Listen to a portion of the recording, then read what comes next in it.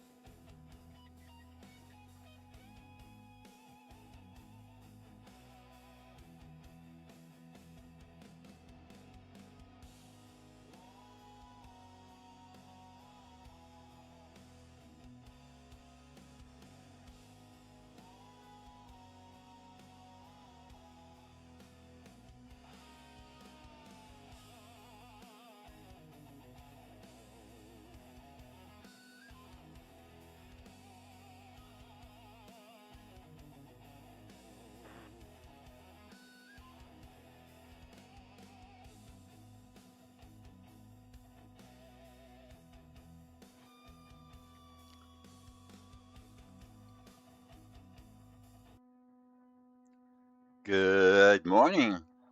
Got 14 people online with us already. So good morning. Let's see where we at. Last I heard, the sun is getting active. There's been a couple of flares already today. So fingers crossed today might could be the day. Just never know. It's a gorgeous, beautiful day here at the range. We're pushing almost 43 degrees already. Sun's trying to peek out, looks like. Um, As you can see from the camera angle I got up, there's some floaty clouds out there, but overall it's not too darn bad. I'm happy with 42 already. That's better than the 30 degrees it was when I first got here this morning. So sit back, relax, enjoy some tunes, and we'll rock out for a little bit, and hopefully we'll send a rocket up and start a solar flare here later today. So thanks again for joining us. The science team should be online with us soon too, so they'll be answering questions there in the chat on YouTube. Um, so hopefully we have a good time again today. Thanks again for joining us, and we'll chat at you later.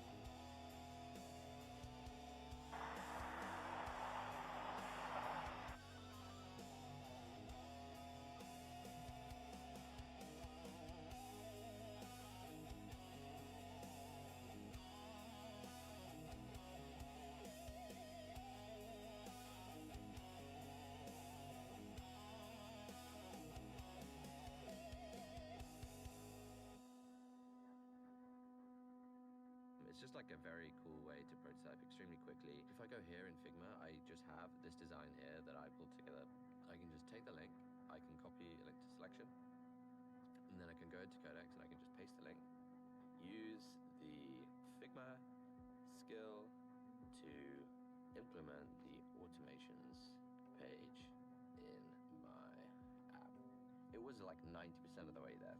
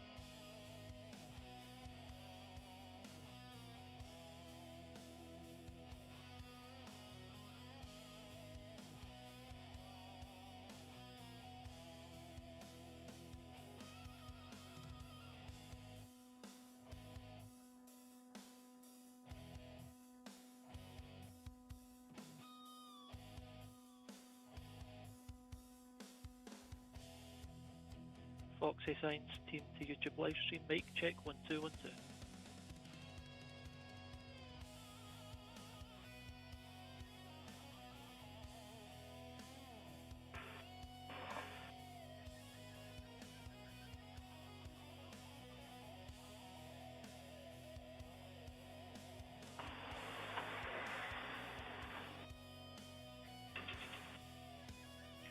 Excellent. I hear that mic check was successful.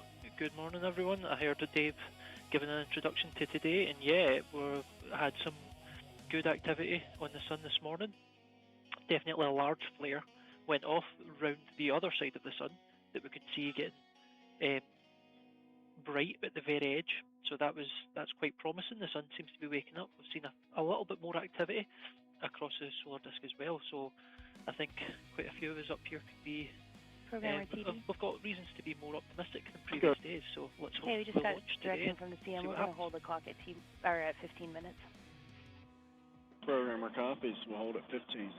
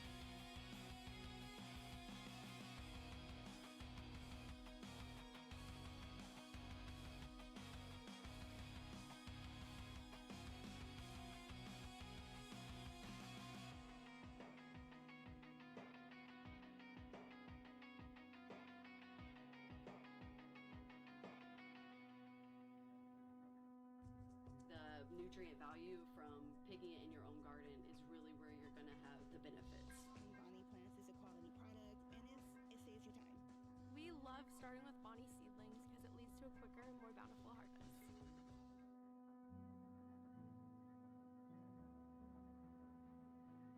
Hi, I'm Layla and I'm here at Universal Terra Luna Resort. Join me as I tell you everything you need to know about these earthy digs. So the next time you check in, you can check it out.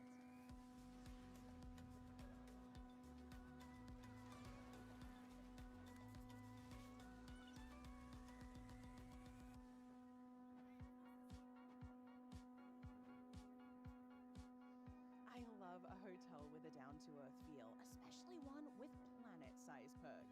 Lucky for me, that's Universal Terra Luna Resort. Resort in a nutshell, because this hotel is full of incredible amenities and it's just a hop, skip, and a jump away from Universal Epic Universe. Yes, sir. I hear you loud and clear. Every stay here also comes with some serious perks, like complimentary transportation to Universal Studios Florida, Universal Islands of Adventure, Universal Volcano Bay, and of course, Universal Epic Universe, and vacation planning experts to help make your trip extra. This is us in Roadblock 2. I'm headed out soon, right now. Everywhere you look, there are thoughtful design details. This lobby feels more like a sun-soaked atrium with mossy splashes of green, craters carved out of the wall, and some out-of-this-world Easter eggs. T-minus 15 minutes and holding. Luna Bar, serving crave-worthy craft cocktails. Listen, if you know me, you know I love a good lobby, and this one checks all the boxes. As for dining, there's something for just about everyone. You can grab a quick bite before you head into the theme parks, or settle into a cozy spot and feel right at home at Omega Cafe and Market, which serves up fresh takes on American classics. Do yourself a favor and order the Terra Burger. 2 perfectly crisp patties smothered in a chef's signature cosmic sauce. Talk about a smash hit. This place has me thoroughly wowed, and I haven't even got to the room yet. I'm gonna take a bit, but this looks too good not to eat. The planet-inspired design continues in Universal Terra Luna Resort's 750 standard double queen rooms, where up to 4 people can spread out and relax in total bliss. There's even a separate vanity and bathroom, meaning no fights over who's getting ready first. Hopefully. Next to the space capsule style window, there's a cozy love seat where you can kick back after a full day of exploring, or plan your family's next big adventure. There's even a phone with a direct line to the moon. Okay, I'm kidding, it's just a regular old phone, but you can use it to order pizza straight to your room with the press of a button. Houston, still have a hot honey chicken pizza. This room, these views, these vibes, this is an incredible value. Oh, and before I forget, should you choose to shop till you drop at the parks, you can charge your purchases right to your room, and your souvenirs will be waiting for you when you get back. Pretty sweet, huh? Okay, now you know what time it is? That's right, it's pool time. Come with me, camera guy. Try and keep up.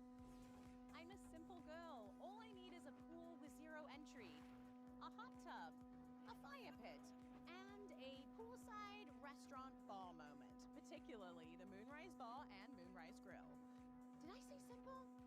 I meant spoiled.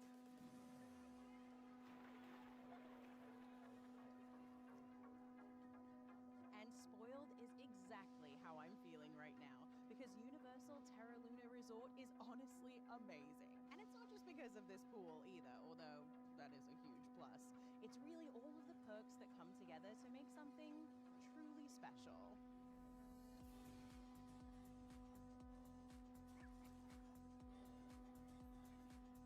You get early park admission to nearby Epic Universe, plus all the other parks at Universal Orlando Resort. Several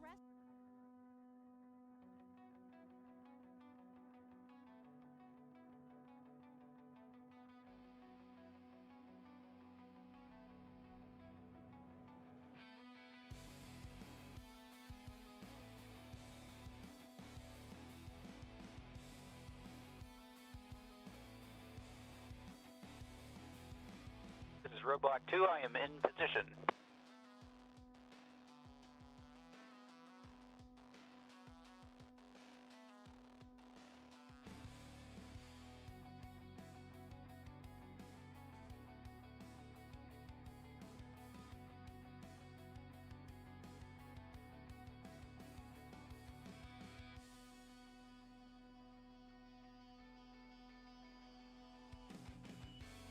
Two copies.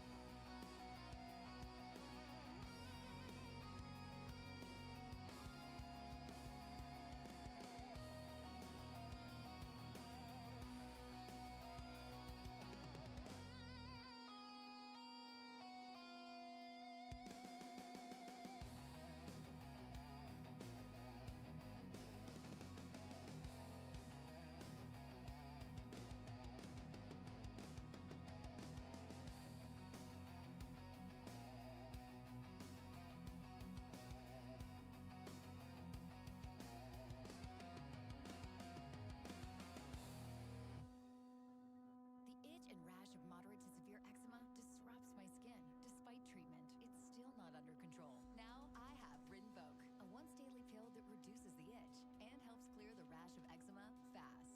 Some felt significant itch relief as early as 2 days, and some achieved dramatic skin clearance as early as 2 weeks. Many saw clear or almost clear skin. Rinvoq can lower ability to fight infections. Before treatment, test for TB and do blood work. Serious infections, blood clots, some fatal. Cancers including lymphoma and skin, serious allergic reactions, GI tears, death, heart attack, and stroke occurred. CV event risk increases in age 50 plus with a heart disease risk factor. Tell your doctor if you've had these events: infection, Hep B or C, smoked, are pregnant or planning. Don't take if allergic or have an infection.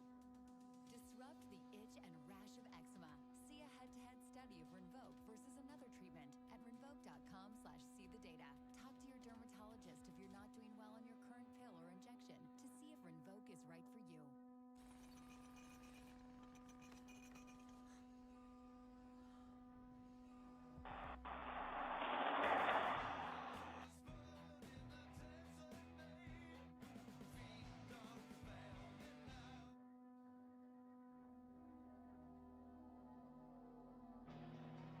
One to two, you have David heading your way. I'll keep a lookout.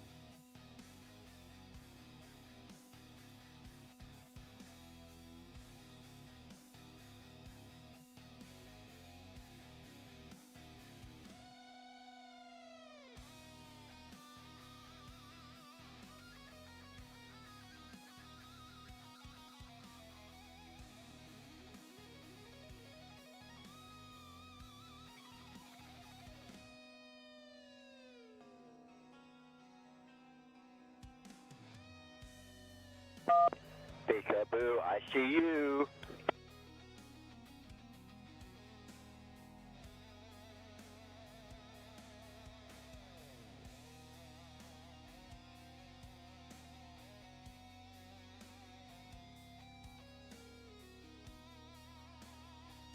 Hey Dave, who let you out of the office?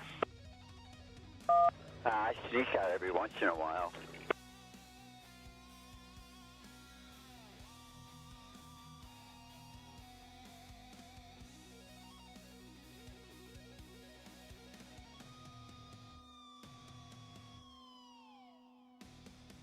PIs with CM.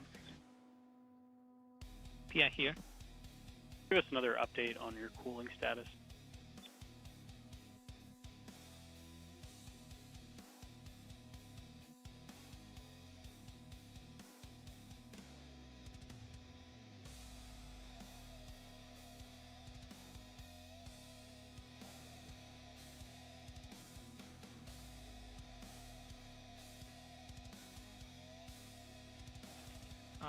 So the current temperature of the detector plate is -9 Celsius. The detectors are showing temperatures close to 0 degrees.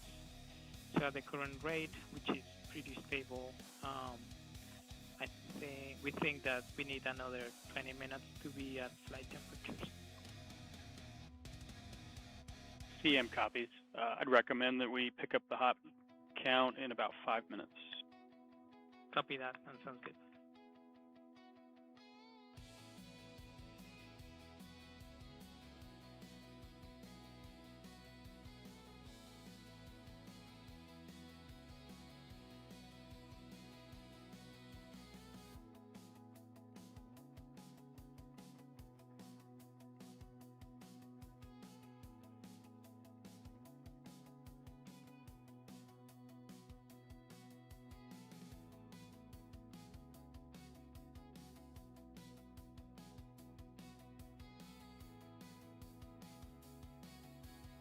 1 to 2, you have a pickup heading your way.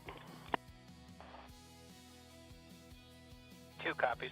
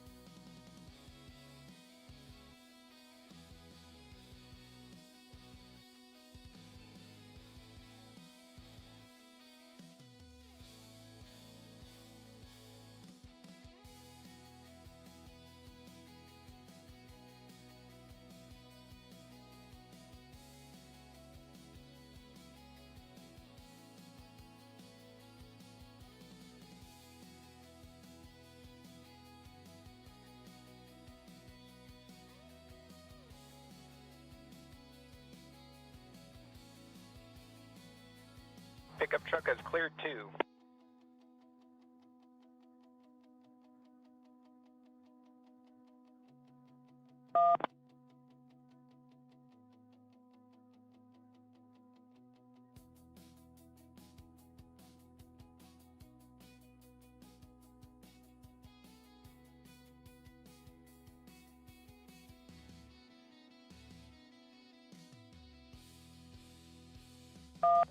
Blockhouse, this is Dave. Do you copy?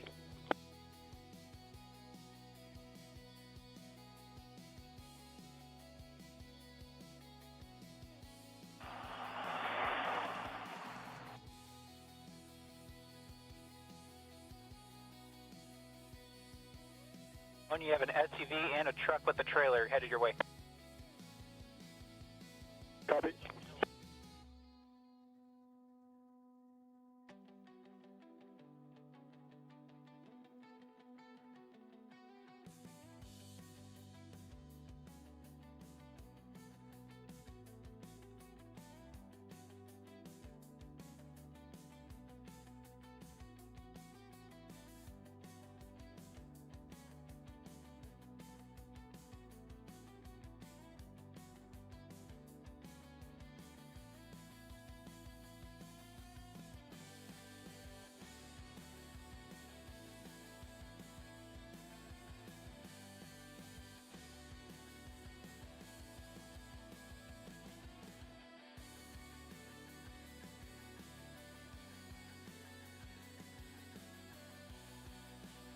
Go for blackout.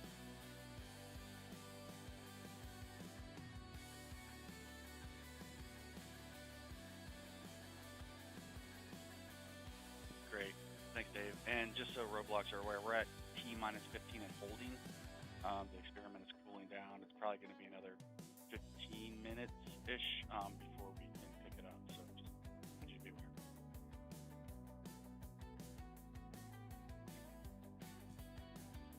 Two copies. This is CM polling for station 1 checks copy, to enter the 1 hot count. clear of SUV and pickup with trailer. Programmer.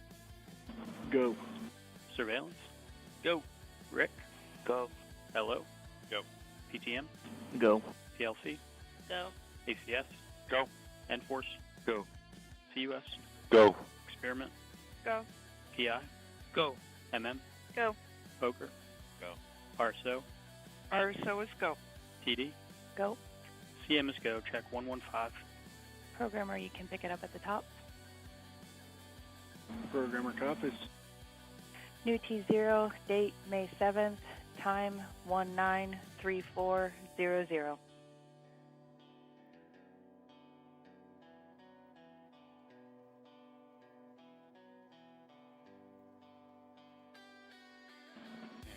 T-minus 15 minutes and counting.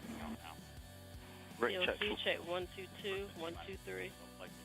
Rick checks 120, 121, 124, 125, and 126. One copies that well.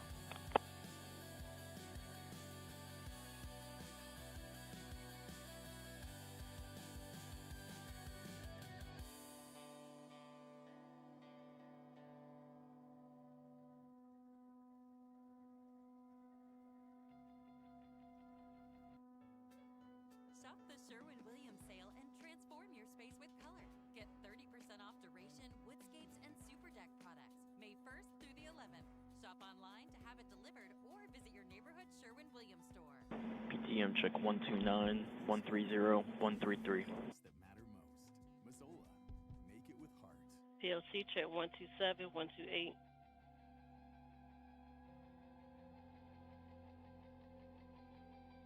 Experiment check 131. NA 132.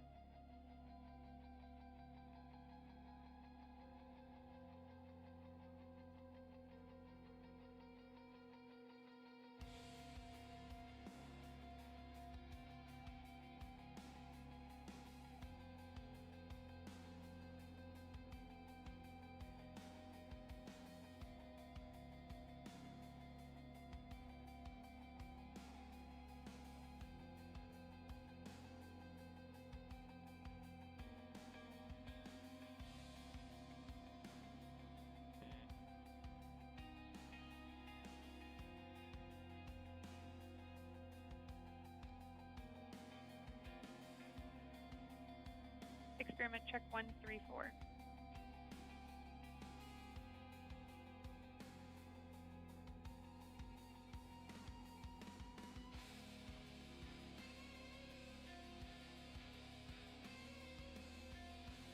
ACS check 135.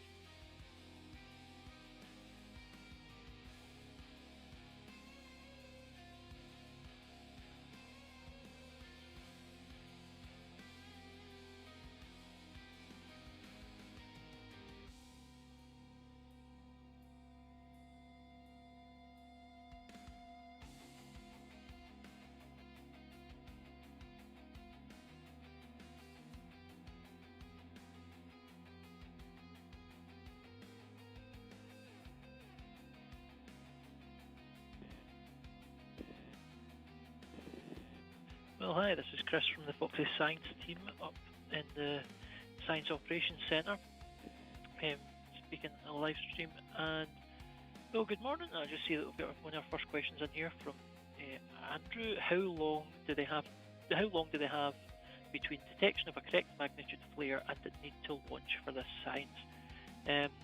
So during the count, we're actually in the hot count right now, which means that we're counting down to be ready to launch. And we'll stop at T-minus 3 minutes.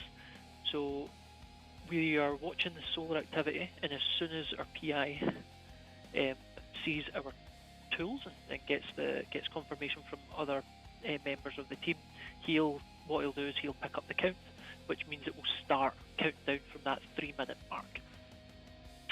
So 1 to 2, you have a pick up with trailer we'll in have your way? 3 minutes until from when the PI Milo decides that he wants to launch to then the soonest that we can actually launch. Within that 3 minutes though, one thing that he might decide to do is hold for a minute. So he might wait until the clock gets down to like T-minus 1 minute and hold the launch just to maybe wait for an extra bit of data coming in.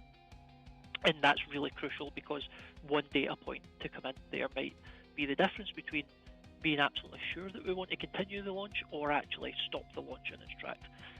But all going well, we should be picking up the count and a good flare candidate. The larger the flare, the more obvious it will be that we should launch on it. And the earlier we'll know that, and then it'll be that 3 minute mark to then launch. And the 3 minute mark is there because there's some things that need to happen immediately before we launch. We can't really do them at the start of this 5 hour window and then have it sitting on the rail. So that's where the 3 minutes comes in, and a lot of the team here and the NASROC and NASA guys have done a lot of work to get it down to that 3 minute mark 136 for us. So hopefully that answers the question, Andrew. That's a really good question. It's something that we are constantly thinking of when we're watching our early triggers for the sun.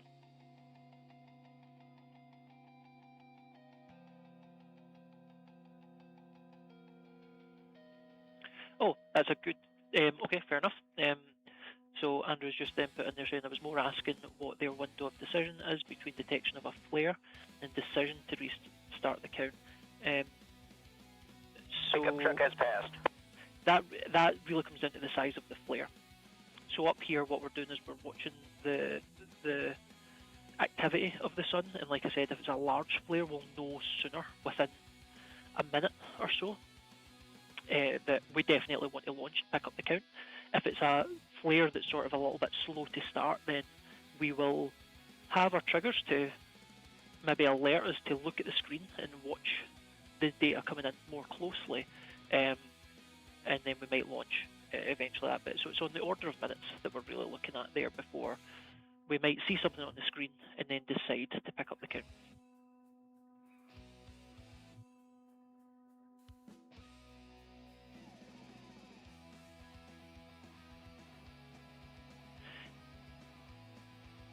So one thing that I wanted to also point out is that while Danny and I will be on here, we'll be answering those questions as best we can. Please keep them coming in. One resource that I think would be good for people to look at is that we've pointed out before. If you Google solar monitor, we can't share links in the YouTube chat, probably for security reasons. But if you Google solar monitor and go on to one of the first links, you'll be able to see a lot of information to do with the activity of the sun, ACS or the latest data that we've got 137. from the sun. And one thing that we are also monitoring, if you look over to the right of the page, there'll be a word highlighted called GOES, and underneath that you can click on the X-rays word, and that'll show the X-ray emission from the sun in the last wee while. And what you'll be able to see is the huge flare, or a very big flare that happened a few hours ago before our launch window. Would we have launched on it? Probably, maybe, but we didn't. But we're taking that as a very good sign that the sun is very active at the minute, and it's only continuing to be active. We've had flares from other regions that we're watching, not quite as large ones, but larger than what we've seen in the past week. So as Dave said right at the very start of the channel, we've got reasons to be optimistic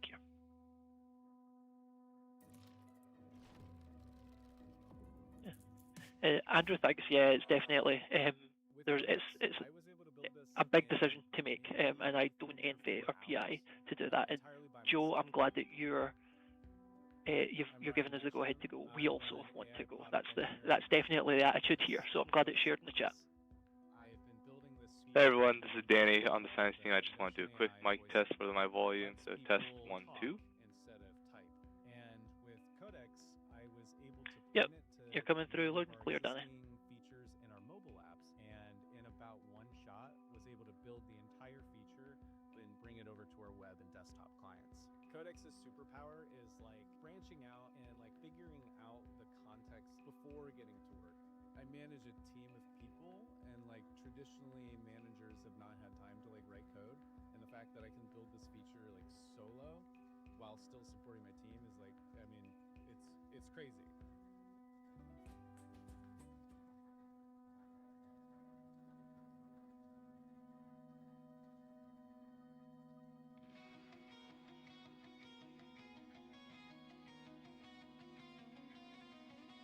Appreciate it, Joe.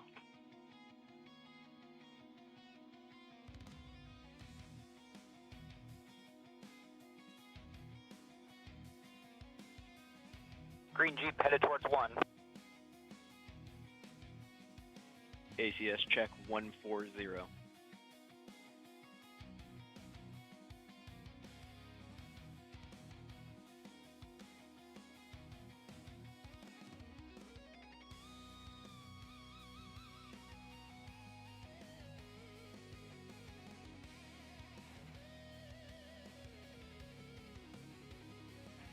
Thanks for all of you guys joining in today. We had an off day yesterday. Chris, I believe the reason mainly was because Nazrock has like limitations on their workday. Elevation 82 decimal. Yeah, that's correct, Danny. So obviously we're here watching the sun, and there's a lot of science going on, but at the end of the day it's still a work environment, and the Nazrock folk, which NASA contractors that do pretty much handle This is PI check 141. tons of stuff to do with the rocket. I would It's like death, to it's hold not the science. count at They've minus got 3 restrictions minutes. on their work hours, And I would like and to we were running up to the set limit the there, so we had to primary take target to be yesterday off, Charlie for today. which helps reset their hours that they can work, and it means that we have more uninterrupted days coming up in the next week. I'm glad that they have these restrictions, not just from a workers' rights perspective, but also the fact that they'll be handling all the engineering for our rocket. I think it's probably not the smartest idea to have these people working too many long hours back to back to back, because that's when problems start to arise. Yeah, exactly. That's one of the things that you definitely want people rested when they're in potentially dangerous or like high pressure situations like that. It's also great from the science team's perspective as well.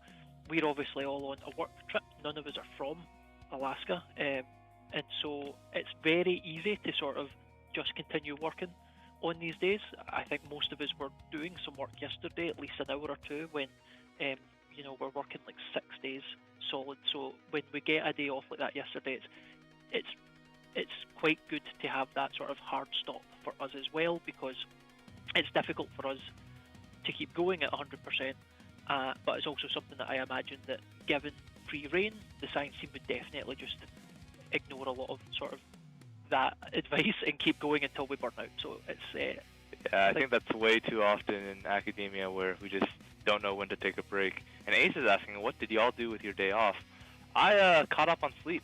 So they have us here at 7 in the morning, so that means we have to wake up every day at around 5:30, which I'm not very used to. So took a couple naps, worked on a poster, caught up on some schoolwork. How about you, Chris? I think you had some fun yesterday. Yeah, well, one of the things as well is I definitely caught up in some sleep, because it's, as Danny says, it's early mornings, but then also quite late nights as well. You know, where a lot of us, at least me, I'm not getting to sleep until about 10 or 11 at night. So definitely caught up in sleep, did some work as well, because being up here on this work trip, it's difficult to do our ordinary work while we're away.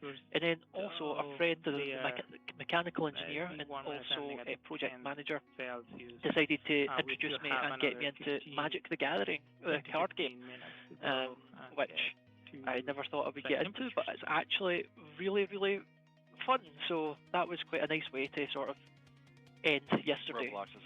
Doing was just playing a new card game. Two copies. To add on to also waking up early, it's hard to fall asleep at night with the Alaska daylight schedule. Now that we're reaching summertime, the sun doesn't set till well past 10 o'clock, so it's hard to sleep sometimes, but then likewise get up.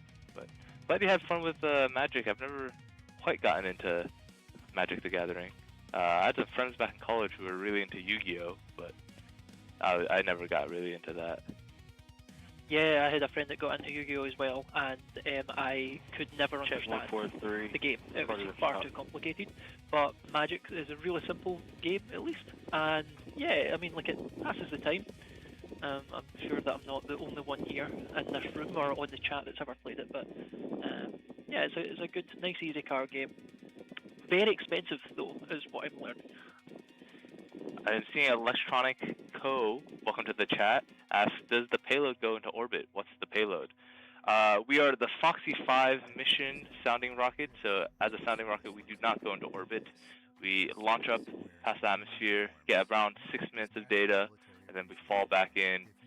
Only our science payload has a parachute. The Rust does not. So we try and recover our science payload. In terms of what the science payload is, FOXSI stands for Focusing Optics X-ray Solar Imager. So we have 7 suites of detectors and optics on board. We are a direct imager of the sun. So most X-ray solar missions use indirect measurements of the sun. Feel free to ask what that means if you're curious.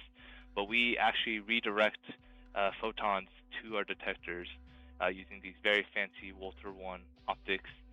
We have 3 different types of detectors on board, and basically we are just trying to measure X-rays coming from a solar flare coming off of the sun, which is why we need so many launch days. We have to wait for the sun to cooperate. We need a solar flare to occur right before, and hopefully we'll catch the flare at its peak as we're launching.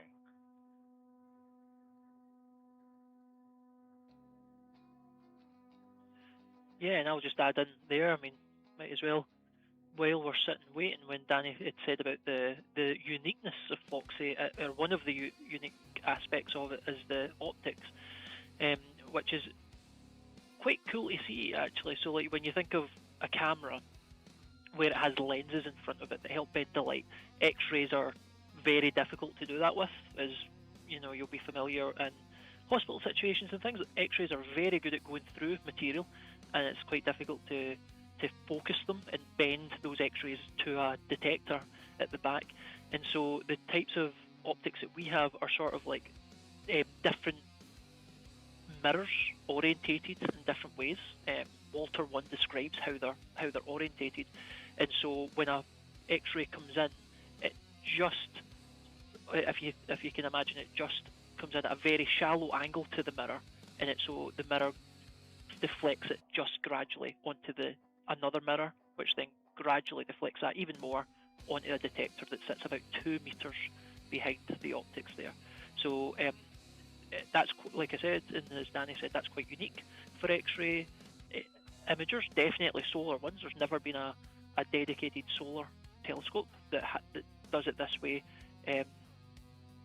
So it's new technology, where these sounding rockets also pioneer new technology, from the optics to the detectors to different systems on board to make sure that they're flight worthy as well, or space worthy, I should say, for larger satellite projects. So there's a lot of really cool stuff, and if you Google FOXSI, I know the University of Minnesota has a good website that describes the payload a lot. The University of California, Berkeley also has a website on that as well, if you're curious to just learn a little bit more about FOXSI. And yeah, feel free to ask questions in the chat. We'll be here to Speaking answer of, them as best it as we seems can. like Electronic is asking, so the launch time is not set. No, we have a hold at 3 minutes, and we will be waiting for signs from our early detection group to tell us that a solar flare is occurring or about to occur, and then that's when we start this 3-minute timer and set the rocket in motion. So we don't have a set time, and we have to just wait for the conditions, as you said. And for any math nerds back at home wondering about these grazing angle reflective mirrors that Chris was talking about, these Walter 1 optics are a mixture. They're 2-segment mirrors. They have a parabolic and a hyperbolic section. And for anyone who's really into geometry or studied conics back in school, if you have parallel light coming toward and hitting a parabola, it focuses it towards its focus point. And then if you have light hitting a hyperbolic mirror towards one focal point, it will focus it towards the other one. So that's just a bit of the geometry behind these mirrors. Ace in the chat is asking, have you been to the Thai place yet? You're going to have to specify. There's a lot of Thai places. I was actually not expecting there to be so much Thai food in Alaska. Yeah, I mean, there definitely is. I remember one restaurant off the top of my head is Lemongrass. Lemongrass is particularly good, but yeah, there's definitely quite a few. We are not sponsored by Lemongrass. Yes, no, that's just a personal preference of mine. And one update that we've just checked in on with the commanding team here is that we will be very, very soon waiting and ready to launch. So we're currently red. We're waiting on our systems cooling, and in fact, no, we're green. I'm looking at the signs getting pulled down now to say that we are green. So we're waiting. We're watching the sun, and if we see a flare from any moment from now on, we could launch. So we are just waiting for the Yellow sun. headed towards Andrew's asking, how long does your payload remain at a useful altitude? I think we will get around 6 minutes of useful data, if that's what you're asking about. And what is the target altitude for this mission? I'm going to have to double check my notes on that, and I'll get right back to you. Thinking about swapping doers. So I'll let you guys know. And while Danny checks there, I just see that Ace is also supporting Lemongrass. Yep, we share your opinion. We reach an apogee of just under 400 meters, I believe, around 300 or 400. Go ahead. Kilometers. Sorry, yes, not meters. Status on winds for the day? As you can tell, I'm quite American. They're looking favorable.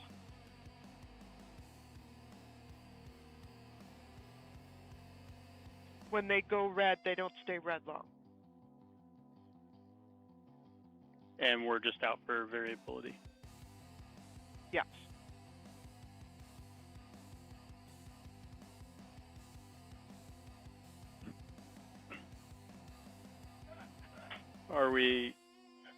Would we, if we were picking up now, would we currently be red or green?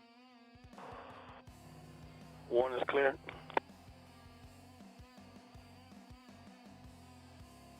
We'd be green. Copy, thanks.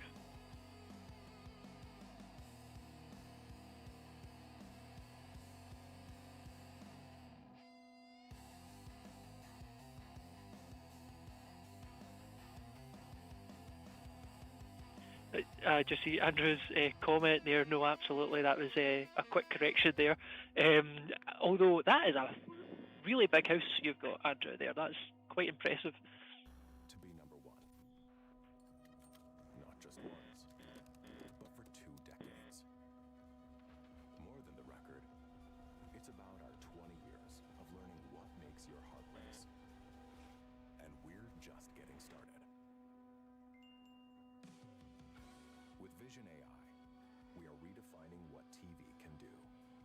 Answering your passions, Samsung Vision AI.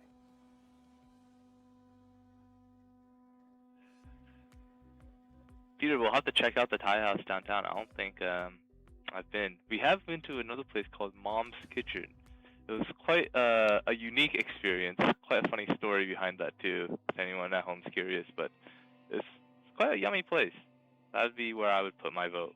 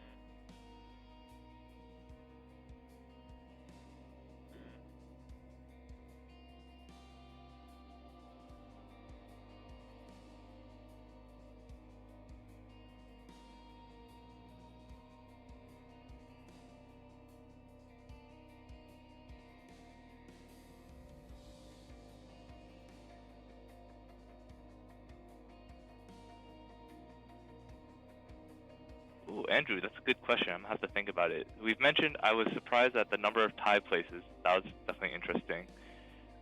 Surprised about the amount of daylight. I knew about it, but I was still kind of shocked. Let me think. Chris, do you got anything off the top of your head? None on this trip. So I came out a little bit later than a lot of the folk here, so I've not really had many down days to sort of go out and explore. I remember the last launch though, and I think some folk in here have done these sort of trips so far, as like Denali's been one that I think a few people have gone a few times. The Chena Hot Springs, a few people have gone there as well, which I've been, and it's gorgeous out there. And there's another one I'm struggling to remember, but there's like a ski resort on the way to Poker from Fairbanks. It's at the top of the hill. I can't remember the name. And I don't think that there's been a chance in this trip, but like we got really good Aurora there the last time for FOXSI-4, and also just that drive coming from Fairbanks to Poker is absolutely stunning. The drive is wonderful, I'll say, going over the mountain. I will also say I was surprised. I guess I shouldn't be surprised, just given how tumultuous the weather is here sometimes, but the roads are quite bumpy in certain places in town, but once you get out of the town, it's quite nice.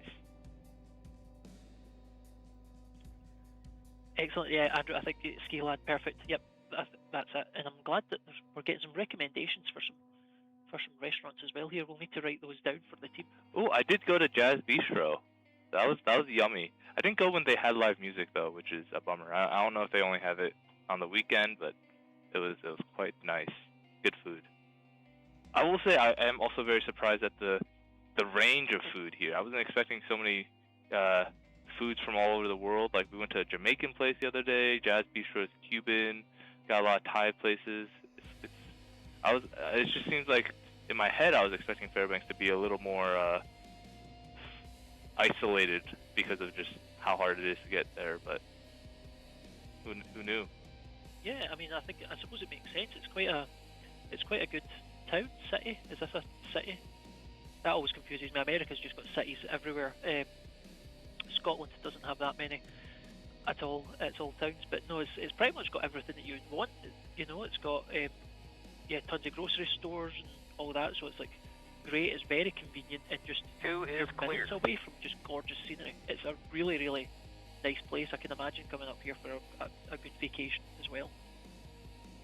I've gotten a gym membership. I know some of the members here got like a climbing membership and have gone to like a couple yoga classes. So it's quite a nice. It seems like quite the nice place to go. The gym I've got a membership to is really nice. I was also not surprised. I was surprised about that.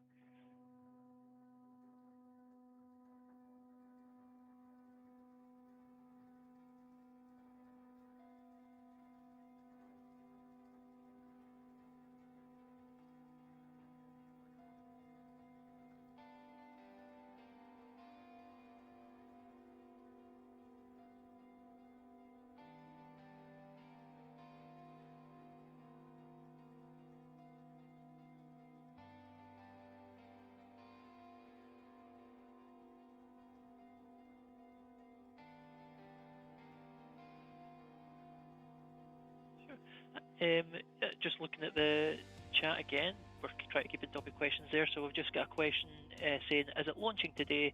How close are we? So, well, I suppose the short answer is we don't know. We had an off day yesterday. Today we're back on for 5 hours minimum. Our PI put in a request to extend the window at the end, which isn't for nothing. The sun's been quite active today, more active than what we've seen before. We had a big flare before our window opened and some other smaller flares as it's going. So although I can't say that we're launching today or not, I think the team is the most hopeful that we've been so far, particularly for today, and then if not today, also tomorrow. We can see some active stuff coming round from the other side of the sun as it's rotating round. So yeah, we could be very close. You know, something could happen in the next minute or so. Something could happen in the next few hours or tomorrow. But we'll be ready to go. Yeah. And Joe is absolutely correct. We are a two-stage rocket. We have a Terrier rocket at the bottom and then a Black Brant 9 as our second stage. So two-stage rocket.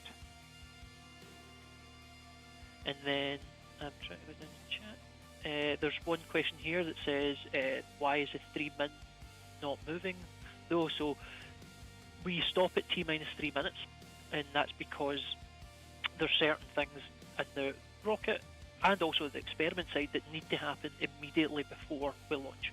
We can't do certain things as it's sitting on the rail for hours. So of all of those activities, we need at least 3 minutes for all the team members to do all the things that they need to do to then launch as soon as possible. So we've done all the prep work. We start actually off at T-minus 15 minutes. We do all the prep work in that 12 minutes that we can do, and we'll sit and wait at 3 minutes until we see a flare and we pick up the count as quick as we can. We appreciate you guys all joining us, but I believe there is a number that you could join a text blast for when the count starts picking up. I don't know if Dave could put that in the chat at some point. We appreciate you joining us, but we know that you guys probably have busy days and jobs you work, so if you have to leave and just wait for the text blast to go out, we won't be insulted. Other than that, we might, throughout the day, start cycling in some of the members of the science team over here, give some interviews. If anyone in the chat has a specific question about a certain system or just general stuff, feel free to put them in the chat. If you have requests on who to interview, that's also a fun thing. We can try and pressure them with that. So yeah, hope you guys continue supporting us and joining us in the broadcast, but if not, we totally understand.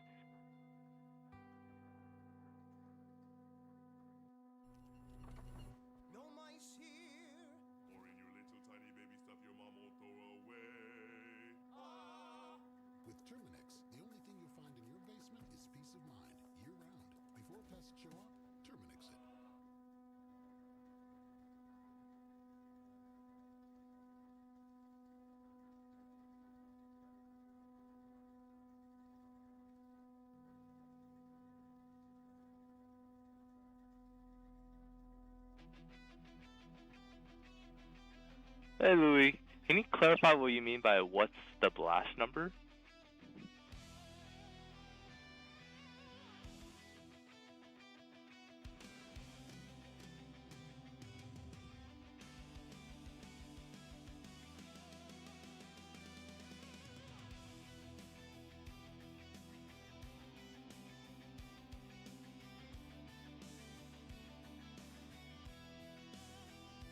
This is PI, the small request.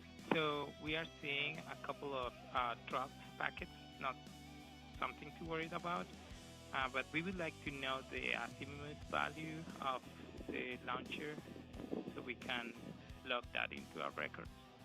We are currently at 2.1. Copy, thanks.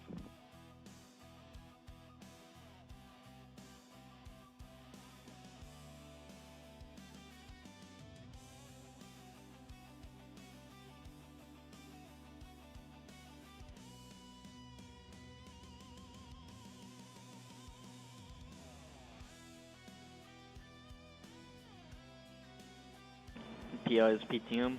When did you start noticing those packet drops?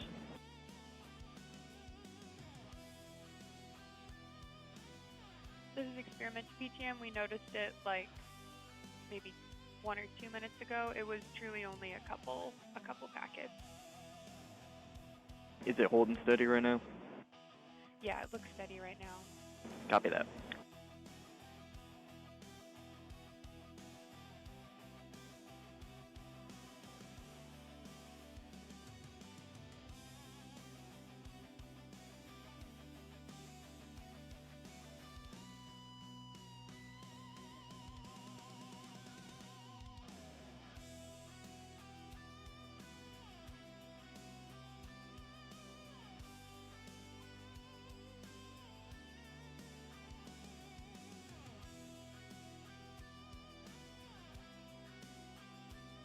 Okay, and I have the instructions that were sent out in the previous chat there that Dave put into the chat a while ago, that I copied and pasted it in. Oh, there we go. Excellent. How did I copy and paste that before Dave even got there? Okay, so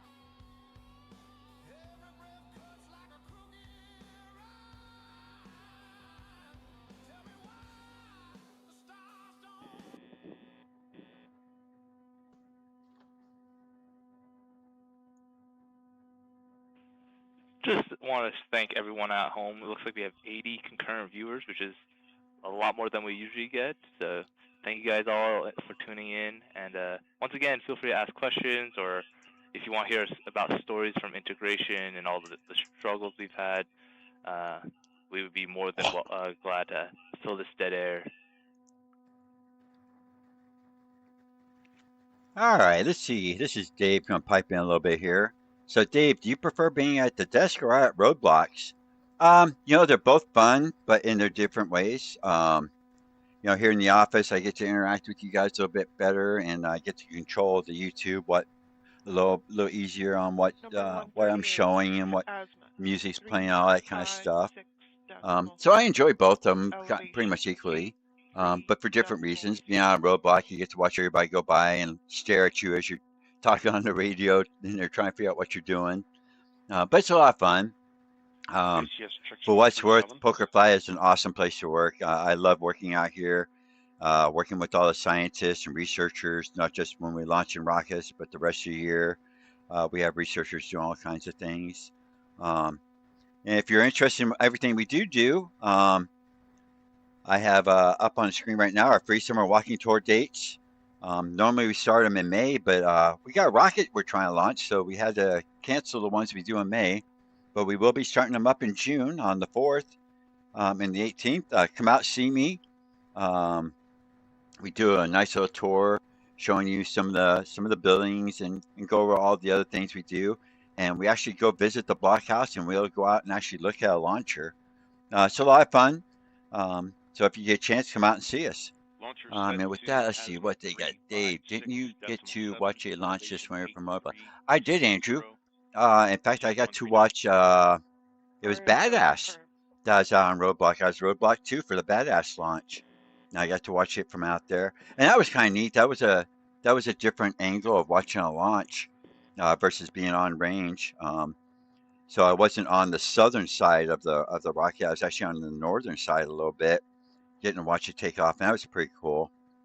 And if you haven't seen it, I have some videos up on our Facebook page that Vince that Vince made from Beaver, and you can actually see the ground light up and see the light from the motors as the rocket's going up on both Badass and the two nice rockets. So if you get a chance to go to our Facebook page, you have to scroll back a little bit for the post, but those videos are awesome. Pickup truck headed towards 1. 1 copies.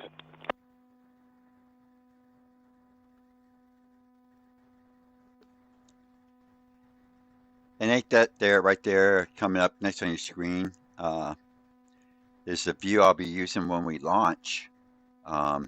This is up on the hill at the Heath Hut near the Science Operations Center where the scientists are sitting. And it's just a zoom back view showing the whole valley. The rocket's kind of down there, bottom center, middle of the view. So I got that to where you'll see the rocket go up and it'll pretty much be hidden by clouds by the time it hits the top of the screen there. Beautiful place to work. Gotta love this view, and I get to see it every day when I come out here.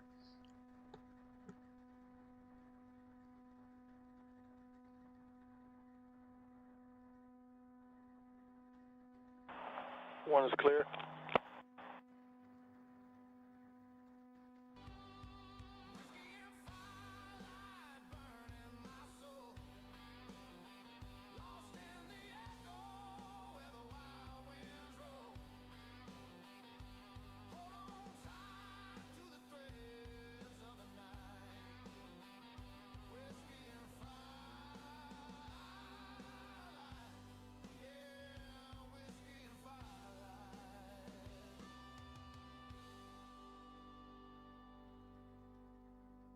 It's just like a very cool way to prototype extremely quickly. If I go here in Figma, I just have this design here that I pulled together.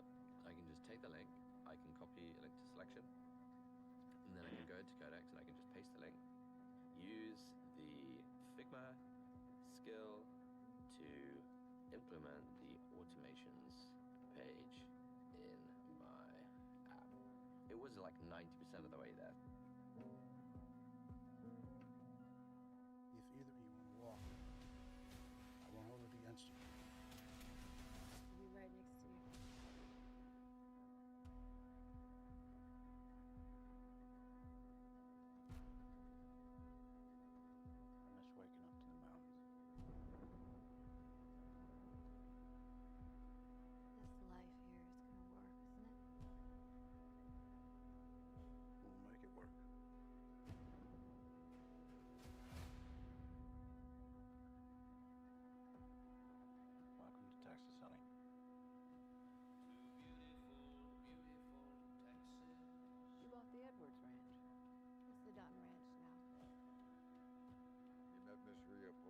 herself. She's an acquired taste. Beulah Jackson of Grizzly and Gucci. My ranch is 190 years old, and I work very hard to protect it. Ruth and Beth have secrets, and people with secrets can be useful. 1 to 2, you have a pickup heading your way. We need to be careful with this family. No one understands what we've done to protect this ranch. No one knows what we do to hold on to it. If either one of you want to walk, I won't hold it against you. We're with you. We'll be right next to you. Thought I'd seen my last firefight. Thank you, John. Hopefully we launch today. The sun's in it pretty interesting before our launch window. Hopefully it keeps it up.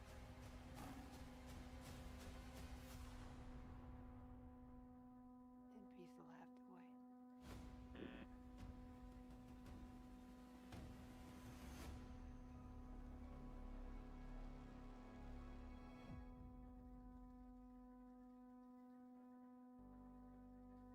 Steel string screaming, a harmonica cries.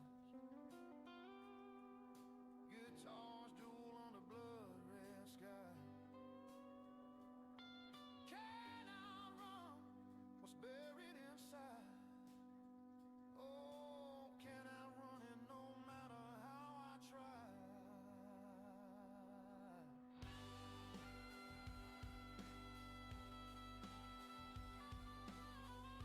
2 is cleared.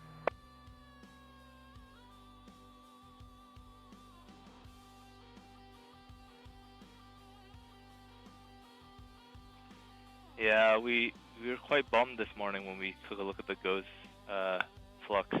There was a really perfect M-class flare. Not only was it around an M2, M3 size, which is well above our minimum success criteria, it was also quite a long flare. So as you can see in the top right, we have a 3-minute hold. So it takes several minutes for the rocket to get to apogee and start taking data. And solar flares last anywhere from a couple seconds to a couple minutes to tens of minutes. Pickup headed Depends towards on 1. the flare and a couple other things. So it was a nice long flare as well. So it would have been a nice one to launch on. Unfortunately, it was before our launch window started. Yeah, and I don't know whether Danny has said this because I was away just at the flare monitoring station, just checking in with them and chatting some science. And we were having a look at that flare that Danny was talking about that we missed this morning. So it went off just before 7 a.m. local time here in Alaska, and it just is an indication of how long a duration it was. So it was just before 7 a.m. it started in local time. It's just past midday here in local time as well. So what's that? That's 5 hours so far, and we're still seeing some activity from it as it's just decaying back to background. So it's the flare's pretty much well over, or it has been well over, but it's just elevated the background levels of the sun for quite a while, and we're still on our way down. So yeah, definitely a long duration flare. We're glad that it's back down, because as long as the background stays quite low, it makes it easier to see if anything new happens. So that's quite good, at least. Although we missed it, it's now not getting in the way of any other observations there. Chris, you mentioned the decay phase. Can you explain what that is? Oh, good point. So the decay phase is probably a really good name for it, because it's the phase of the flare that it's decaying. So we sort of tend to think about flares in a few different phases. I tend to go for 3 to 4 different phases, depending on the science or that you're looking at. And who you're asking. Exactly. Different solar communities will argue about this. But the main one that we're generally interested in is what's called the impulsive phase, which is the really sharp rise. So flares happen when they kick off. They grow quite quickly, usually. And that's sort of like the initial energy release, the initial explosion that then happens, and you can see a lot of dynamic motion in the solar atmosphere with it. Then you get to the peak, which I suppose isn't necessarily a phase, but it's the peak where what happens is you've sort of gone past that initial explosion, you've then dumped all this energy into the solar atmosphere, and you're just transitioning into the decay phase, where you're ideally just heating up a bunch of you've heated up a bunch of material from that explosion, and then it's just that material then cooling down. There's a lot of mysterious stuff to do with the decay phase, though, because we know how quickly things should cool down from that initial explosion. However, flares tend to last a lot longer than that would suggest. So one of the ideas is that there's still ongoing activity, like other explosions, and we call it magnetic reconnection. That's quite an explosive process that dumps energy into the atmosphere. That could still be going on after the main impulsive part, but there aren't any telescopes or anything like that available right now that can even observe that or really get at that information. FOXSI, because of the advances it makes, has a really good chance of being able to see that if that's the case. So that's something that would be very exciting to see. But that's what we mean by the decay phase. It's past that initial massive energy release, and if you think of a graph, it's on its way back down from that big peak of brightness, and it's going back down to sort of background levels. And at the minute, that flare this morning is just back to background levels. And just for a little more context, in FOXSI-4, we managed to catch the decay phase of an M-class flare. So for FOXSI-5, it would be a lot cooler if we were able to catch that much more elusive impulsive phase. And it's a lot harder because, as Chris said, it's a very sharp rise. It tends to be shorter than the decay phase, which Chris also mentioned earlier lasts a much longer. And for example, the one we saw today is still currently decaying. So. Yeah, exactly. So rope that in with maybe the rise phase in that flare. It was in the order of minutes, and we at least have to see the flare come in to our tools. A really good question earlier, I can't exactly remember who it was asking sort of what time do we have to play with there before we pick up the count. So we're at least looking at a minute or so of that data coming in that tells us that a flare's ongoing. We then have to pick up the count, and so that then adds another 3 minutes. And then I can't exactly remember, but it's another minute or so until we actually go ahead. From when we launch to when we get high enough to observe the sun. So when the impulsive phase is already, maybe minutes, maybe 10 minutes long, like in that sort of range, we're already taking almost 10 minutes to even have the chance to get up there. So it's really difficult to catch that impulsive phase, but that's where a lot of really interesting physics is going on. We're so you still can see that seeing every second counts fairly good for us. temperatures here in the block house, negative 74 degrees. Both in terms of deciding when to launch and in terms of the data we collect. So the doer is we do all this work for but yeah, we can just start around moving 6 towards minutes this of data. Copy that. Yeah, which sounds a bit crazy, really. I mean, this is years in the making, even just for FOXSI-5. But the initial FOXSI was launched in 2014, is that right? 2012 or 2014, one of those. I can't remember exactly off the top of my head. That's way before my time. Yeah, way before mine as well. I'd just like to throw out there quite quickly. But I suppose when you were chatting there, one question that I think is important to always ask ourselves is that, because we're not just doing science for science's sake, right? Like, these are things that we don't know and it's interesting, but why do we actually look at solar flares, or why is that even interesting? Why is that a question, and one that's worth, to spend tens of thousands, hundreds of thousands, potentially millions, tens of millions on? Danny, what's your go-to answer when someone just asks you what is even the point of looking at a solar flare? Well, I think a lot of people's go-to answer is that with the solar flares, they are these huge explosions on the sun, and a lot of times these explosions also carry actual material from the sun, and this material can sometimes bombard the Earth, interact with the Earth's magnetic fields, and eventually cause auroras. But if the flare itself is powerful enough, it can interact with our electrical grids, it can impact astronauts and satellites, and in a society where we are so reliant on electricity and the grid and all that, we should and we need to understand these phenomenon and forecast it like it is weather and understand it so we can prevent damages. Solar weather is basically my answer. No, that's an excellent answer. It's also one of my go-tos as well, because I think it's immediately relevant. When you get to, like, impacting infrastructure on the ground, perhaps. Like it costs the taxpayer, I think, in the range of billions over the year because it puts that extra bit of strain on. If we can predict when that's going to happen, there are measures that can be put in place that limit that damage. So it's definitely something that's very relevant. Another one that I sometimes go to as well, that's maybe a bit less money orientated, at least straight away, is that the sun is a very unique environment, and there's a lot of extremes of physics that happen there, right? A lot of extremes that we can't necessarily replicate in the lab. And then can you go ahead and close the your fact valve that and do these no flares power give out switching? so much energy, and there's a lot of Copy that. processes that happen there. Remember, the sun's a plasma, so that's like, you know, like really, really superheated gas where the atoms have sort of ripped apart and stuff, and it can have a lot of ties Crowd team, you are clear to things proceed like to the path. fusion. Like how does this plasma actually interact in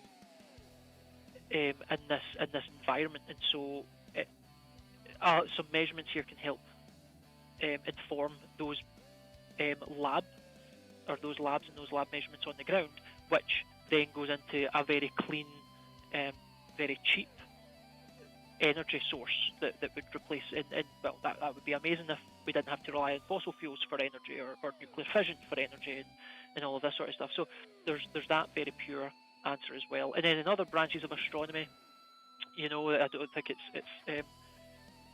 that unknown that a lot of astronomy or astrophysics look at stars and things outside the solar system, so like cosmology and stuff.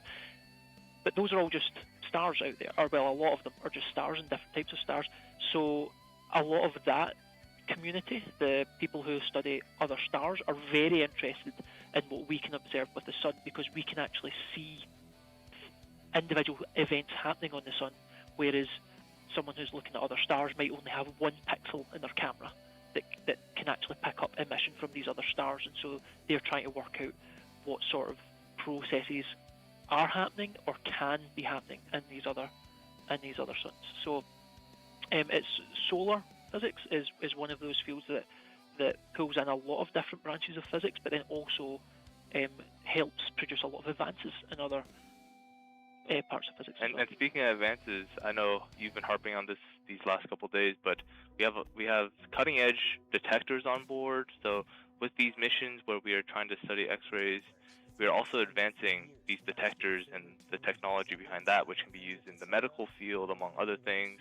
They could be used for the Artemis mission, for monitoring cosmic rays and radiation levels for the astronauts. So a secondary effect of these missions that plan to study the sun is that it advances technologies that can be used in other fields. No, absolutely, and I think that's it's a good point. It's a difficult point when you're trying to argue that we should get more money for certain things like this, because some of these things, because solar physics brings in so many different aspects of engineering, of science, of modelling, you know, all of this sort of stuff. It's difficult sometimes to justify, because you don't necessarily know. It's such an unknown frontier that you're going in when you're putting all these new technologies together, but also that can be the most lucrative place to find, like, you're making scientific advances that you wouldn't even think to explore otherwise. And usually those are the sort of like bigger advances that we can do. Even just getting better tools for solar prediction, that helps with a bunch of stuff that when you're trying to predict what a system does, weather, anything like that. All of the stuff that we do is complementary and offers advances elsewhere that even we wouldn't be aware of as we're doing them. And I think that's where the exciting thing sort of happens, like the amount of things that came out of the Apollo missions, and it was a lot of inventions were purely just made to solve a problem for the Apollo mission, and then became mainstream and are just commonplace in a lot of today's society. A lot of systems rely on it, and they were just a byproduct of the overall Apollo mission, you know. So there's a lot of things that we find along the way that we're not necessarily aiming for in it, and that's another thing that can be quite lucrative there.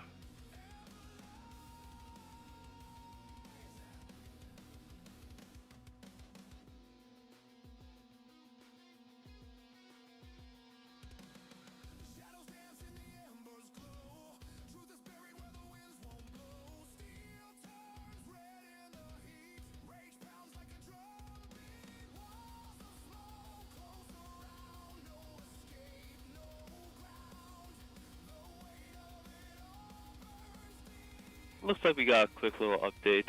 We've switched our launch to be red currently from green. We are switching out a doer. So the doers are these big tanks that hold liquid nitrogen or LN2, and they're used to keep some of our detectors very cold in the temperature range where they operate best. So when those doers run out, we have to switch them out. The NASROC team has been very efficient, very good at switching them out very fast, so it shouldn't be too long, but for next, I don't know, a couple minutes, several minutes, we'll be in the red, so hold tight.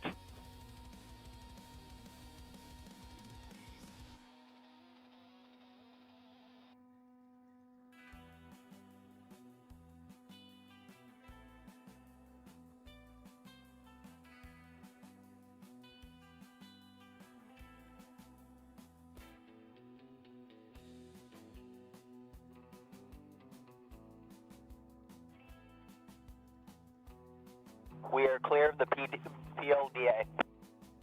Experiment MM, you're good to begin cooling again. Copy that. Blockhouse copies.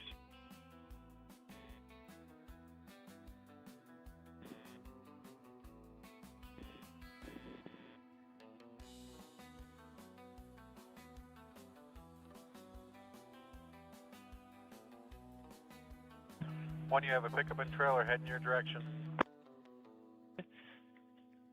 Hi there. I see Athray has joined the chat and asking if was that a limb flare that we saw this morning. So yeah, it was Athray. It was a limb in the northeast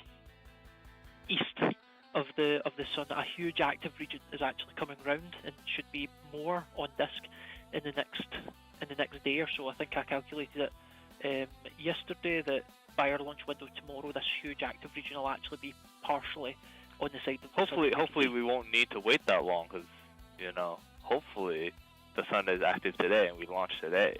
Exactly, we could be looking at it when we're in the bar after, you know, as we'll be celebrating a launch today. Fingers crossed. But yeah, it was a limb flare, and so for those on here that might not know what that is, because there was some terminology there that I used, the limb flare is when if you just imagine the sun as we look at it is just a circle, it's just a disk. So if something happens when it's pretty much within that circle, we would say it's a go ahead, PI. Disk. Can you give flare is on disk. The limb is just the flares happen at the very edge, Delta. and so you sort of see it blasting off. And everybody else is free to take a break at this time. That's sort of the difference there. But and another thing that's very confusing is that if you're looking at that disk, you would be correct in thinking when I said north, that north is up on that disk and that south is down. However, the confusing thing here, and is why I paused when I said it, is that west is going towards the right of the disk and east is going towards the left. Why that's the case, GMC truck heading your direction. I have no idea. I've asked people who are much more senior than me over the years. They have no idea either. I've got a couple of ideas of why it could be that. I always assumed it was just like the mirror, because we're viewing the sun away from us, so it's based off our directions, and so it's mirrored because of that. It could be. That's as good a reason as what I came up with. One of the things that I came up with was, if you think about us looking at things on Earth, we would say the sun rises in the east and sets on the west, and then when you look at the sun, the way it rotates, it would bring sunspots or active regions. You see things coming over from the left of its horizon, and it moves across the right. It moves to the right across the face of the sun, and then goes down like behind the sun on the right. So as we watch things rise from the sun's horizon, it comes from the left-hand side and goes to the right. And so that's, if things are rising, that's the east. So that's why it's left. That's what I sort of took it as from early observation. That makes sense too. Yeah. Sunspots. But it could also be when they were tracking sunspots originally, which was a convention that started a long time ago. That you're absolutely right. There could be a reflection in there that changed it. That so all the measurements were the other way. I don't know if anyone on the chat. I know that we've got other scientists and other solar physicists on the chat and watching us and looking for updates. Has anyone else got a reason or? While they respond to that with the 10-second delay, I have a question for you. So in FOXSI-4, we've caught a flare that's on the disk, not on the limb. Would you prefer? I guess maybe I should ask Milo this, but do you think Milo would prefer a on-disc flare or a limb flare, and what's the pros and cons between the two? So I think Milo will take any flare that he can get. I think that's sort of a really good a situation to be in if you could choose, and maybe we will actually be able to get him in over to answer that. But so the main difference though is I suppose perspective. It's the viewing angle. There are parts to a flare that you can observe, right? So it's I said it's like a magnetic field type thing. So these are like big arches that you can usually see, like big loops. And as the flare happens, you can see particular parts of that. So where the loops are anchored in the sun's surface, those will get very bright. The loop itself will get very bright. There's some stuff above the loop that should get very bright as well. So you can imagine that if you're looking at something, say, on the very edge of the disc, you might get a very good sort of like a really nice looking arch, right? You would see the loop, you would maybe see the foot points separated really nicely, and so it can be nice to see that geometry, right? You get like a nice side view of it. If it's on the disc, that might be more difficult because you're looking down on it. A lot of things can get in the way, and so make it difficult to actually see what shape are these loops, where are certain things moving there. So that's one of the things I think personally, geometry-wise, I like a limb flare because you get to see all of this cool stuff, and it's usually a little bit clearer. When it gets to the limb, though, you can imagine that as the sun's rotating, some of those important parts, like I said, where the loops come into the solar surface, they might be hidden slightly on the other side of the sun, either as it's rotating in or as it's rotated off. So you actually only might get the stuff in the loop and a little bit above that. And knowing what's happening at the foot points, we call them, where the loops go into the solar atmosphere, you can tell a lot by the type of emission, the type of X-rays that we see there. Whereas when it's on disk, you're pretty much guaranteed to at least see all of those different parts, as long as they're sort of big and separated enough.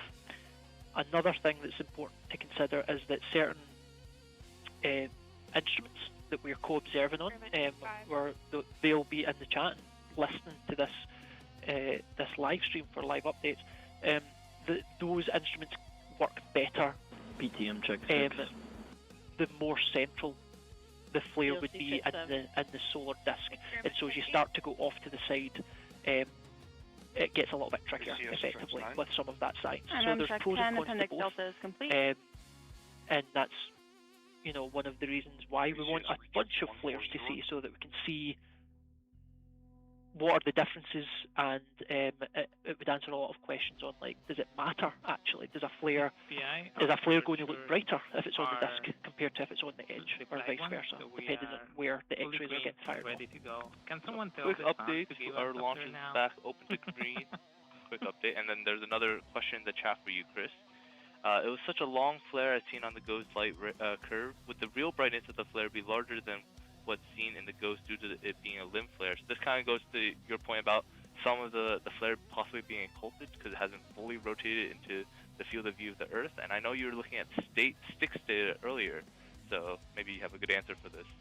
Yeah, so that's a really good point, Athray. So we were all sort of under the impression that when we saw it, I think someone, was it maybe Joe that put this in the chat earlier about the GOES class, and the GOES is the X-ray instrument that we can observe, that we're observing the sun with.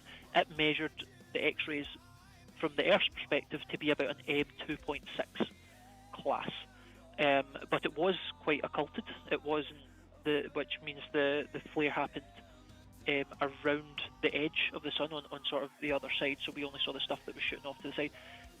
So that means that, ideally if you were looking directly onto this flare, you would see more emission, you would see it brighter.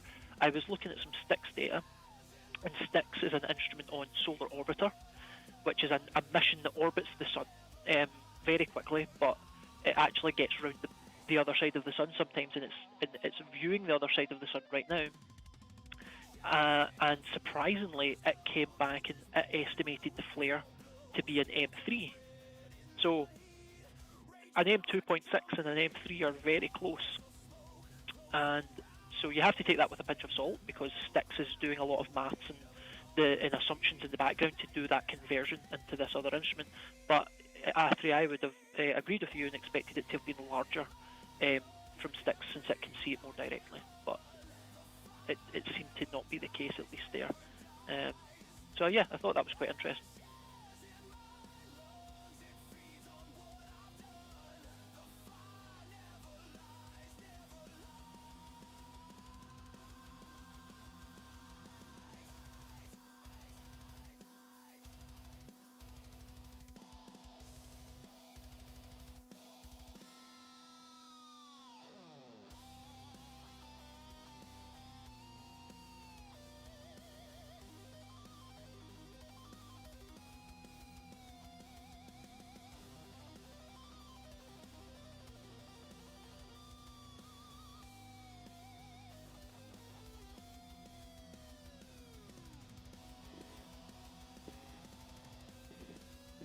Chris is gone to go ask Milo whether he would prefer a limb or a on-disc flare, so he'll be back in just a short moment with Milo's answer.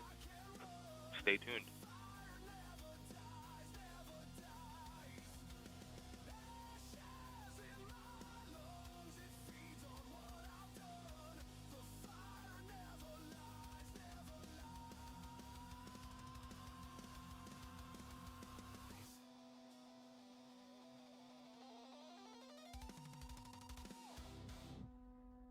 Oh, even better, we have the man himself. Milo's here with us right now. Wait, never mind. He's getting called away. Azimuth 0.1. It's a busy life being the PI of a mission like FOXSI. This is PI. Can we get a pen, please? CM. Yeah. So this is Chris. You'll be disappointed that it's not Milo. But I did have a quick chat with him there, and pretty much he said that yes, he would take effectively what he could get as long as it looked like it was promising good science data. PI, can you repeat? He raised a good point. Can you give us a pen, please? It's difficult to get two flares that look identical, and so it's PI, very can you, informative. Why do you need just an event? get any good Are you seeing a solar flare temperature change? observation? So, but we might be able to get him on later to give us We are seeing a bit more of an insight into fluctuations, his brain, a lot but of he's them, quite like busy the at the ones we saw minute, today, being PI of the rocket mission and all. I said the same thing. I do not envy him. A lot of pressure, a lot of work. Steady, -75 and -28. I know, and we are repeating the same. So since Sticks is seeing the far side, do we have coarse X-ray images of the far side? We can. I suppose we yeah, do. we can do events. I think I've definitely at least seen the coarse Venting. location pointing of Sticks. Sticks can, I think, it can quickly generate where it thinks the X-rays have come from, but we're not running anything on that. I think that would be very interesting if FOXSI observed the same flare as Sticks. We would definitely be doing that. But seeing the sort of X-ray side, X-ray of the far side, isn't something that we're really looking into. We're mainly just looking into active regions on the other side, and so active regions we classify as regions that are very magnetically active. For those that might be unfamiliar with that, and so we're looking at those types of information. And so we're looking at the far side of the sun. We're getting good images and just optical wavelengths, so the same sort of light that your eyes can see, and that's telling us that there's a big active region on the other side that's just coming around and will be partially on disk tomorrow before our launch window opens, which we're excited about. Looks like Dave is pulling up a video of Milo right now, so we'll get Milo not live, but introducing the FOXSI-5 launch. And I'm right now serving as the principal investigator of FOXSI-5. We are very excited to be here at the Poker Flat Research Range. We are getting prepared to integrate and put FOXSI on the rocket trail. FOXSI is the fifth iteration of the FOXSI sounding rockets. FOXSI stands for the Focusing Optics X-ray Solar Imager, and as its name indicated, is a telescope that we put as the payload of one of these sounding rockets. And the payload is fully optimized to look at the sun in X-rays. What we want to do is to observe the sun in X-rays, but not at any time, but only when there is a medium to large solar flare occurring. So every time there is a large solar flare, there is a bunch of X-rays being emitted everywhere, and we basically optimize FOXSI to catch those X-rays with the highest sensitivity so far and the highest dynamic range. Now, more than ever before, the humanity, we are technologically dependent to our satellite technology, and the sun constantly emits all this plasma into the interplanetary space. Some of the times that plasma hits Earth, that plasma interacting with our planet can damage satellites, can break our technology. CMPI. Depends on those satellites, and by observing Go ahead. these phenomena, Could you confirm the pressure of the dewar that we are using right now? The dynamics that is happening there. So the more we learn about this, Yeah, we haven't changed the pressure. We've been at 50 psi. Prevent possible damages on our technology, and we Copy. can also learn more physics of the plasma that composes the sun. Ever since I was a child, I wonder about like what those bright stars were out there, and as I grow up and I start like studying my own profession, I'm a physicist, I realized that the sun was the closest star that we had, and it gave us a unique opportunity to study the stars. It's a very unique time to be a solar scientist, and everybody watching this, like if you can go into science engineering, we need everybody here contributing. There are many technicians, administrative people, engineers, scientists, all working for the same missions.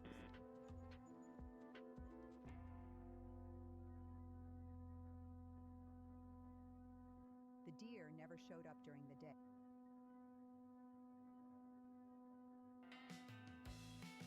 Yeah, as Dave said, that was an interview of Milo during integration earlier a couple weeks ago, and Milo brings up a great point at the end about how collaborative this FOXSI mission is.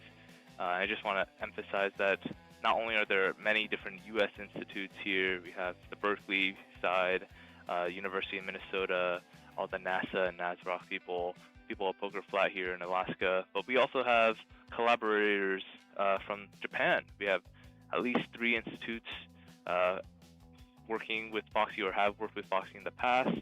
A couple of their members are here with us waiting for launch, and we might get an interview from them later and I think they've requested that it occur later in the launch window, so maybe some people back home in Japan can tune in because it is quite early morning for Japan right now, so stay tuned for that. I think that'd be quite interesting.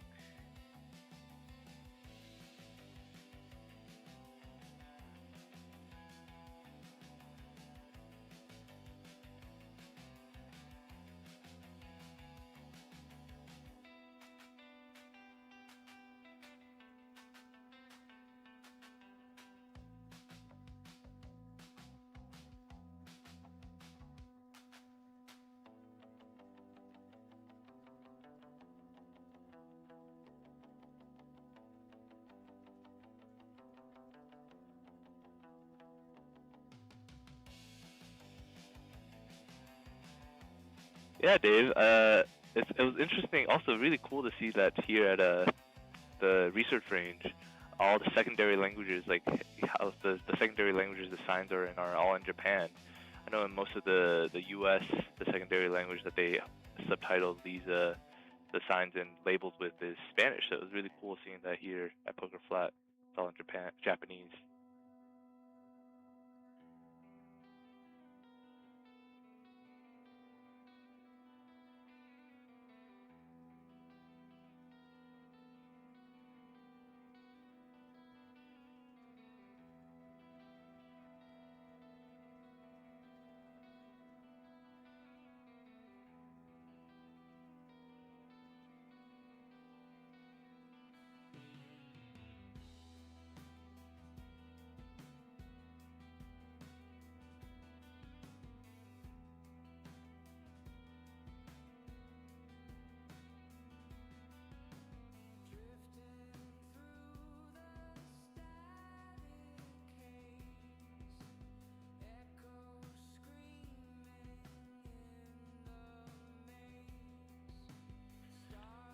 Hi, Dave. I just saw your comment there. It was one of the things that I did notice that the other day. I think it's Asahi is the beer company that is downstairs on there. I'm getting confirmation off of Narukage-san there, which is a fantastic beer.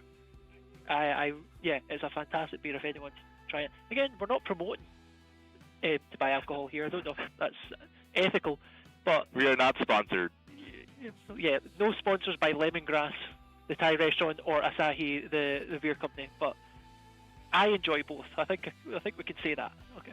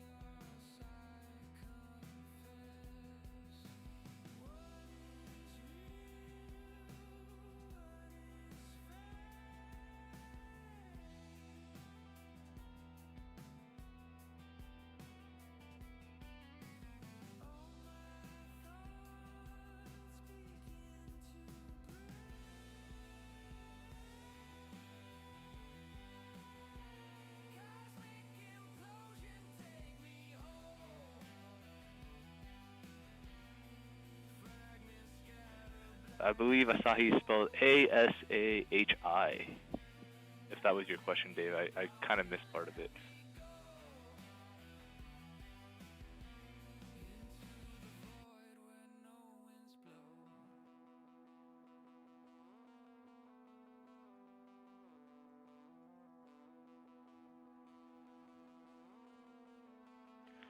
Dave, I see that you enjoy a good scotch. I enjoy a good scotch as well. I'm sitting here, Narukage, next to me. We were chatting about scotch and whiskey the other day as well.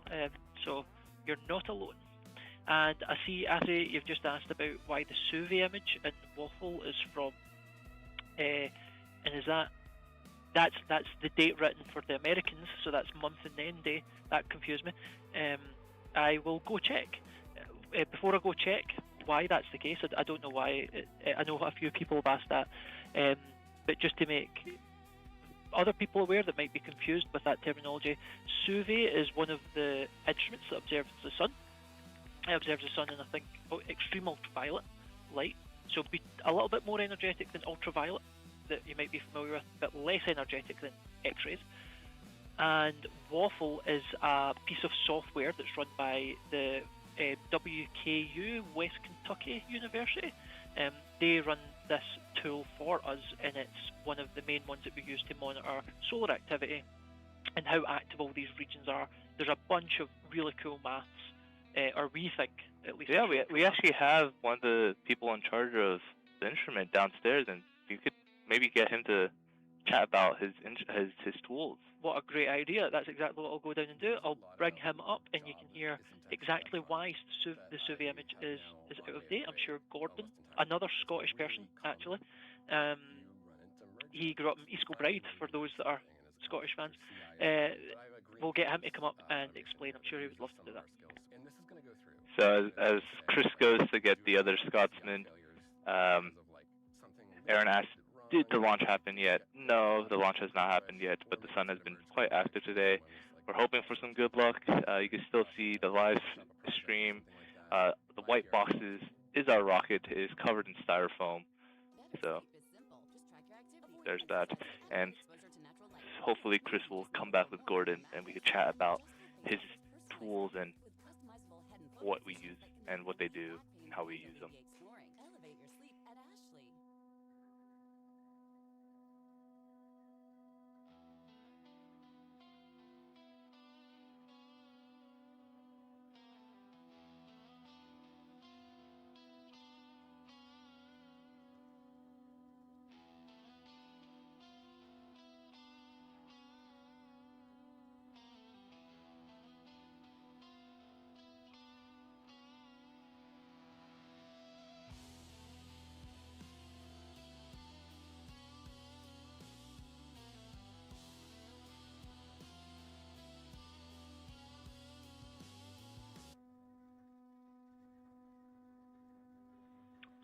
We are here at Poker Flat, which is northeast of Fairbanks, which I believe is where UAF is.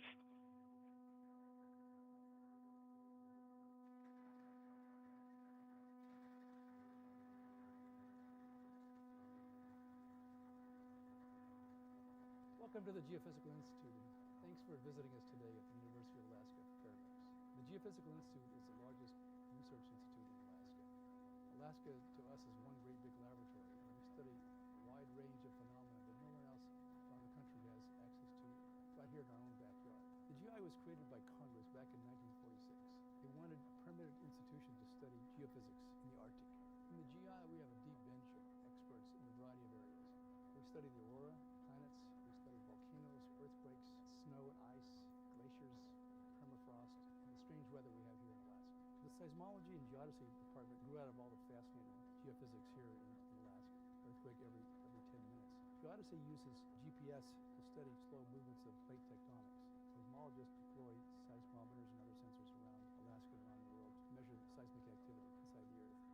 The Atmospheric Sciences Group, they study a wide range of phenomena in the Arctic. Alaska and the Arctic are warming 3 to 4 times the rest of the planet, so things are changing rapidly. They try to understand climate change and how it affects the atmosphere. The Remote Sensing Group uses a variety of platforms to study Alaska and the rest of the planet. They use satellites to study the Earth, unmanned aircraft, drones, and manned aircraft. We have LiDARs on aircraft, we have hyperspectral instruments on aircraft, and we do quite a bit of remote sensing around Alaska and around the rest of the world. The Snow, Ice, and Permafrost Group, they study snow, ice, permafrost, and glaciers. There's a group that does sea ice and support others in sea ice research. We have several glaciologists who fly over or climb out onto glaciers to study them and look at how the glaciers are melting. We have several permafrost experts who study the permafrost extending across Alaska and even around the entire circumpolar Arctic. About 50% of the Arctic is permafrost beneath it. The Space Physics and Astronomy Group, they study the aurora and the upper atmosphere. The definition of astronomy is the physics and chemistry of the upper atmosphere. A lot of the work is focused on the aurora, so that's a unique situation we have here, and we have our own rocket range. We do a lot of radio frequency observations with radars and transmitters like the High Frequency Active Auroral Research Program down at Hart. So we use GPS and high frequency radiation to study the upper atmosphere. The tectonics and sedimentation, these are the guys that study the Earth over very large scales and on very long times. But one of our scientists goes out into the Chukchi Sea to measure bathymetry and make magnetic surveys. Others study rocks. We have a geochron lab that one of our faculty uses to date rocks, see how old they are. What's happening in that area is becoming more important. PLC. More of an interest in critical minerals. So with our geochron lab, We bring off iridium. advanced instrumentation lab, we'll be doing a lot of work to help prospectors come Iridium's down. around the state and identify what minerals they've found and how old those minerals are. There's 54 active volcanoes, historically active volcanoes in Alaska, and even along the Aleutians. There's 3 to 5 of them erupting at any one time. And so our volcanologists go out and install sensors to monitor the ground, see an idea when it's going to erupt. Sometimes they fly instruments through the eruptions to measure the gases coming out, the precursor gases. And they use infrasound, GPS, satellites to monitor, to provide alerts and warnings of volcanic activity. The GI is a fascinating place to study the Earth. A lot of our grad students spend the summer on helicopters flying around Alaska, digging holes, putting in new sensors, updating instruments, going out into the field to launch rockets or to fly unmanned aircraft. It's really fun to do this kind of stuff, and you learn a lot, and you get to understand up front what does a volcano look like, what is permafrost, not just something you read about in a book or see on TV. You can actually go out and experience it firsthand. That's a real advantage to coming here to do your research.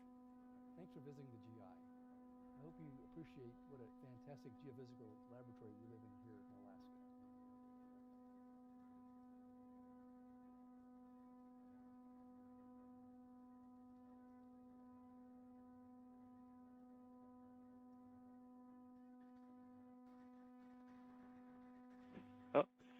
Thanks for that video, Dave. And it looks like we're back here. Chris has brought in Gordon.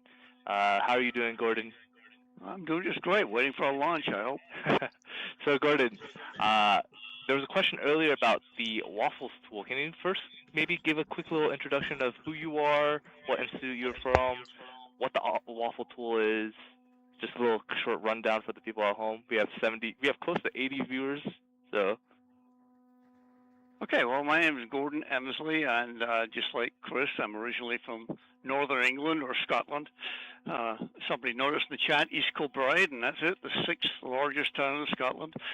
And I came to the United States 50 years ago to go to grad school to study solar physics or heliophysics, and fell in love with the place and never went home. So here I am, and I'm very pleased to be able to help the FOXSI team out by providing them this tool to tell them not exactly when a flare is going to happen, but more importantly, where it's going to happen on the sun, because FOXSI can't see the whole sun at once. It needs to point the instrumentation before launch to maximize the amount of observance time altitude. So we have a little tool called Waffle, which I'll be happy to explain, that helps I them do see that. you actually brought an actual box of waffles here. I wish we had a camera here, but Gordon here has brought me 10 waffles. I don't know if he just carries that around with him or what's the deal. No, I bought them in town last week to park beside my laptop for good luck. But yeah, I brought a box of waffles. Thank you. Gordon's been very generous with all the snacks he's been bringing. I'm gonna end the launch window 8 pounds heavier, I'm sure. I'm sorry? You're bringing so many snacks. I'm gonna end up 8 pounds heavier by the end of this launch window. Well, I'm already 8 pounds heavier. I thought you were talking about me. No. Anyways, so the waffle tool. What does waffles stand for? Waffles is actually interesting. I'll tell you what it is not stand for. If you look at the pictures that the team is looking at, there's a picture of the sun, pretty much a live picture from space, a different instrument I'll talk about in a minute. But there's 6 little square boxes on it labeled A, B, C, D, E, F, or Alpha, Bravo, Charlie, whatever the official terminology is. And those are the target regions that the team identifies the night before. On the Waffle team, which I hope they're listening back in Bowling Green, Kentucky. We've got some students who are manipulating the computers there, and they're putting those boxes at the right places on the sun. So to some extent, it looks a little bit like a waffle. It's a big circular sun with square boxes on it. Waffle actually is an acronym. I work at a place called Western Kentucky University, or WKU, and that's what the W is for. And Paulo Massa, who was one of our members, came up with this acronym. It's the WKU Advanced Flare Forecasting something tool or something. That's super cool. So you mentioned that it uses a specific instrument, and earlier in the chat, someone was talking about the SUVI instrument. Is that the instrument that it uses? No, actually, it does have SUVI there for background, but it's mostly this thing called the Atmospheric Imaging Assembly, which is an instrument on the Solar Dynamics Observatory, which provides pretty much 24/7 picture of the sun. Downloads a full picture of the sun every second and a half, and it spans 8 different wavelength ranges. We use 5 of those, and each wavelength range corresponds to a certain temperature of gas on the sun. So by combining the information from those 5 pictures, we get a pretty good idea where the really hot stuff is. Hot meaning more than about 4 or 5 million degrees. And we found from a lot of experience looking at this that the amount of material at 5 million degrees is a really, really, really good predictor of when a flare is going to happen. So what Waffle does is it takes this data, it comes down from the satellite to the ground station in New Mexico, gets telegraphed to the Joint Science Operations Center at Stanford, who then send it to us, and we do some computations on it and post it to our website, so that the team here at Poker Flat really don't have to do a lot of calculations. All they have to do is log into the website and look at what's going on. It's about 2 to 3 minutes delayed because of that, because all the processing has to happen. But I'm told that even with that, it's usually very, very obvious where the hot stuff on the sun is when the flare trigger goes off. Certainly back in 2024, when we launched FOXSI-4 and high C flare, it was obviously box E for echo, because it was the only one with anything in it. And that was very useful in helping the team point to the right area of the sun. Someone earlier in the chat had asked, is there any reason why SUVI image in Waffle is from 5-3? There's a really good reason. That's the most recent image on their website. What Waffle does is pulls information from SUVI, and that's the kind of the most recent flare. Believe it or not, it hasn't updated yet for this morning's sort of large-ish event, which I was very surprised to see when I got here. That is the flare that happened about 3 or 4 days ago, the M-class flare all the way back from the 3rd, I believe. We put that up there simply for context. It helps you visualize where the active regions are. And if you like playing casino games, it tells you where the last flare was, which might tell you where to place your bets for the next flare. Yeah, Gordon here has been starting a little betting ring here with the science team, betting on one, I think, which region, and maybe also the size. Is that correct? No, not the size, just the region. There's 6 boxes on the blackboard, and you put in your stake, which is a whole $1, and we see which region actually has the flare in it that FOXSI sees, and you take the pool home. It just adds another little spice to, you know, what can be, man, pretty quiet down there. Yeah, got to keep it interesting here at the Science Operations Center while we're waiting for a potential flare to happen. So you mentioned earlier that we have all these different wavelengths from the AIA detector.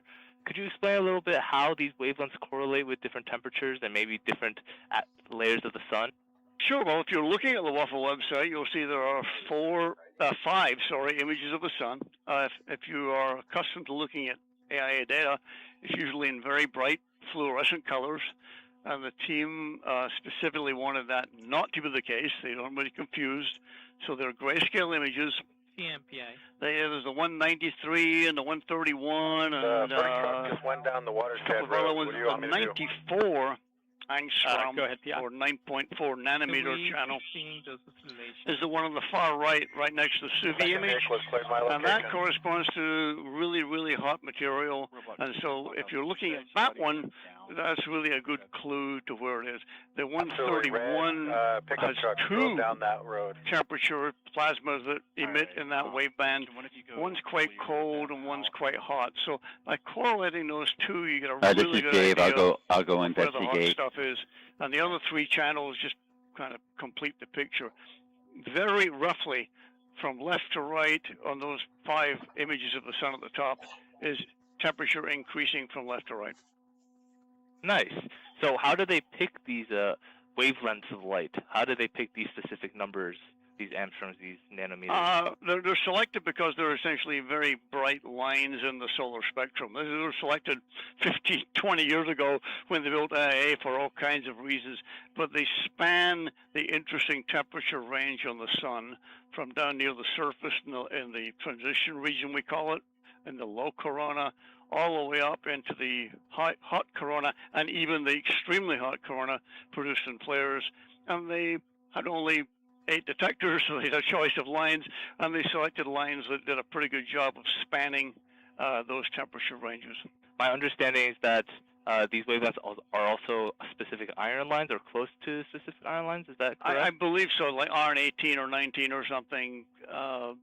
I forget the exact iron species, but iron 18 means iron. Iron 1 is regular old iron that your car is made of.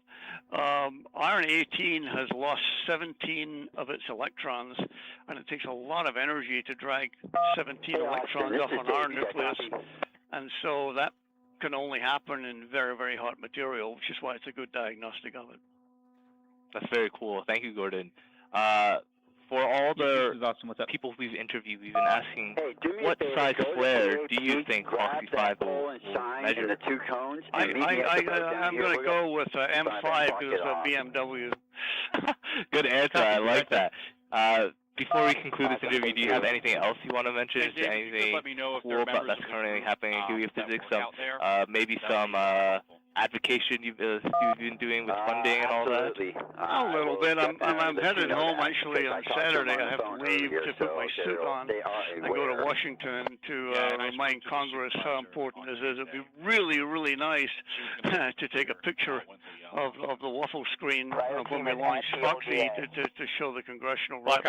Stand by. I'm just happy to be here as part of the team. I think this is real rocket science, and not many people get to do that. And most of my day job is sitting behind a desk. I teach students in classes, but once in a while I get to come out to Alaska and play rocket scientist. Very cool. Not playing. You're definitely a part of the team, Gordon. Thank you so much for all your help and contributions. Appreciate this interview. Very welcome. Anytime. And we'll get an accent translator on this, and you can read the transcript later. We got Chris as our co-host. I'm sure the people at home are getting used to the Scottish accent. Thank you again, Gordon.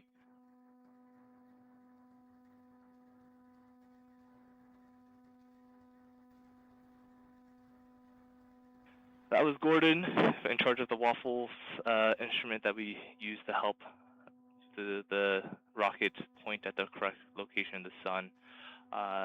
And there's a question in the chat from Chat Nick Homestead. Good flares today. Before the launch window opened, there was a really, really nice M2.7-ish flare.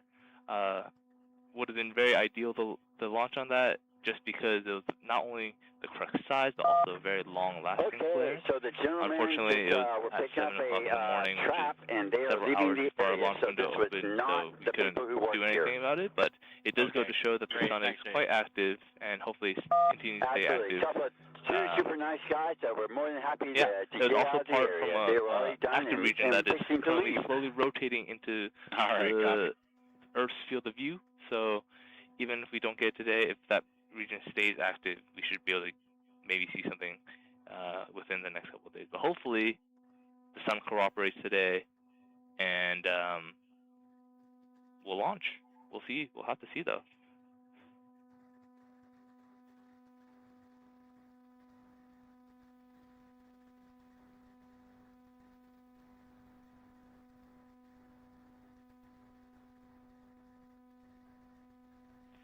Ace asked a while ago if we had seen any moose. We did a mini field trip on one of the weekends before the launch window started that down to Denali. I think it was open to the 13th mile, and on our way back we did see at least 3 moose, which was quite fun and quite exciting.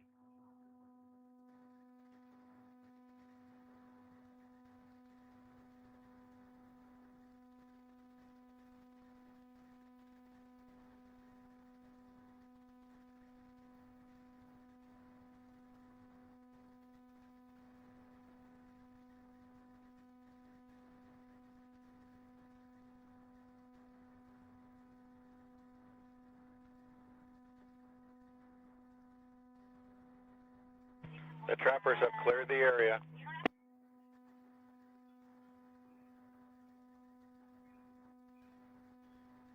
Copy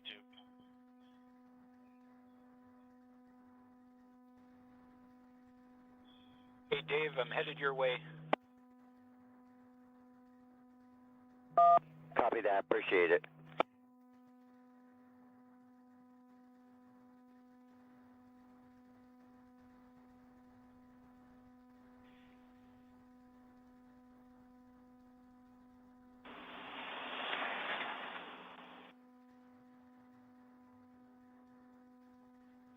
Yay, moose indeed. Actually, fun fact for those at home in the chat. Before getting here, we actually all the science members, and I'm sure all the NASROC people, have to take a little safety briefing about Alaska. And there's a whole section about the moose here. So Two to one, you also we have were a black warned that SUV heading it was your way. quite a cold winter, and so the moose this time Two of year copies, might black not be SUV. the happiest. So we're all very careful around moose. They can be quite dangerous.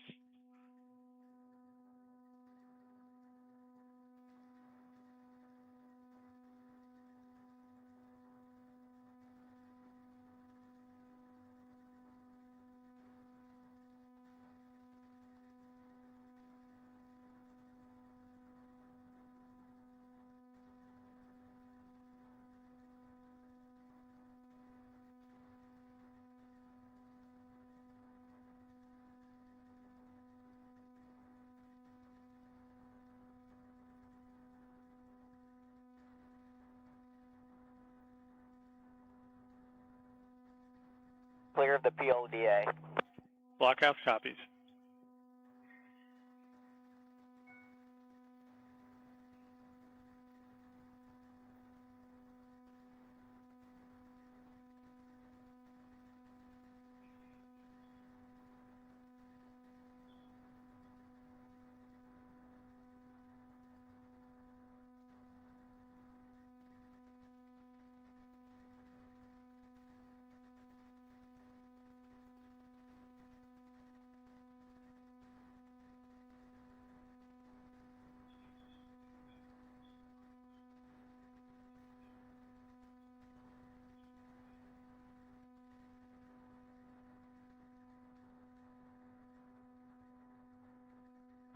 Black SUV is cleared my area.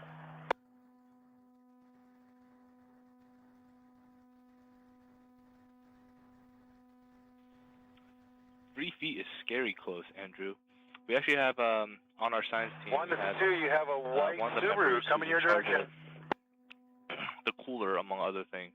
She's really big into animal photography, so she has a bunch of really nice pictures of moose that we saw in Denali and a bunch of other wildlife. So, very pretty animals and creatures here in Alaska.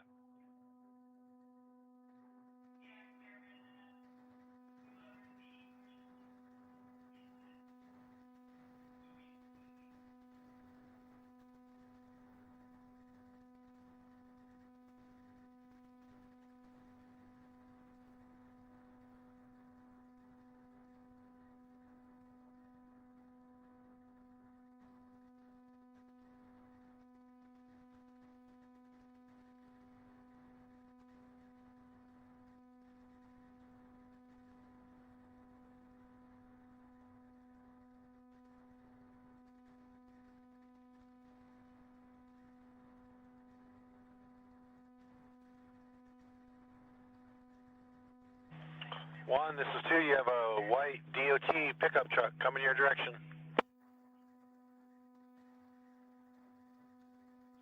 I can imagine that's quite scary, Andrew. The one thing I still haven't seen here in Alaska, and I kind of hope to see before I leave, is a bear. Not like up close and personal, but it would be One cool is clear, to white Subaru. see one on the road or something. But I heard it's not the right time of year for them to be coming out and roaming too much.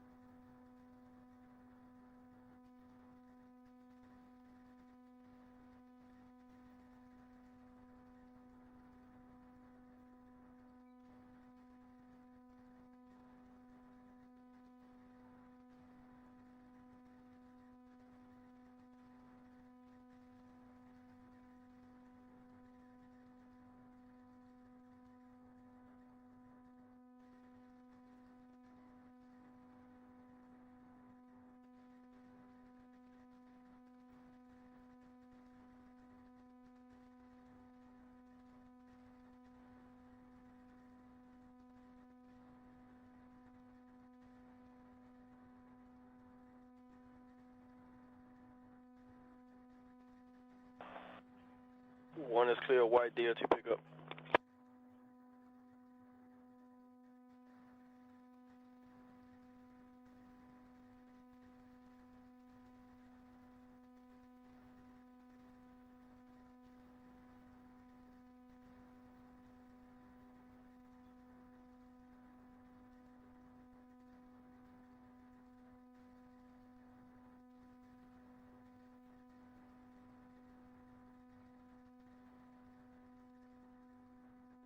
Only 2 bears? I thought people were making it sound like they're a lot more common than that.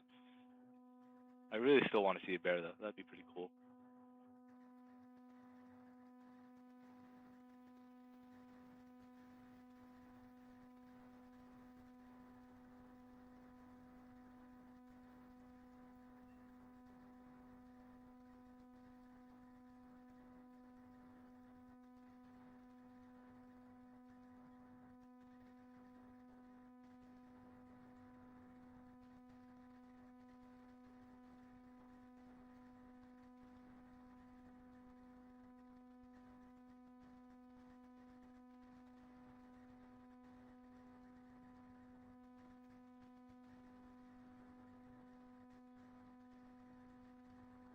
Two to one, you got a pickup heading your way. 2 copies.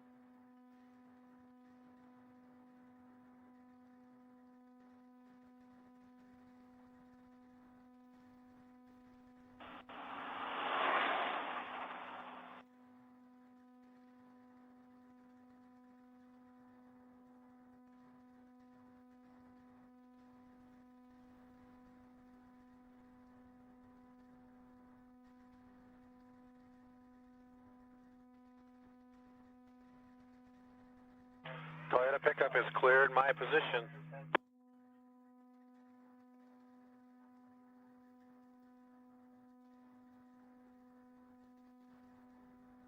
Well, hopefully we're lucky with both the launch and also maybe some bears. I know some people from Nasrock were saying they're going to travel down to Anchorage one of the weekends earlier in the integration time.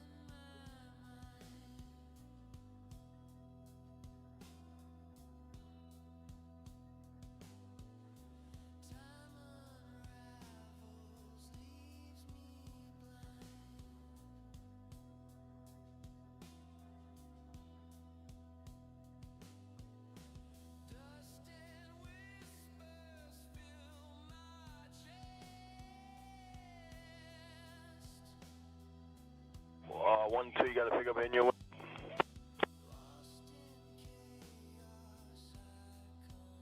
Pick up on my way.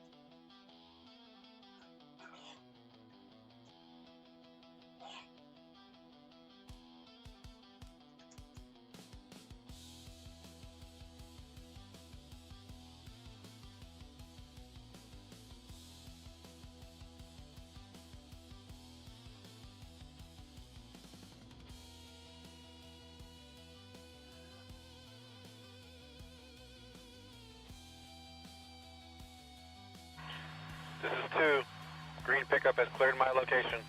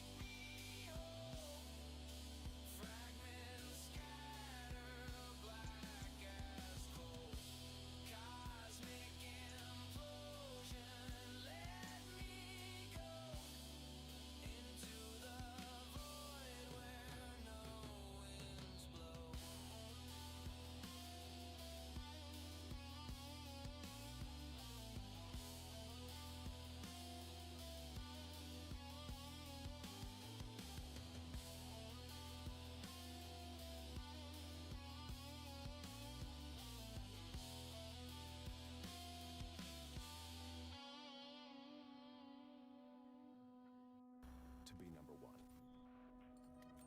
Not just once, but for 2 decades. More than the record, it's about our 20 years of learning what makes your heart race. And we're just getting started. With Vision AI, we are redefining what TV can do. Answering your passions, Samsung Vision AI. This video is to show employees how to change their labor distribution for a particular pay period. At the employee dashboard, there's a couple ways that you can get to the place where you need to change your labor distribution. If you are a salaried employee and you do not have anything that you need to claim on your timesheet, then you just need to change your labor for that particular pay period. You can go to this link under the My Activities section called Change My Labor Distribution. This is 2. You'll never believe this, but there's a white GCI truck coming your direction. The other way is if you're an hourly employee or you are inserting your timesheet, you can get to the interface by clicking on it. Say it again, 2. You were cutting out. It was pretty raspy. Choosing White GCI truck heading your direction. And there's a link in the upper right. Truck headed my direction, copy. Labor distribution change.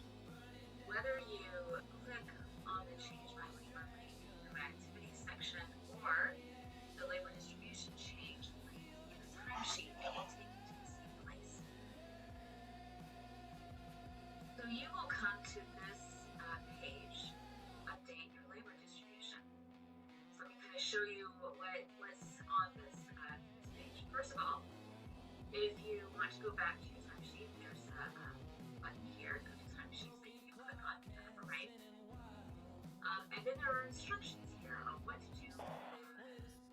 One is clear, white pickup. your labor distribution. Make sure you take a look at it. There's two scenarios. One, if your timesheet has not started or you don't start a timesheet.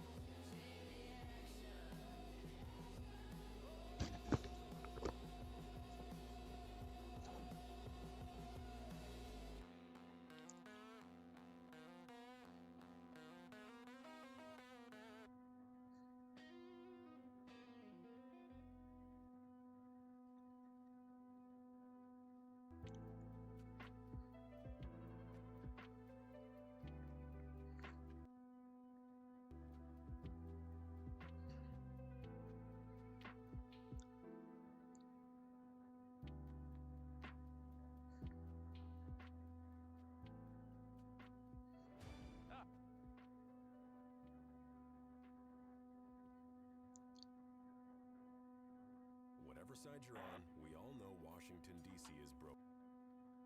1 to 2, you got a pickup hitting your way. Copies. Pickup coming my direction.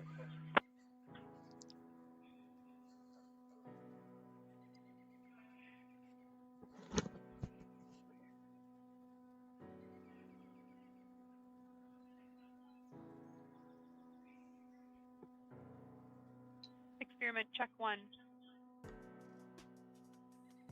ACS 2. PTM check 3. ACS 4.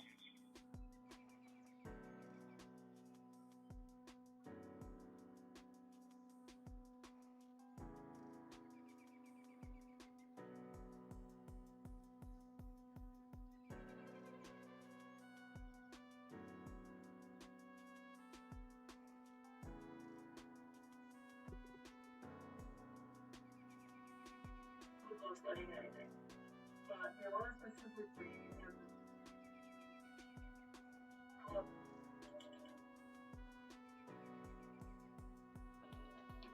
This is 2. Pickup truck cleared my location. Yeah, so this is Chris from the FOXSI-5 team here again for the live stream. Just a quick update, you might have heard some chatter over the radio there that we're doing an Appendix B. Can't remember what letter came after that, but just might as well fill you in what that means and what's actually going on here. So throughout the launch window, our detectors are on and they're all looking healthy. But for us to know that, they need to be operating close to how they would be in flight. And that means that they are taking data. And there's only a limited amount of space on board to take all that data and store it. So, and there are other reasons, but during this Appendix B, we've just gone red, and we'll go red for, say, like 5 minutes or so. Something that we can quickly change if we do see a flare at least. And what we do is we sort of like go through each system, erase any data that's just been taken while it's sitting on the rail, and give the systems, the scientific experiment, just a quick restart. So that's pretty much what's going on anytime we hear over the comms that they're moving to the appendix. We're just refreshing our science systems, making sure that we are ready to take really good data when we do eventually launch. And yeah, all our systems look good. Everything's updating so far, and which is quite nice. It's always comforting to look at that and see things are nominal.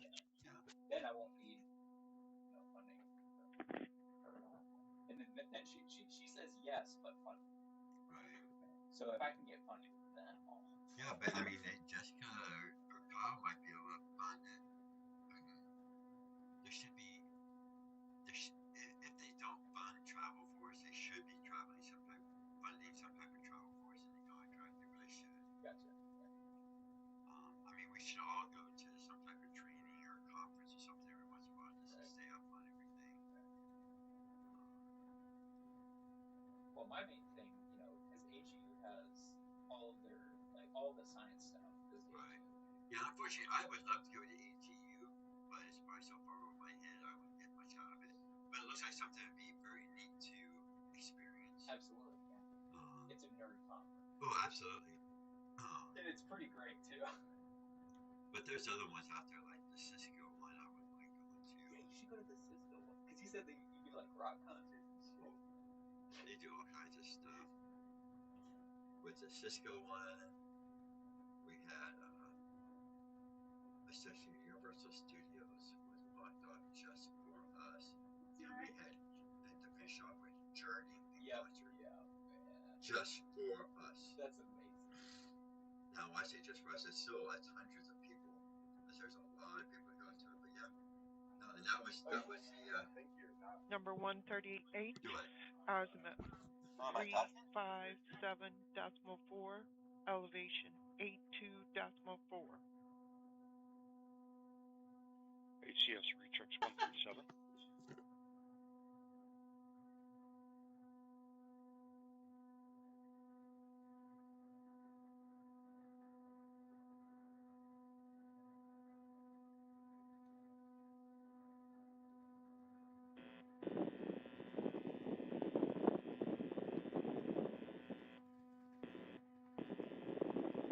Launcher set to azimuth 357.4, elevation 82.4, check 139.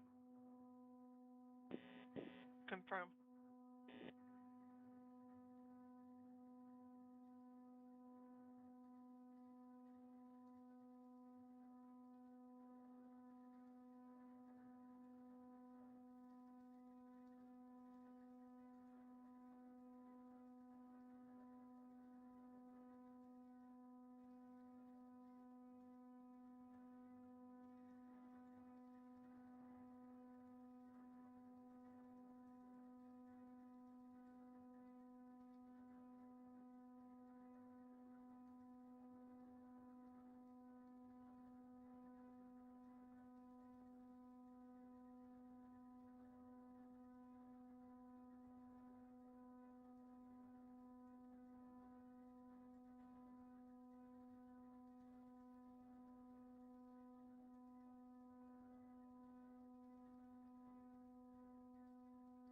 Experiment check 5.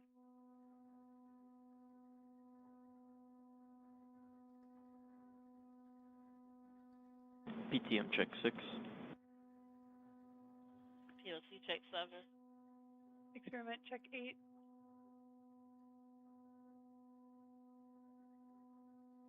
ACS check 9. Check 10. Appendix Delta is complete. ACS rechecks 140.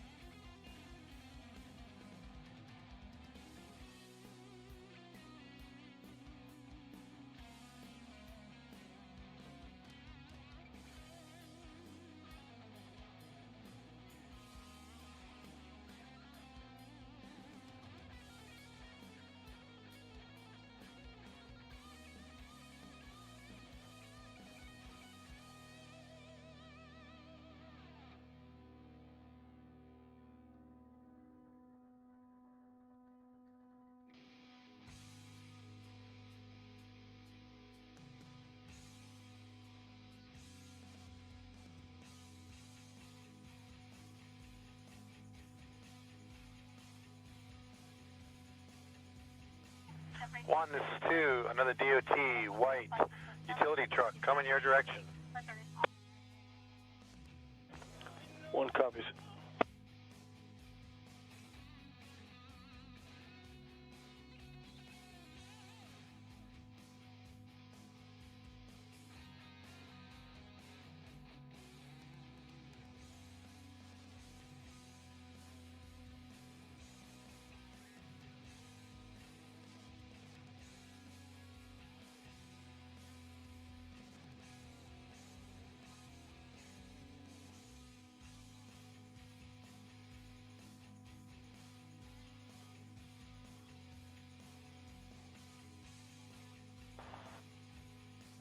One to two, you gotta pick up in your way.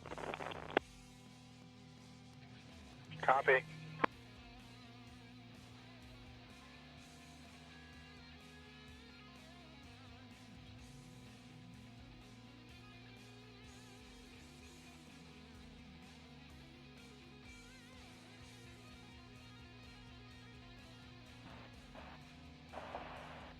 One is clear.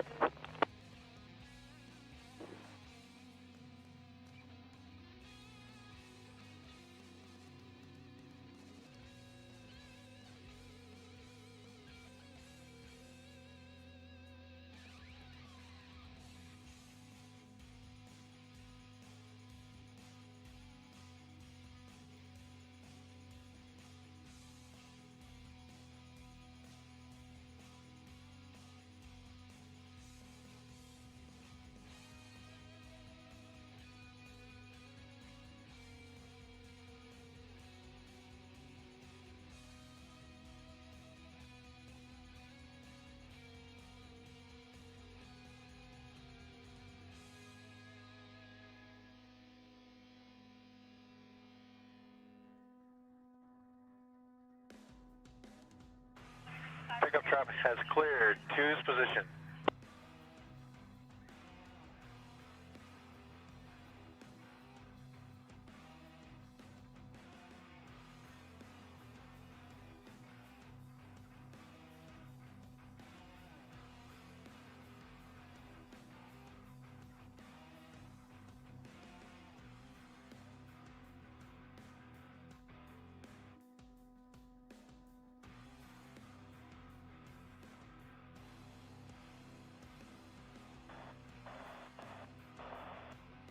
One to two, you got a white pickup in your way. Copy.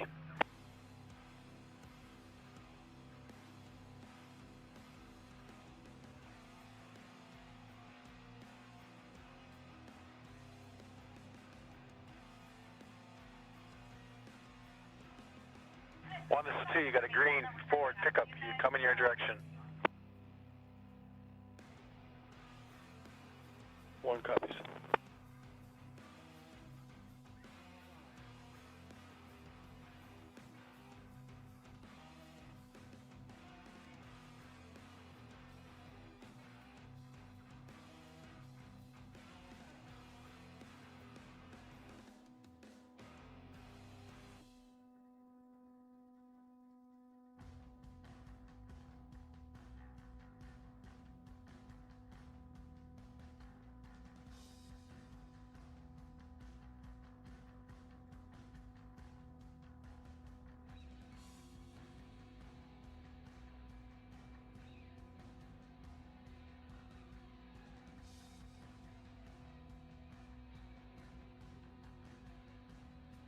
White GMC pickup has cleared 2's position.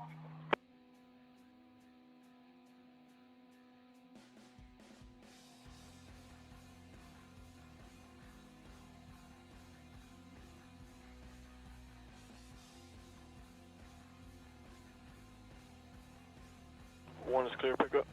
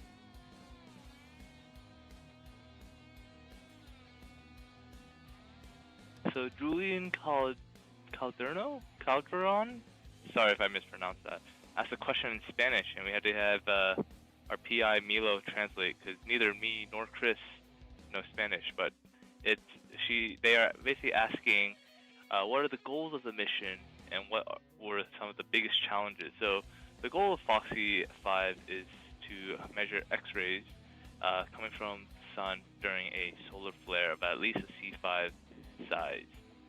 In terms of challenges, I think currently, as everyone in the live stream can see, our biggest challenge is getting a solar flare to occur at the same time we are ready to launch at. There are also quite a few other challenges throughout the integration. I don't know if, Chris, you want to speak on that? Oh, sure, yes.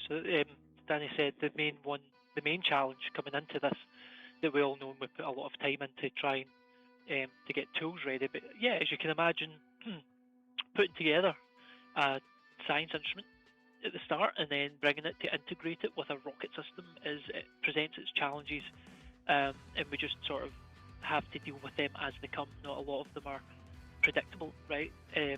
When you're bringing all of these different parts from, for example, building FOXSI in the first place, the instrument that's in there, there are parts pretty much all around the world that have to get brought together. So some detectors are from Japan. We have one of the detectors is from Berkeley. The metering tube, we call it, which is the cylinder that holds the optics at one end and the detectors at the other one, is also in Berkeley. We get our optics, some from Japan and some from NASA, Marshall. We have attenuators that go in there that are also from NASA facility as well. So all of these things, are sort of like developed to a certain point independently and then perhaps moved to different institutions. So some of the stuff came to the University of Minnesota, where I'm based, where we might do further calibration and start to integrate it with other parts of the rocket.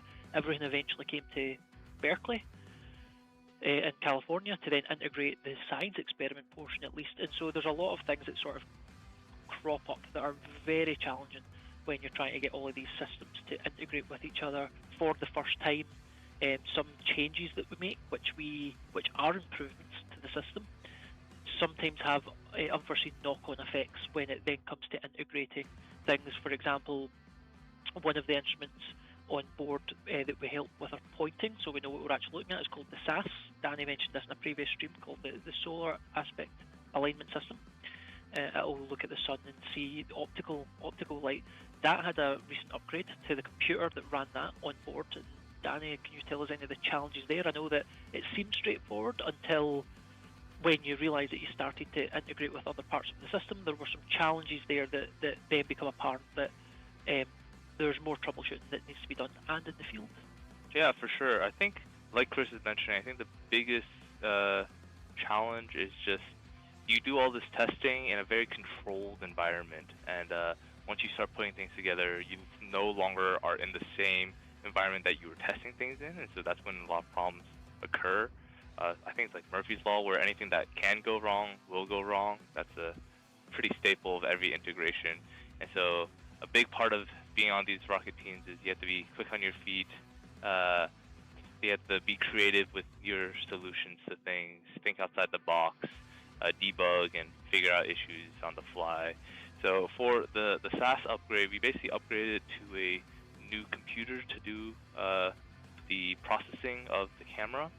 And one of the issues that I just hadn't even thought of when I was integrating the system is just that the camera itself is not clocked in the same orientation as other aspects of the system, and I just completely overlooked that. And so when that came to possibly be an issue, I had to go back to the software and see if there's any quick fixes that we could do. But that was just like quite a simple issue. There are other issues with the alignment process where so when we do alignment, what we're trying to do is make sure all the systems are looking exactly at the same thing.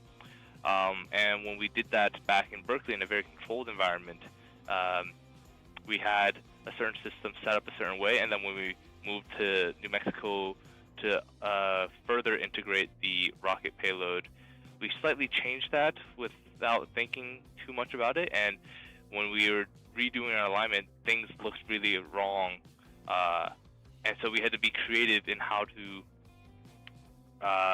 redo some of the measurements we did earlier to try and remedy that problem.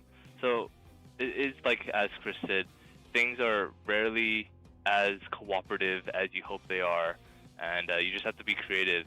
I think that's definitely one of the biggest issues, is just figuring out all these problems that arise on the fly. Yeah, and that's one of the things, that's where a lot of sources of fun come from. Well, fun in retrospect, it's not particularly fun when you're in the lab at 1 a.m. or 2 a.m. in the morning because you have a deadline coming up to send the rocket off to the to another facility, and things need to get done. But no, that's a big thing, and it's strange. It's like you would think that working with hardware, particularly, or software, these things should be deterministic, right? Like you write code, and maths does maths things, and like when you're screwing stuff together, how hard can that be? Like you should be able to know, how all of this goes together. How can it be different to how it looks on the computer? And it's strange because there are just things that crop up that you need to deal with. I remember one thing that confused us during the FOXSI-5 integration at Berkeley is we put one of the attenuators. So the attenuators we use to try and block some of the light from the sun. So it'll block a part of the light that we know we don't really want. So we spend a lot more time detecting the X-rays that we do want. When we put one of those attenuators on the front of the detector, which should have been a completely benign act, right? Like we're just screwing these into the front of metal casings, and then we started taking data a while later and realised it's two of the detectors had just decided to completely stop working. Like they were returning no data, nothing had changed, no software updates. Literally the only thing that had changed was we put the attenuators on the front, and remember that the attenuators go in the front of a metal casing, and the detector is in the metal casing, so there should be no interaction between that whatsoever. And it was really, really strange. Eventually, what that was, after a bit of troubleshooting, and this was quite costly because we had to take a good amount of it apart, take it into a clean room, which adds on a bit of extra time. It turned out that one of the screws that held the attenuator onto the casing was just long enough to barely touch the board that the detector was on, but it didn't touch it enough that it would actually destroy anything on the board, but it touched it enough to, in a particular way, that it stopped the whole board from working and talking. And so we went from having a perfectly healthy system, we just put in some screws, that those screws on the computer and the model were quite a bit away from that circuit board, and eventually we realised it was because it was just touching it and no more. And that was a very strange thing, because you don't think that I'll just attach this piece of metal to another piece of metal, and then for some reason your really important sensitive electronics just stop working. So that's one of those things that there's it definitely takes a lot of troubleshooting, a lot of stuff in the field as we're doing it, because there's not a lot of time there to take it away into a lab and test all these different scenarios, right? Like we have a deadline, we have flights booked, the rocket needs to be put together, and so we're trying to work out and go through it methodically of how do we investigate this, what are the candidate explanations, and so that's and work our way through that, and that's definitely challenging, as Danny said. Yeah, here. But also part of the quick science update as well. Yeah, Joe in the chat is calling this poker's ball, which is quite a good name, I'd say. And our PI Milo has a saying where he says, like, you will never be bored on the FOXSI team. Well, I guess except when you're waiting for a flare to happen. But during the integration and all that, he says you'll never be bored because there's always something going on. Yeah, that's definitely true. And if you ever think that nothing's going to be happening and that you could be bored, that's usually a sign that things are going to ramp up very quickly. And it's going to get really busy. Another thing as well, when you get a false sense of security that things are fine, there's sometimes a system that has never given you an issue once suddenly just starts acting like uncharacteristically. And it usually, the vast majority of it always comes down to a very simple explanation. However, it can be so tricky when there's so many variables about. One thing that we had on the rail, was it yesterday or 2 days ago, Danny, when the cooler stopped working because that was like 2 or 3 days ago, yeah. So two or 3 days ago, the cooler, which allows us to control the liquid nitrogen flow into the detectors to keep them cold, just completely stopped working. We didn't know what was going on. We have a camera down on the rail because there's a little box that goes with the cooler that's on the rail that we can see on the screen right now. And effectively, after a bit of troubleshooting, it turned out that the company that made the cooler put in a calibration date, and so it effectively came up on screen that just said we needed to that we needed to click OK to say that the calibration of the temperatures were okay. The issue is that obviously that box is on the rail and we can't access it, and so the troubleshooting eventually went through the process of why is the cooler not working.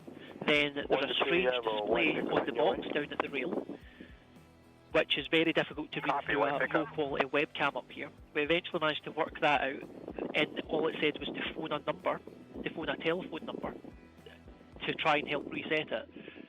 We then worked out the correct commands that we could actually send it remotely and that reset it, but that was just something that the cooler system, our cooling system, that's never been a problem ever before. It's generally worked really fine, and all of a sudden it was just effectively a Windows update that sort of just stopped us from being able to use it while it was on the rail. So there's things like that sort of crop up out of absolutely nowhere, and it takes a while to troubleshoot it, even if the solution is quite simple at the end, and a bit funny sometimes as well, right? Yeah, and I know a lot. I'm sure people at home will whenever some electronic thing goes wrong, the first thing they do is turn it off and turn it back on again. And you'd be surprised how often we here at the Rocket Lab do the same thing. That's basically what these power cycles are. You might hear over the comms, where we're just resetting the system. And that's actually, we did that today. I was called over earlier to look at the monitor because our little crosshair system that I'm in charge of was just slightly off from what we expected it to be. And we just turned the computer off, turned it back on, and it was back to normal. Not sure what caused it. I think it was just a slight change in how we did the sequence maybe, but yeah. You'd be surprised how often turning things off and on again is often just the solution. Yeah, that's very true. It's quite a universal truth. I think when it comes to computers and electronics, that somehow does work. A lot of the time we do find out why that's the case. Sometimes it is a mystery, pickup with trailer heading your way. Yeah, it's quite strange. The white pickup has stopped and they're staring at our new sign even with this on the equipment, watershed. it's very specialised in very high quality and stuff. You just And now they a have quick left. reset, off for a quick reset, and then we're back to normal, right?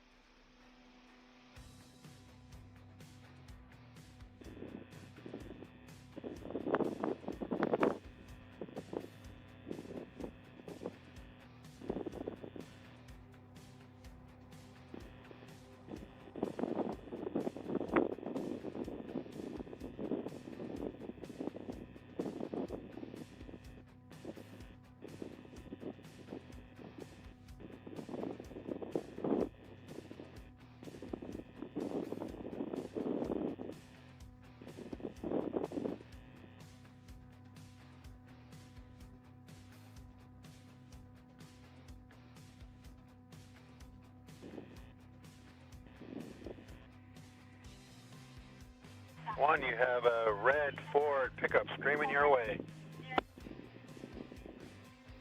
Number 138, azimuth 358.8, elevation 82.3. ACS recheck 137. Pickup and trailer has cleared my location.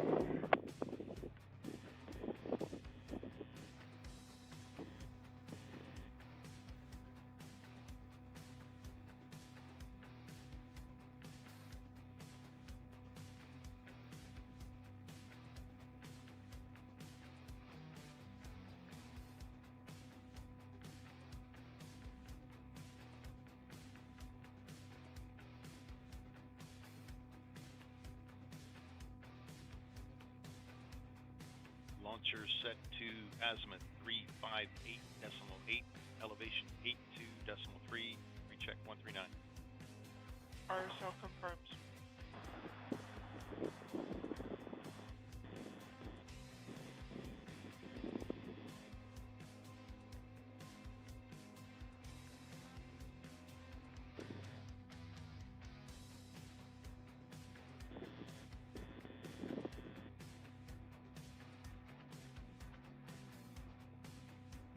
One, you have a silver Chevy pickup truck coming your direction.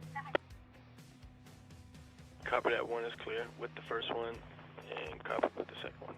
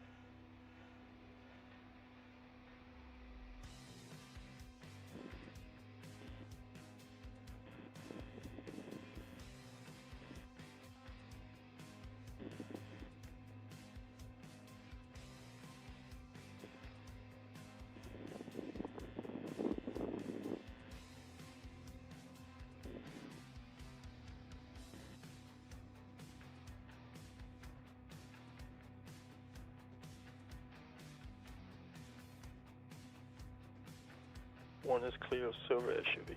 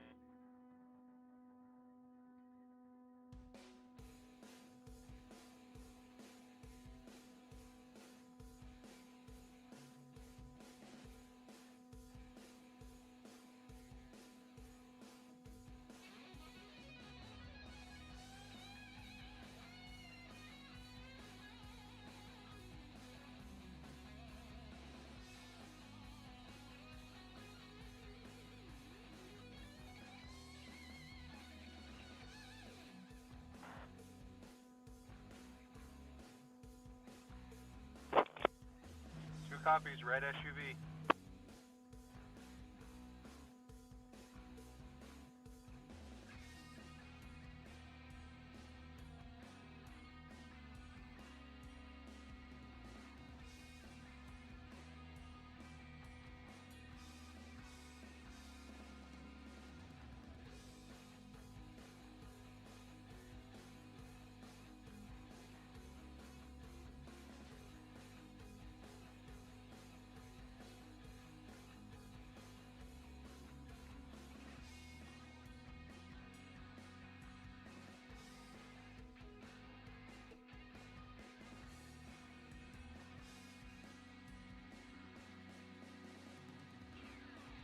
One, you have a white pickup coming your direction.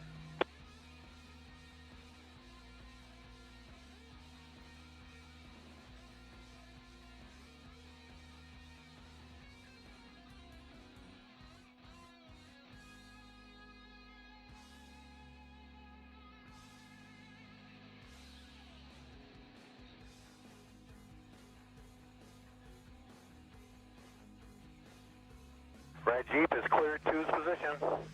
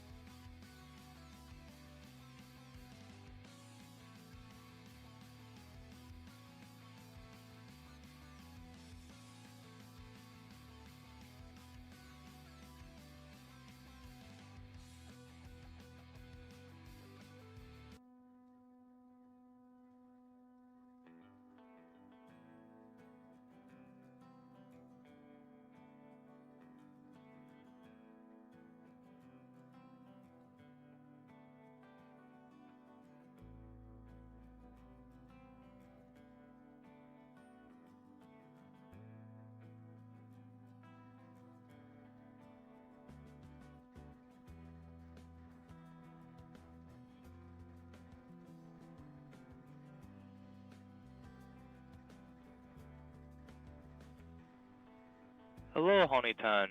Welcome to the stream. Welcome any viewers from Japan as well. Good morning.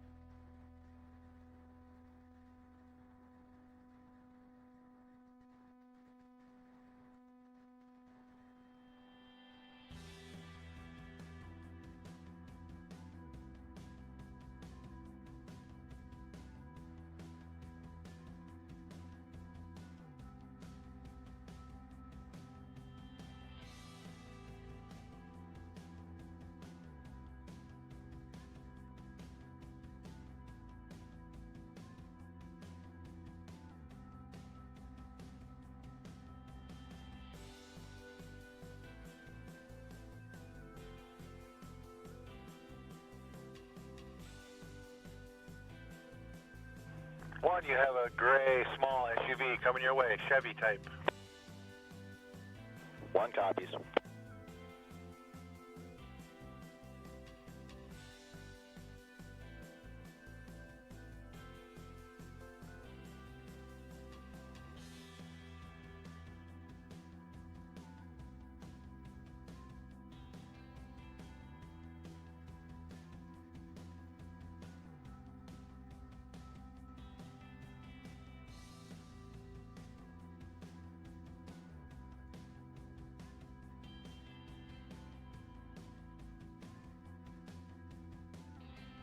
Welcome, Thomas from Scotland. I don't know where Chris is gone, but I'll let him know that you're watching. I think it's fine to mirror the stream to spread the word. Dave, correct me if I'm wrong, but I think it's fine.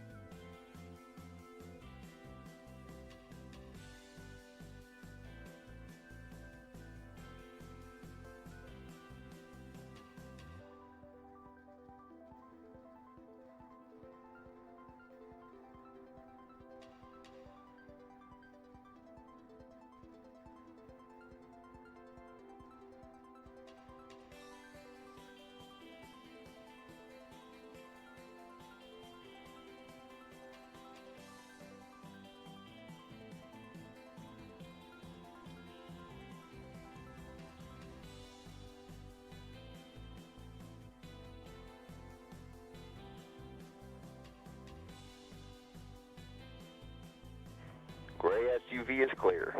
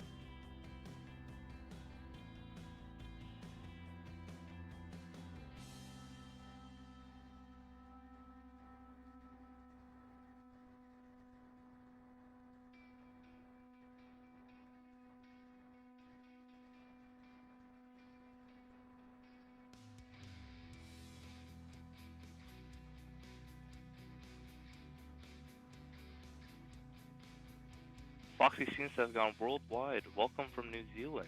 That's awesome.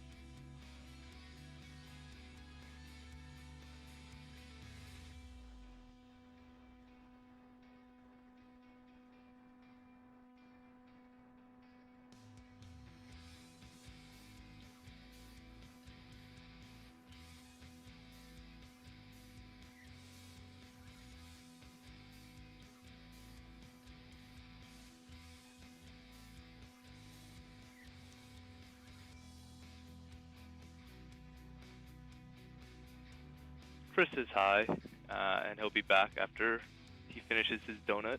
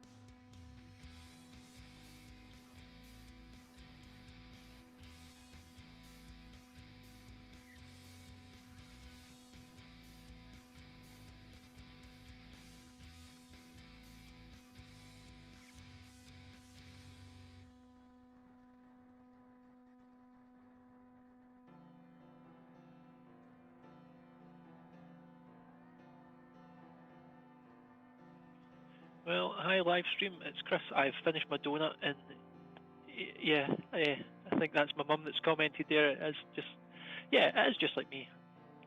Is it a crime to like a donut when you're waiting to launch a rocket into a solar flare? I hope not, because I'm going to go for another one in 5 minutes. The stream is just, they just miss you, Chris. They don't want you to be gone for too long.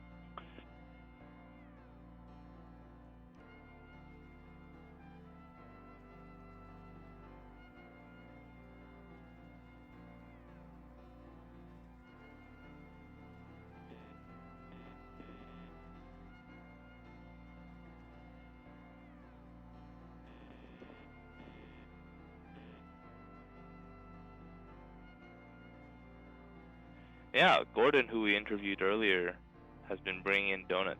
He's been very generous with the snacks.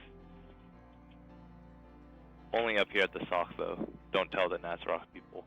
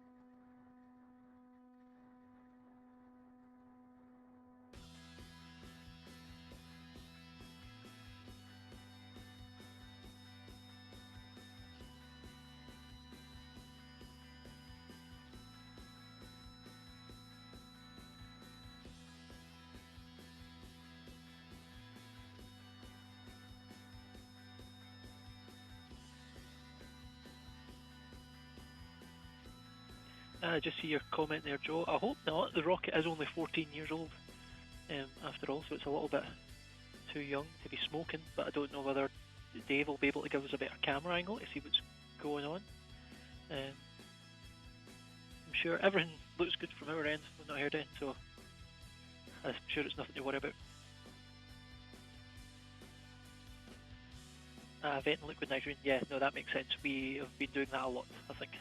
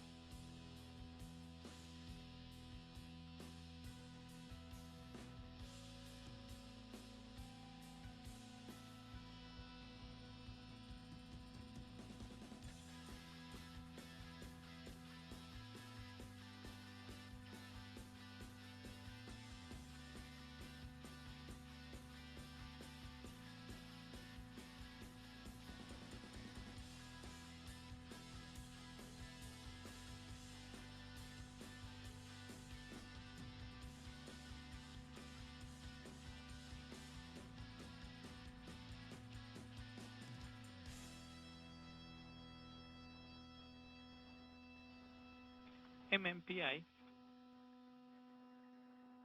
Go ahead. can we get into an appendix delta, please? Absolutely.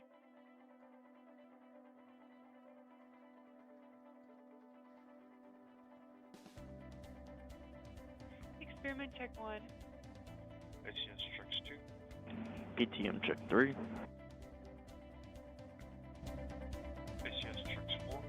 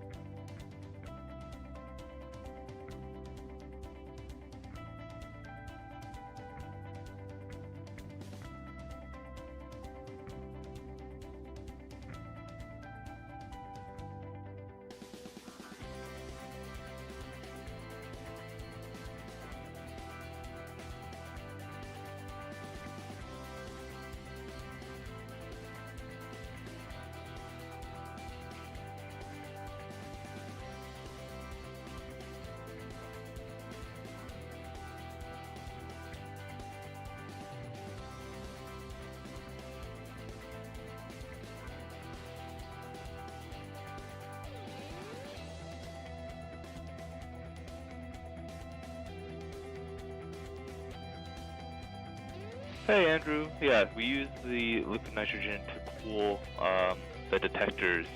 They operate at a certain temperature.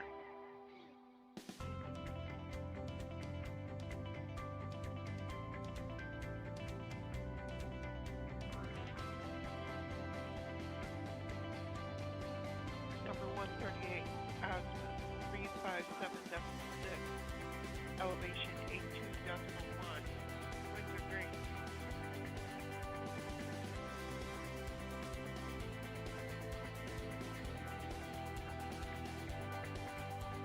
ACS checks 437. We appreciate the silliness, Joe. Chris here loves a good pun and a good joke, so if you could get us laughing, we appreciate it.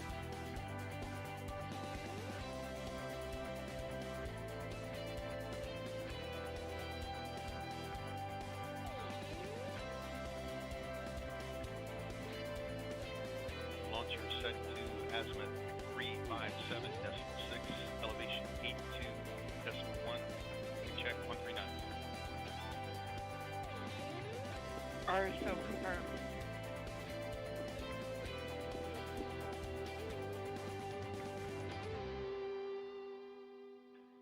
Andrew, great question. So, does the cooling stop at or before launch?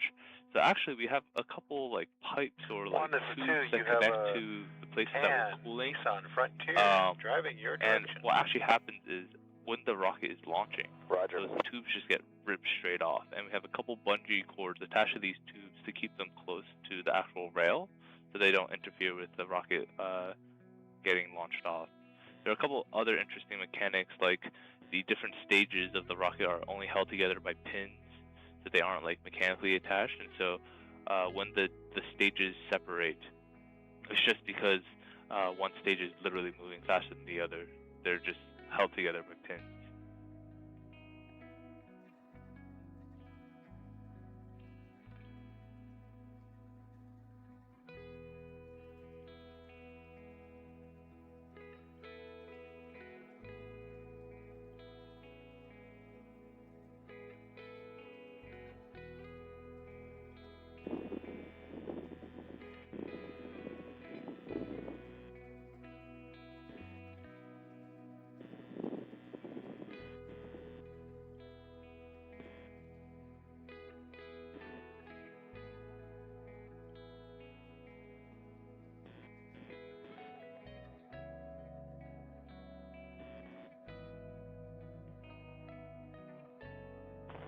The tan Nissan is clear.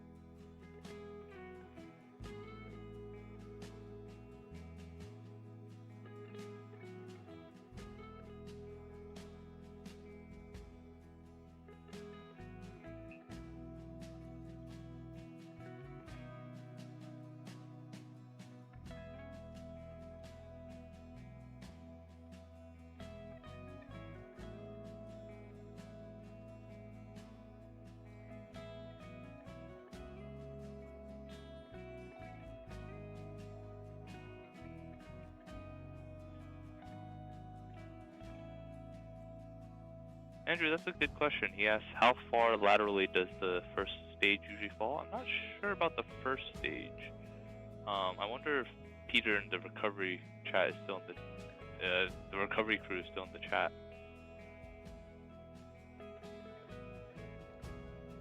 He would probably have a better answer. If not, I'll go ask someone and get back to you on that. And then Babinski UT asks, how's the sun looking right now for the science team? Sun's been pretty quiet today during when the launch window was open, but before the launch window at maybe like 7 in the morning Alaska time, we had a very large and long flare. It was around an M2 point something class flare off the eastern limb of the sun, and that would have been ideal to launch on, not only because it was M class, so it was above our C5 minimum success criteria, but it also lasted a very long time. The entire decay phase, because we were still seeing some of the background of the GOES X-ray emission elevated from background for up to like 5 hours. So it was quite a large flare, but we haven't seen anything since then, unfortunately.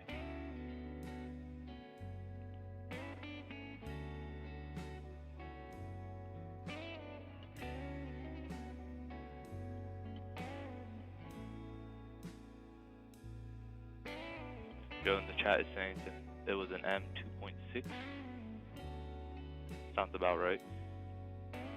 It was also probably bigger because the active region that I originated from is still not fully in the view of the GOES instrument, so we only got maybe a portion of the flux. Some of it might have been occulted by the actual sun.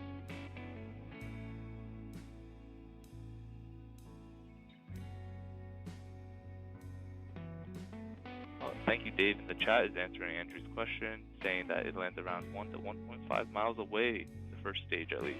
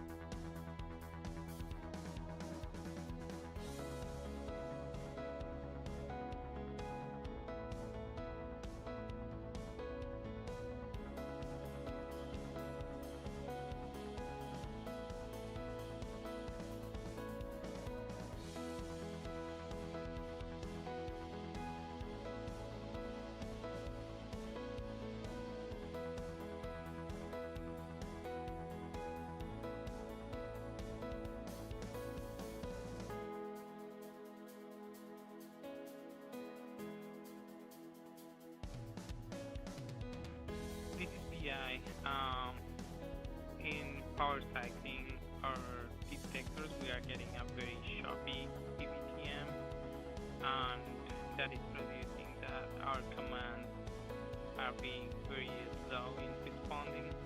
I wonder if we could move. We believe that we may be in this state because of the azimuthal angle of the launcher.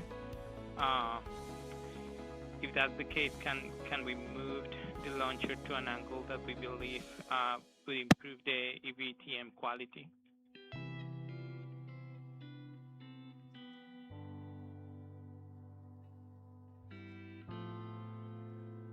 PI, we can move the launcher, but of course, once we move back to the wind-weighted settings for launch, you might see the same issues. True, but at least that would allow us to fully power cycle the detectors and get them in a good flight state. Copy.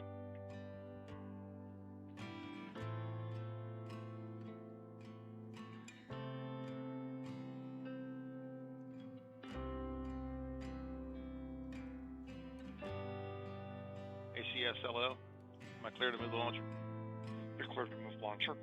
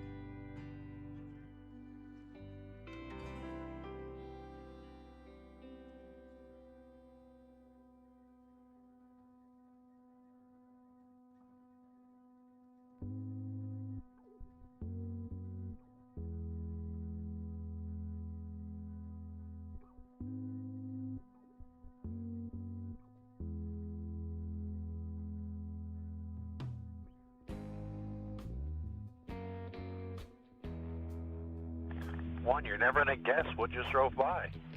It was a silver GMC Suburban. Oh, wait, no, Chevy Suburban. Azimuth at 10 degrees.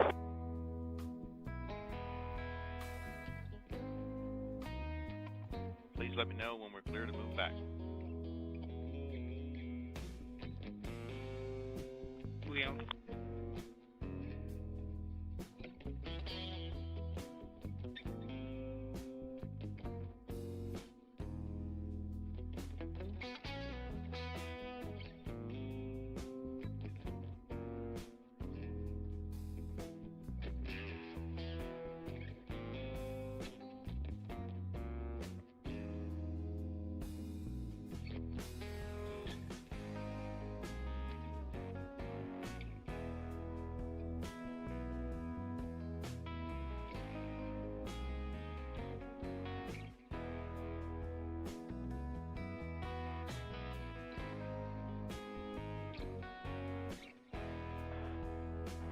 Silver Suburban is clear.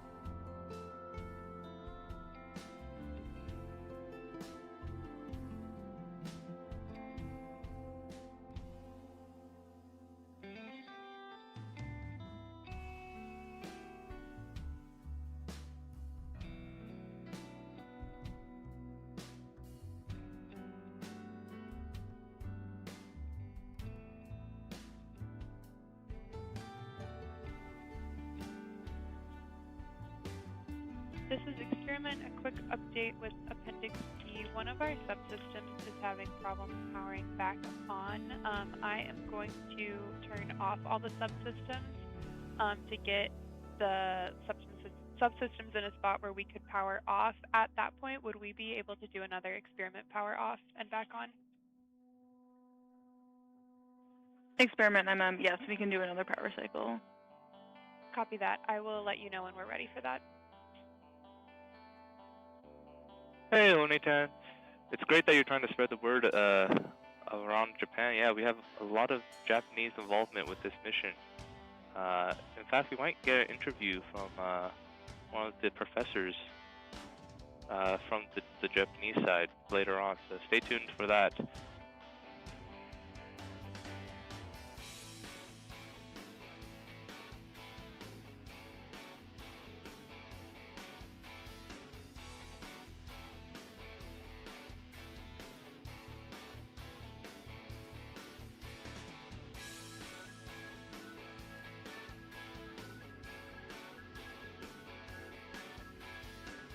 One, this is 2. You have a red Jeep heading your direction.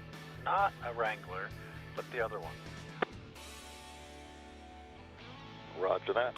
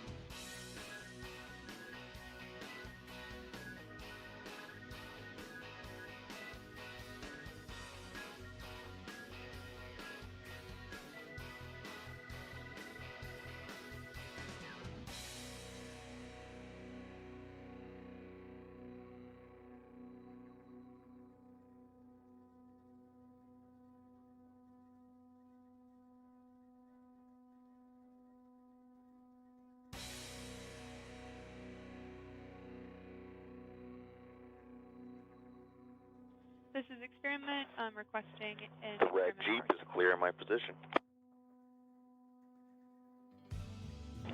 Okay, PLC. PLC. Can we do a cycle on the experiment power? Experiment back on. Okay, experiment, you're good. Copy that. Thank you.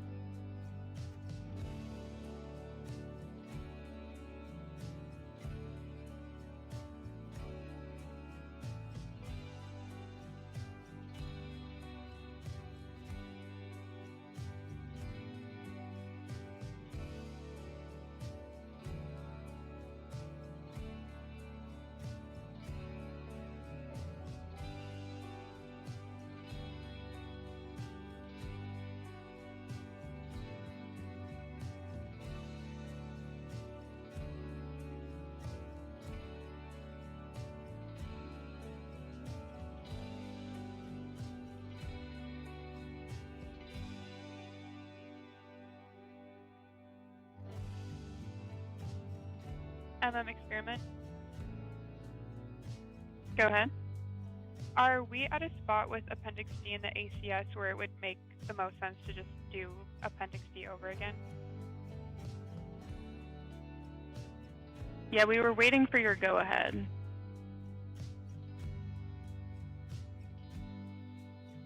Milo's requesting we just start at step 1 again, if that works. We're already off. Then never mind. I will continue powering on, and then I'll let you know when we're ready. Copy, okay.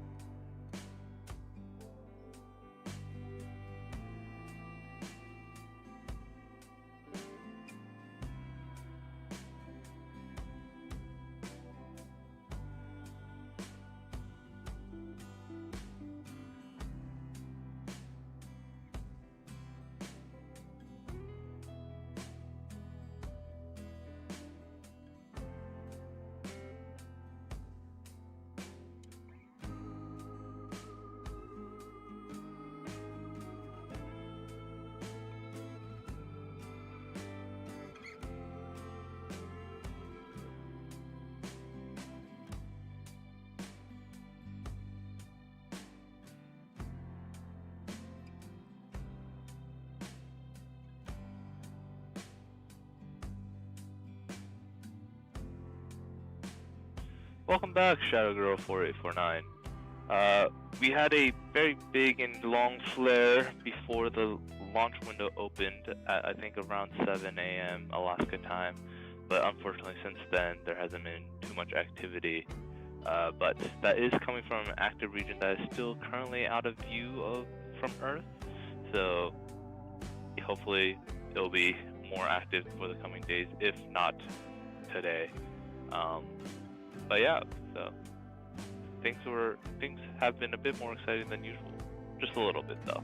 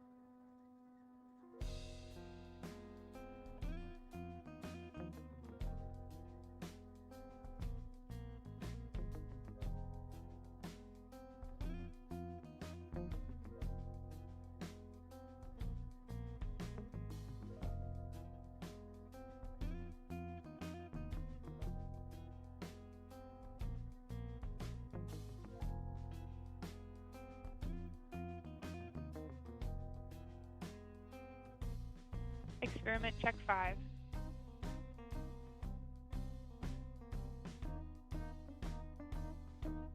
PTM check 6. Of course, Shadow Girl, welcome to the stream. PLC check 7. Experiment check 8. ACS check 9. check 10. Appendix Delta is complete. CM, hello, and PI here. I think we are good to move the launcher back to the azimuth it should be.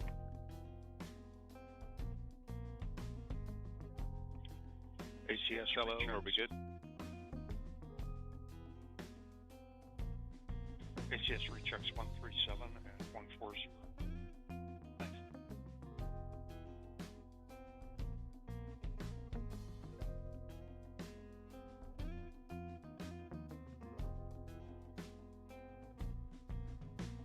I believe this is just a wide shot of the range, but I think Dave might have a better answer to that. And John asked how much time is left in the window. Let me take a look at our clock to the left. We have just over 2 hours left in the window today, I believe. Just kidding, just over 1 hour left in the window. It's about like 1 hour 25 minutes, I believe. But Milo earlier, our PI, requested potentially extending the launch window today, just because the sun was having some interesting activity before we opened the launch window. So we'll see if he decides to actually go through with extending the launch window. We'll definitely keep you updated here from the science team.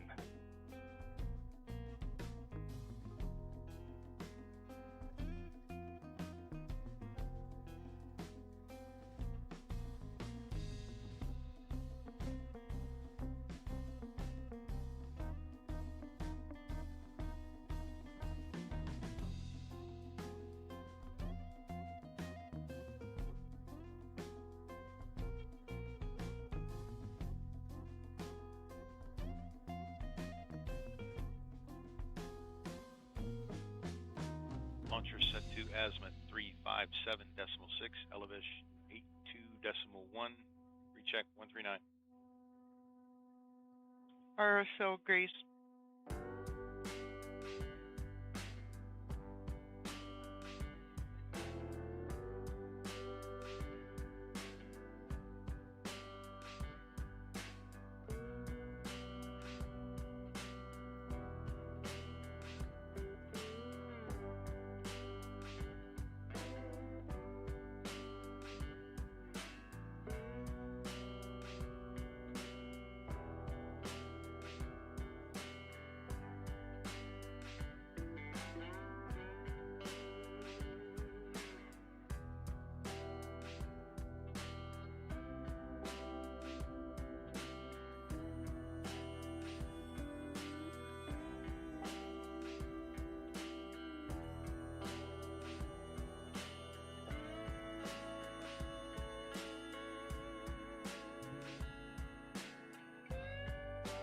number 138, azimuth.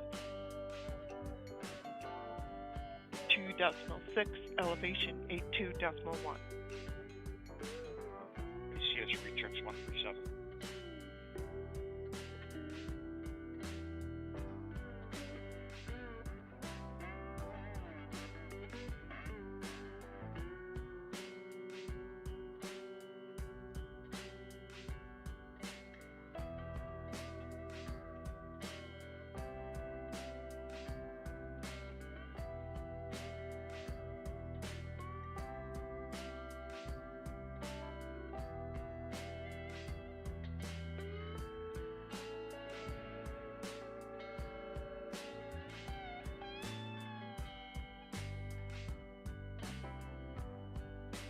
Launcher set to azimuth 2.6, elevation 82.1, recheck 139.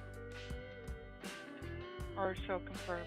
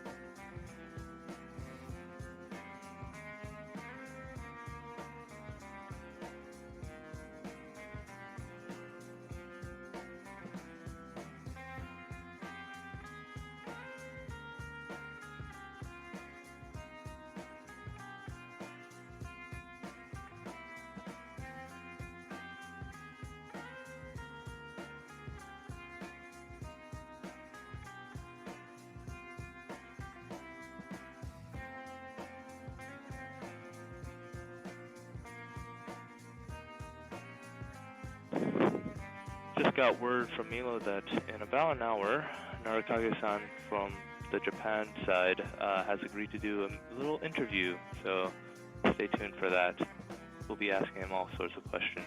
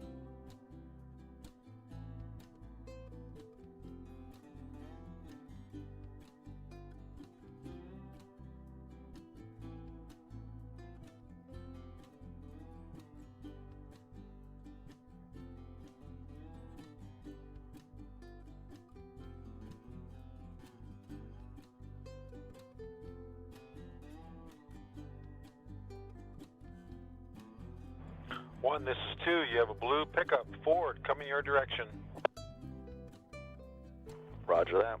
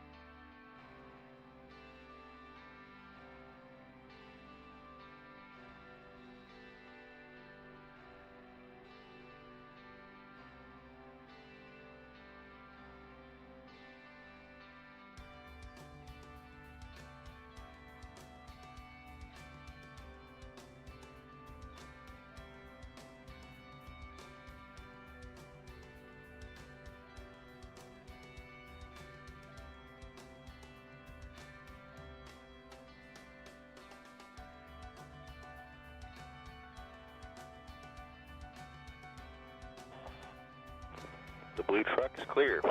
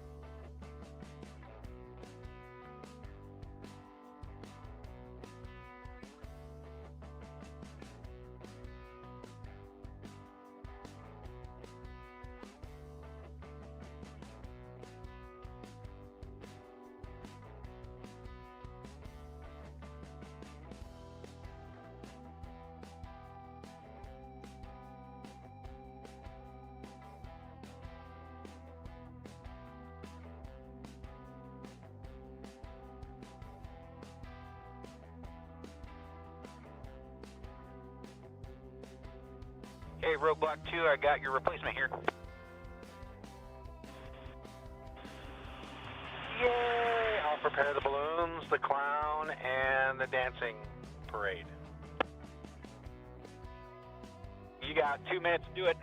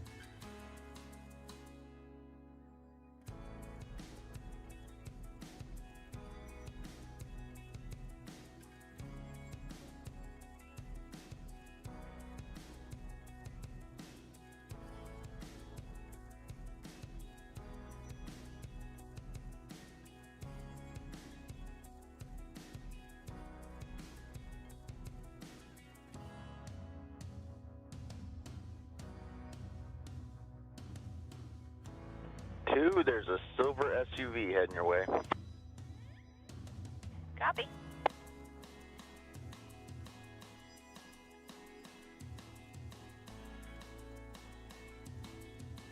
Number 138, azimuth 359.8, elevation 81.8. HCS rechecks 137.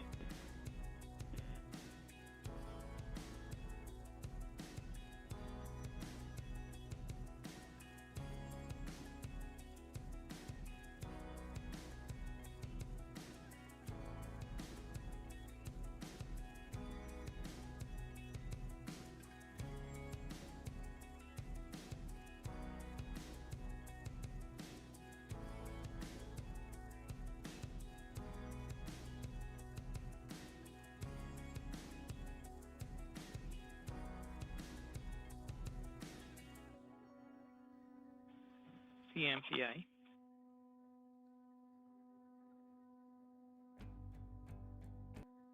Launcher set to azimuth 359.8, elevation 81.8, recheck 139. RSO agrees.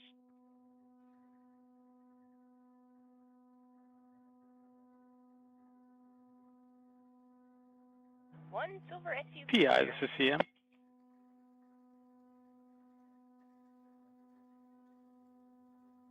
We are starting seeing what it looks like a slightly increase in our temperature, just for your knowledge, planning for upcoming switch of the doers. Copy. We can go ahead and do it now. We were aiming for 3:30, so by the time we get out there, it'll be about 3:30. Sounds good. And solar activity looks pretty flat, so nothing coming in the very near future.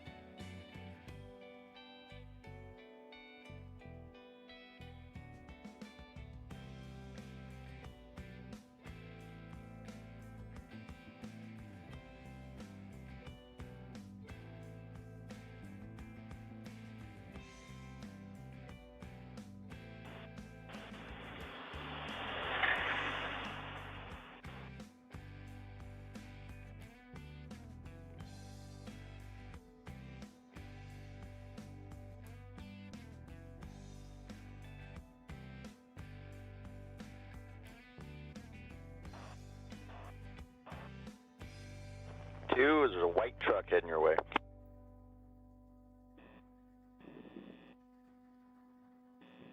Copy.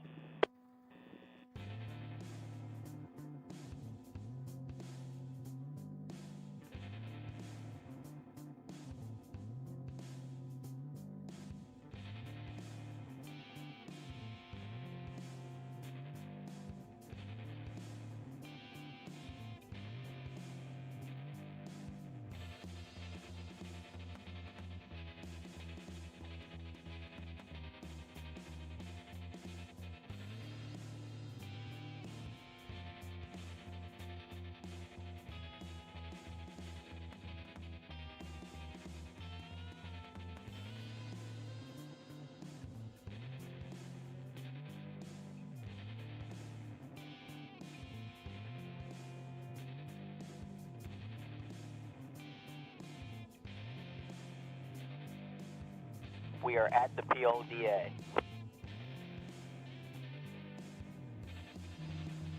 Roadblock 2, I forgot to tell Experiment, you. MM. Can you please go ahead and close your valve and stay steady state? Blockhouse copies, stand by. Come back over here.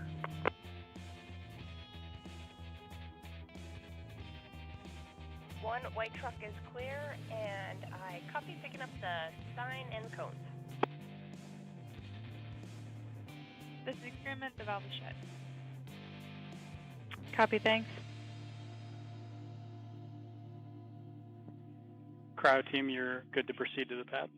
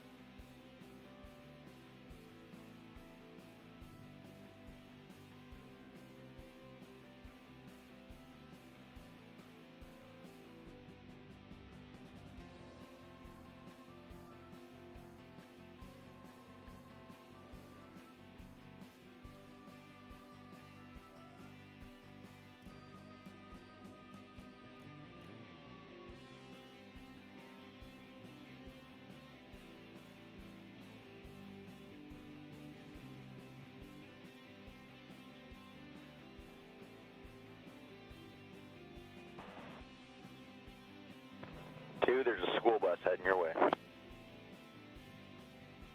Copy 1, and there is a silver SUV heading your way. Roger.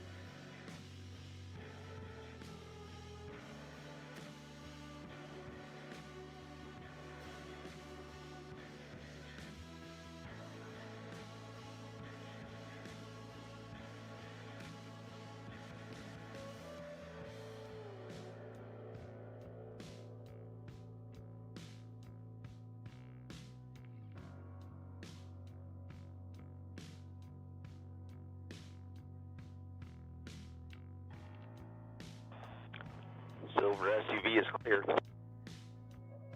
1, the bus is clear.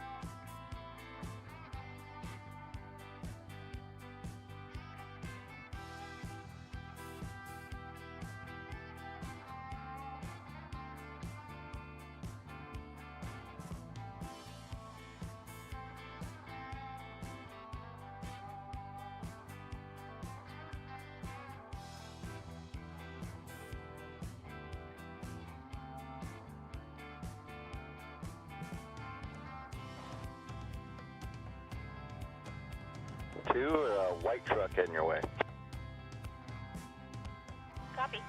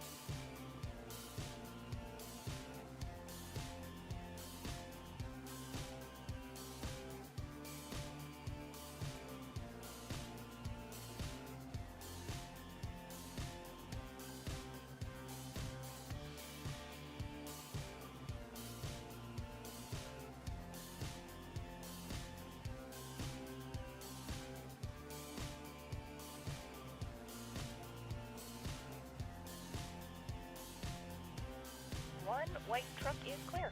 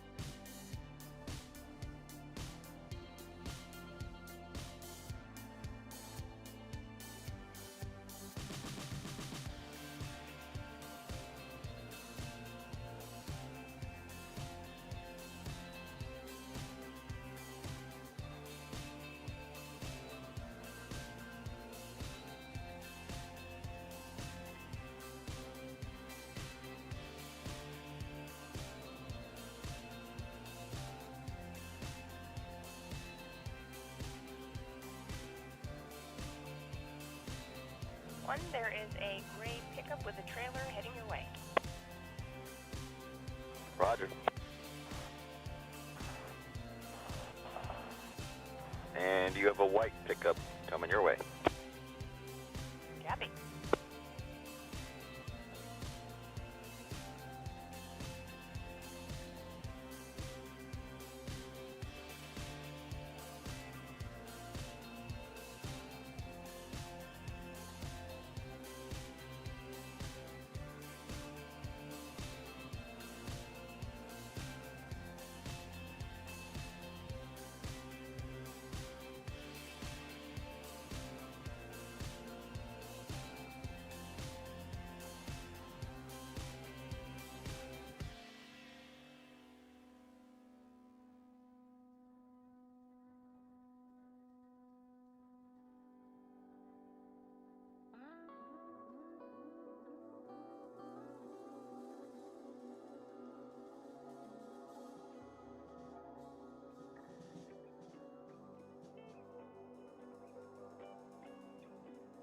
One, the white truck is clear.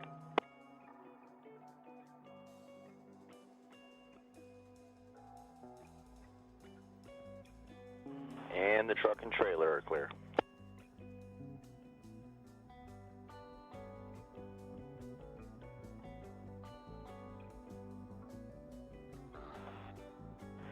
And now there's a silver pickup heading your way. Copy.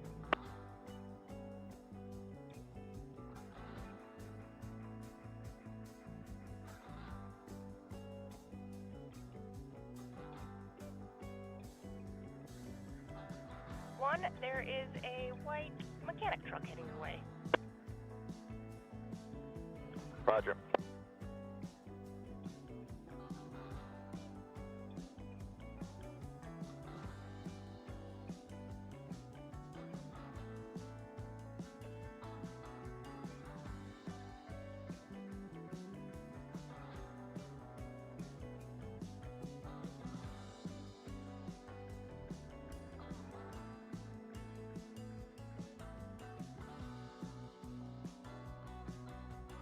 Cryo is leaving the pad. Experiment you're clear to begin cooling again. Copy that. Blockhouse copies.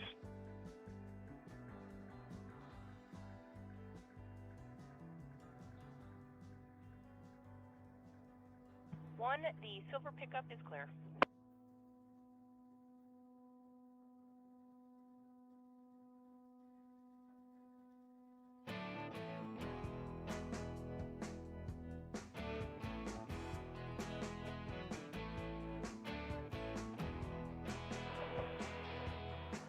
The mechanic truck is clear.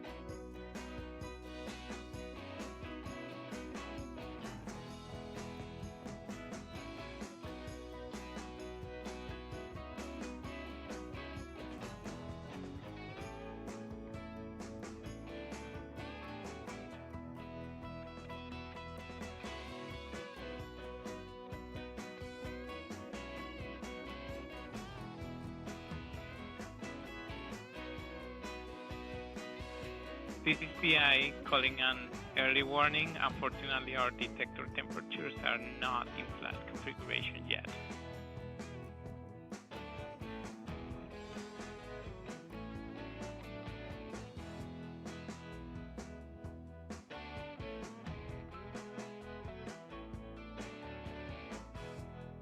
CM copies. PI, do you have an estimate on how long it's going to take to get back to temperature?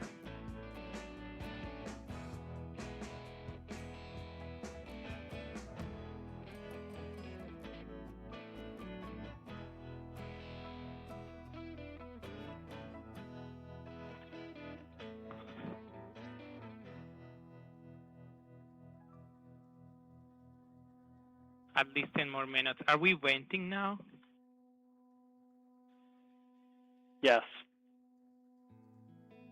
What is the pressure of this door?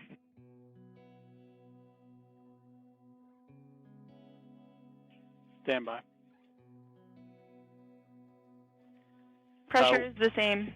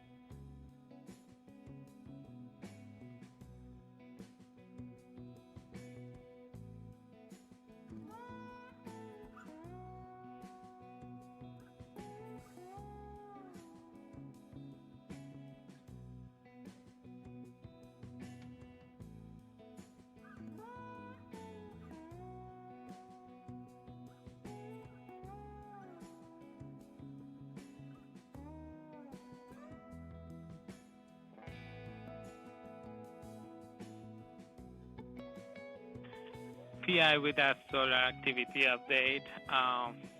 It was a very weird a small, the shortest peak probably I've ever seen. We'll keep monitoring, but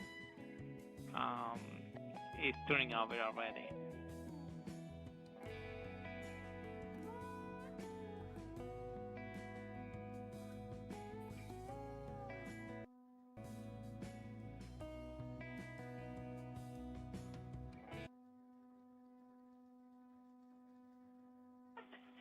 PI here. Are we venting again?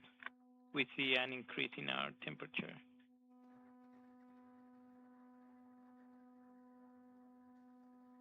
They're warming up. PI, yes, we were venting just now. Copy, thanks.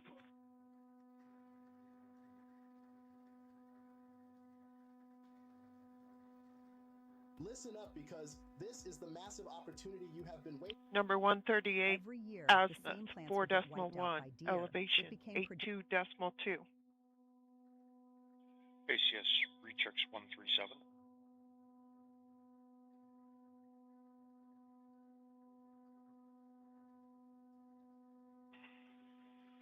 Please keep us posted anytime that you guys plan to vent, so we don't panic here. Copy. Sorry about that.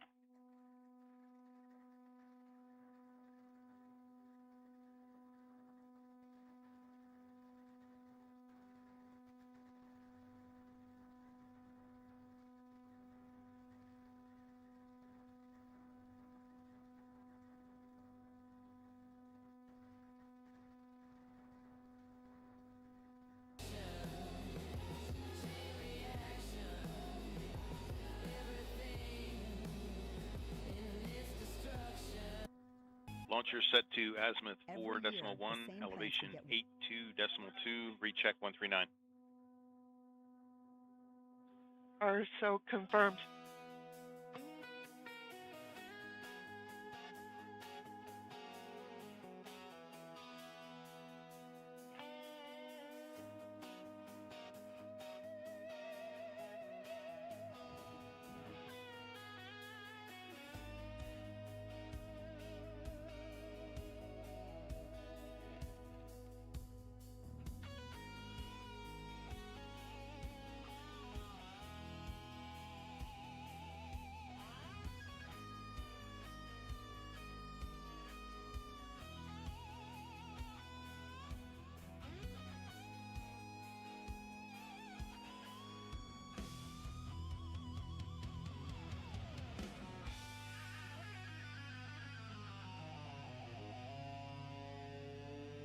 PI with solar activity update. So background went back to be flat, pretty flat.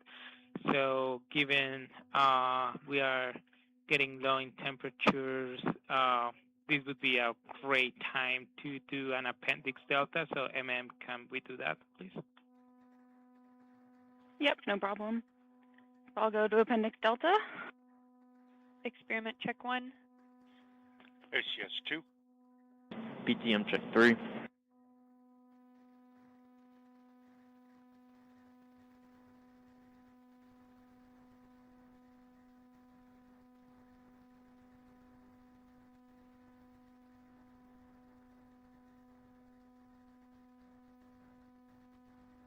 ACS 4.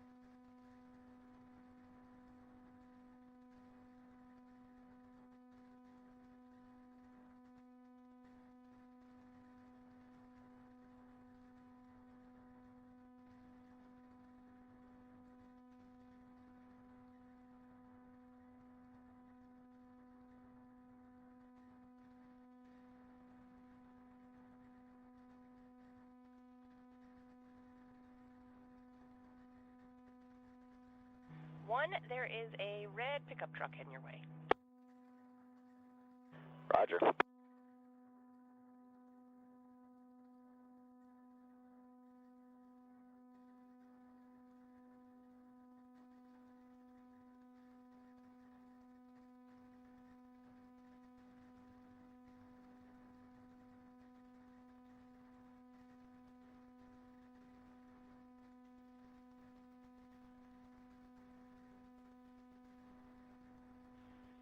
PI, this is CM. Are you seeing a decrease in temperatures on your side yet?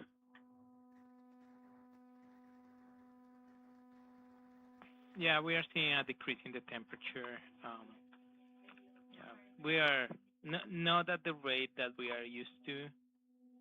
Yeah, we're seeing some. We think maybe the dewar was bled down maybe a little too much, so we're still building pressure. We're currently not popping the relief valve on the experiment box. Okay, copy. So if the ramp down rate continues to not be acceptable, we may have to go back out and up the pressure for a few minutes to get it. I think that's a good idea. The red truck is clear.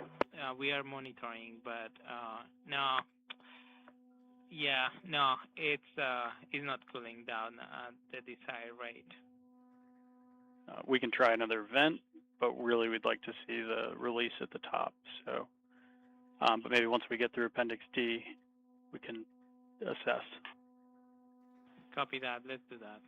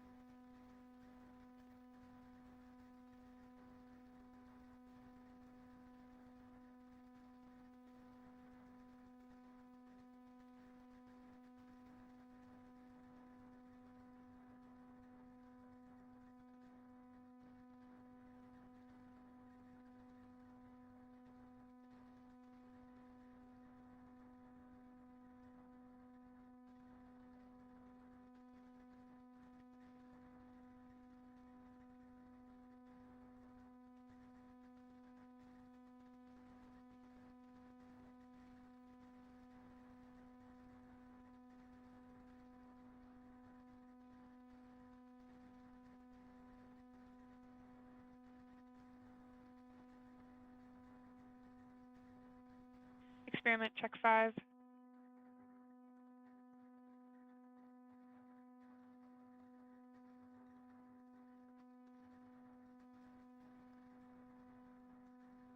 PTM check 6. PLC check 7. Experiment check 8.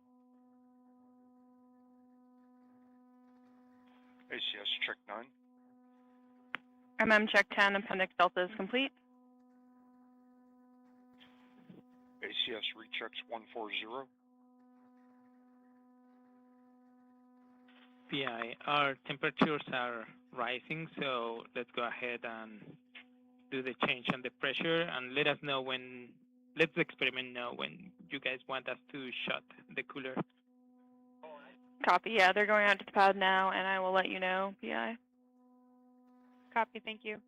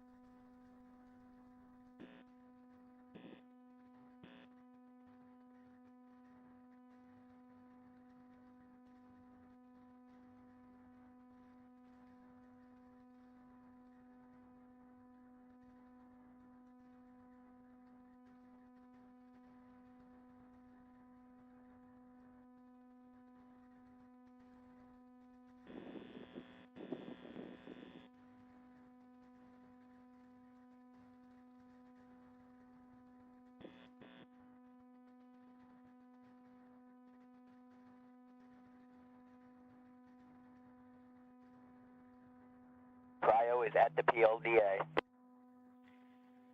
Experiment, please go ahead and turn off your valve and stay steady state. Copy that. Blockhouse, Thank copy. you. Stand by.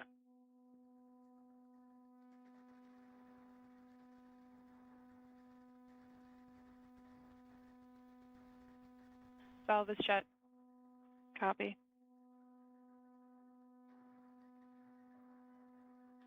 You guys are good to proceed to the pad. Thank you. We are approaching now.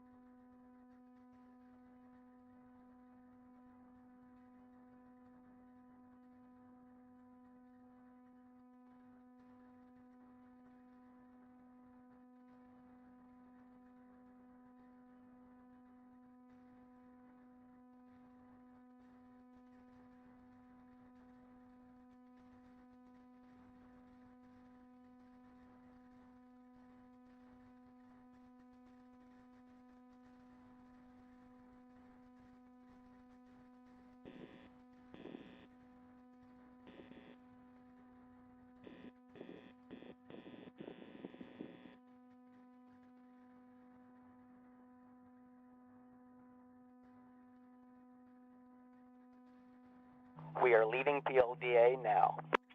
Blockhouse, copy. Experiment you're clear to begin cooling again. Copy. Thank you.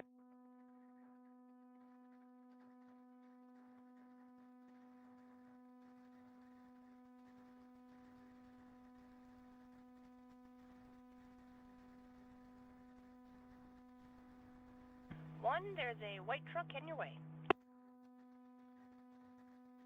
Roger.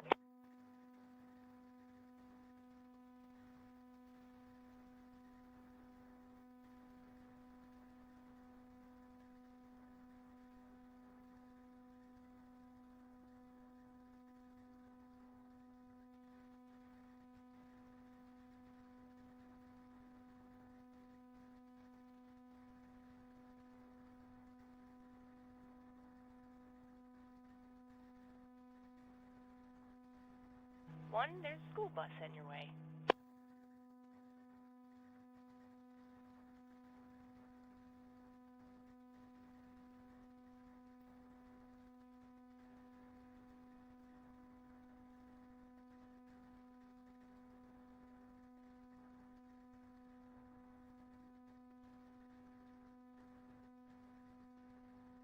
Experiment, we're about to do a vent. Copy that.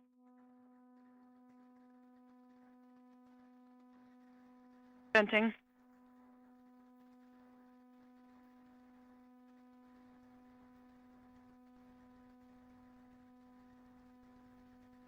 White truck is clear.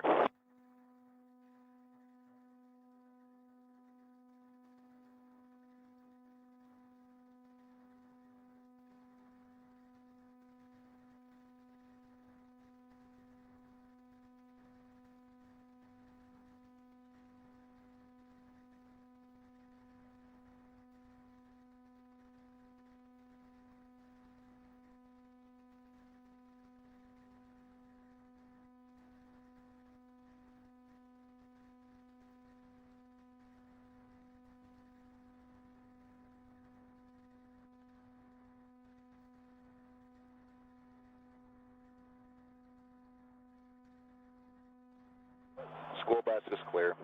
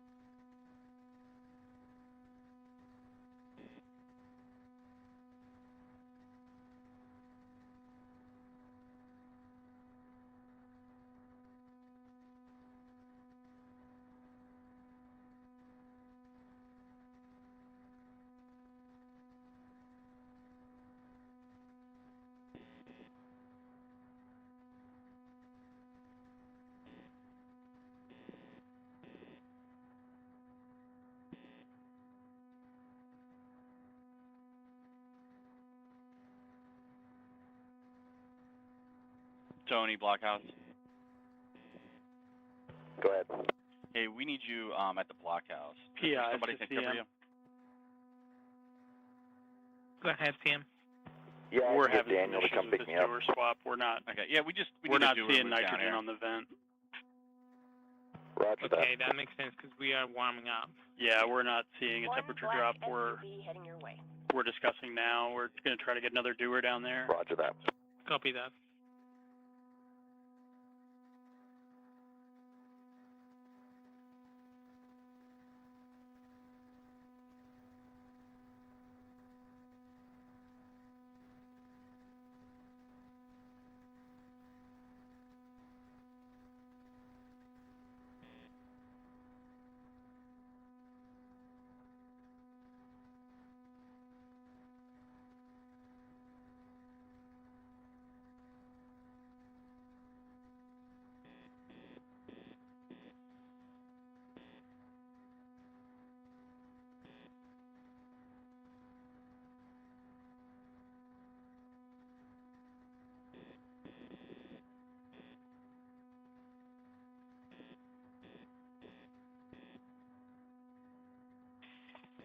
MMPI, just to let you know that our valve is fully open right now. Let us know when you guys want us to shut the cooler.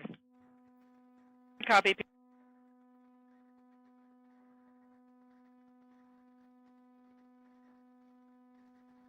Black SUV is clear.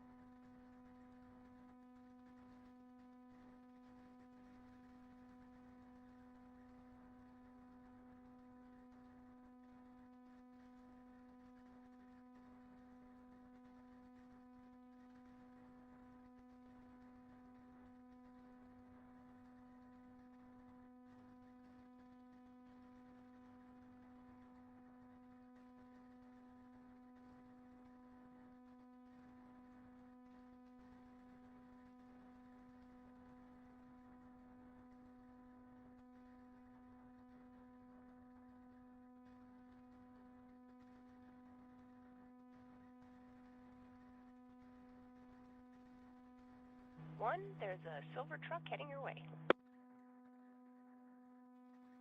1 copies.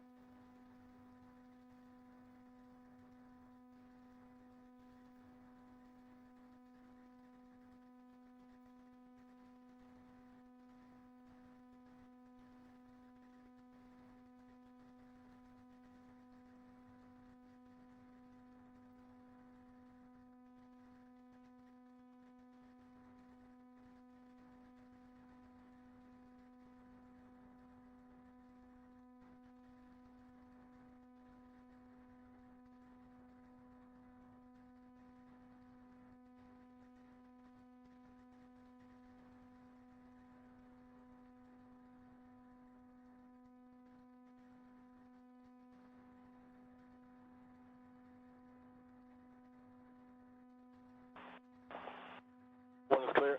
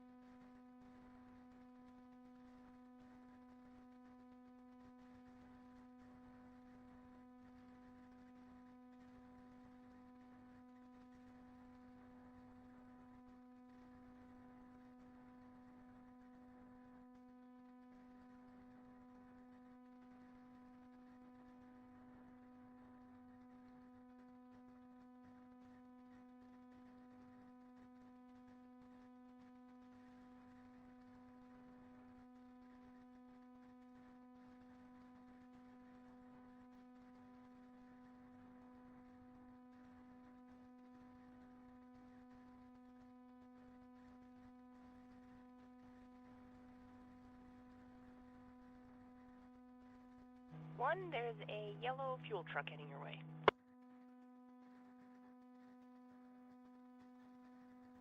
1 copies.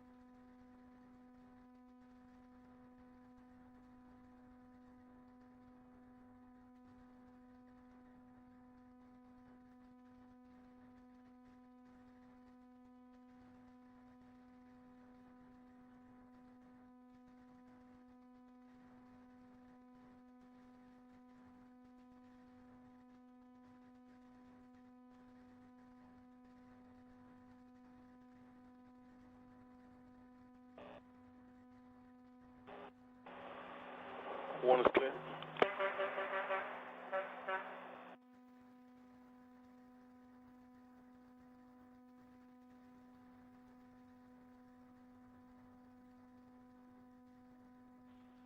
Experiment MM, can you go ahead and please close your valve and go steady state? Copy that.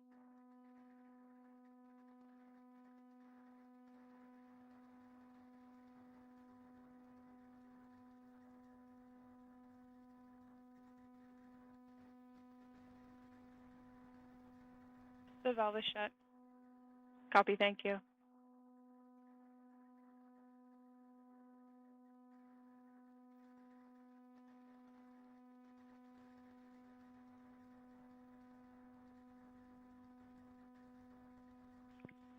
Cryo team, you're clear to proceed to the pad. We are going to approach.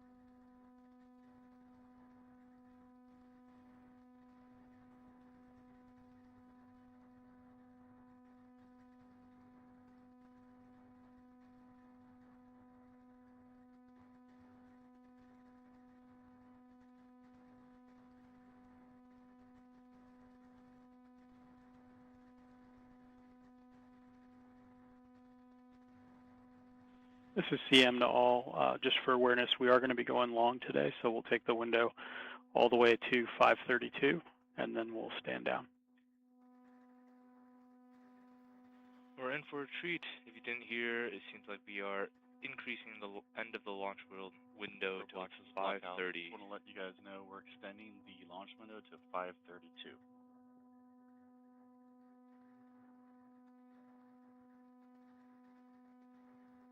Blockouts, roadblock, 2 copies. 1 copies.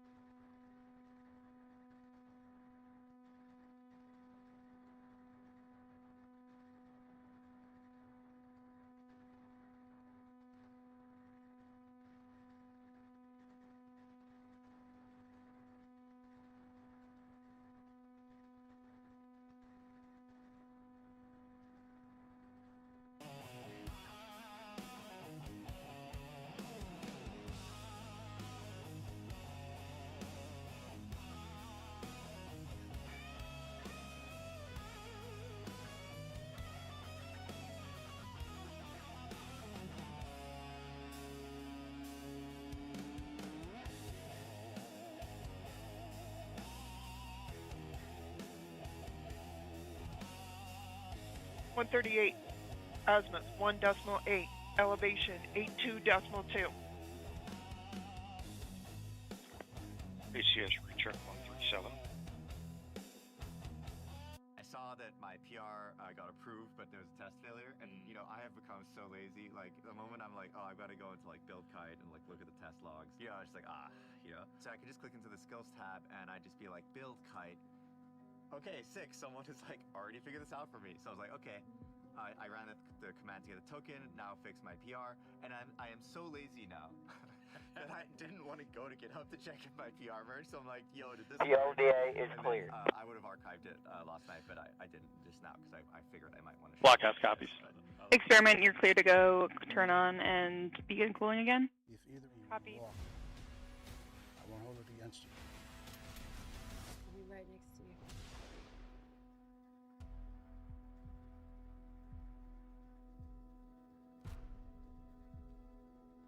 I miss waking up to the mountains. This life here is gonna work, isn't it? We'll make it work. Launcher set to azimuth 1.8, elevation 82.2, recheck 139. Who bought the Edwards Ranch? It's the Dutton Ranch now. You met Miss Rhea Paloma herself. She's an acquired taste. Beulah Jackson from Grizzly and Gucci. My ranch is 190 years old, and I work very hard to protect it. Rip and Beth have secrets, and people with secrets can be useful. Corruptible, even. Well, we need to be careful with this family. No one understands what we've done to protect this ranch. No one knows what we do to hold on to it. If either one of you want to walk, I won't hold it against you. We're with you. I'll be right next to you. Thought I'd seen my last firefight. I want it peaceful. You can't chase peace. You gotta live it. Experiment, we're going to initiate vent. Then peace will have to wait. Copy, thank you.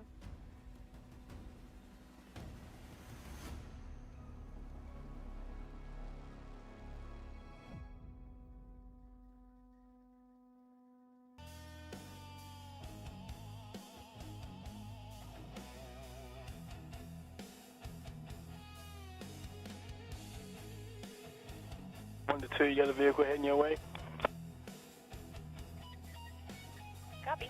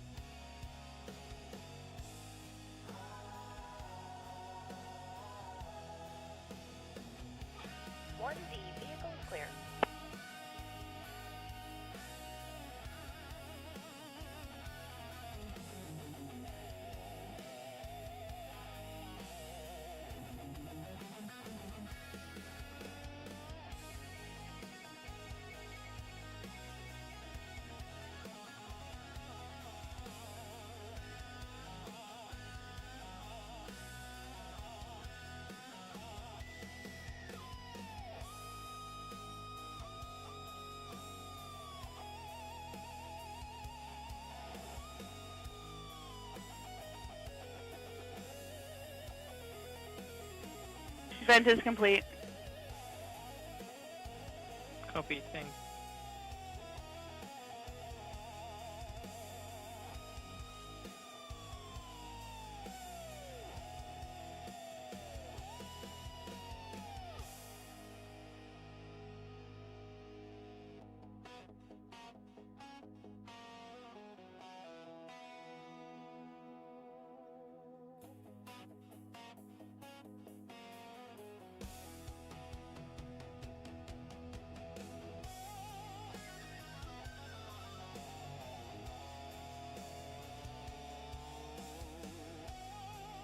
Temperatures are starting to fall on ASRock box.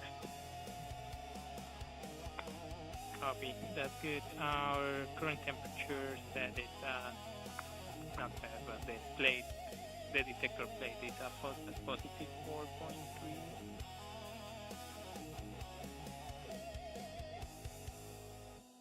Copy.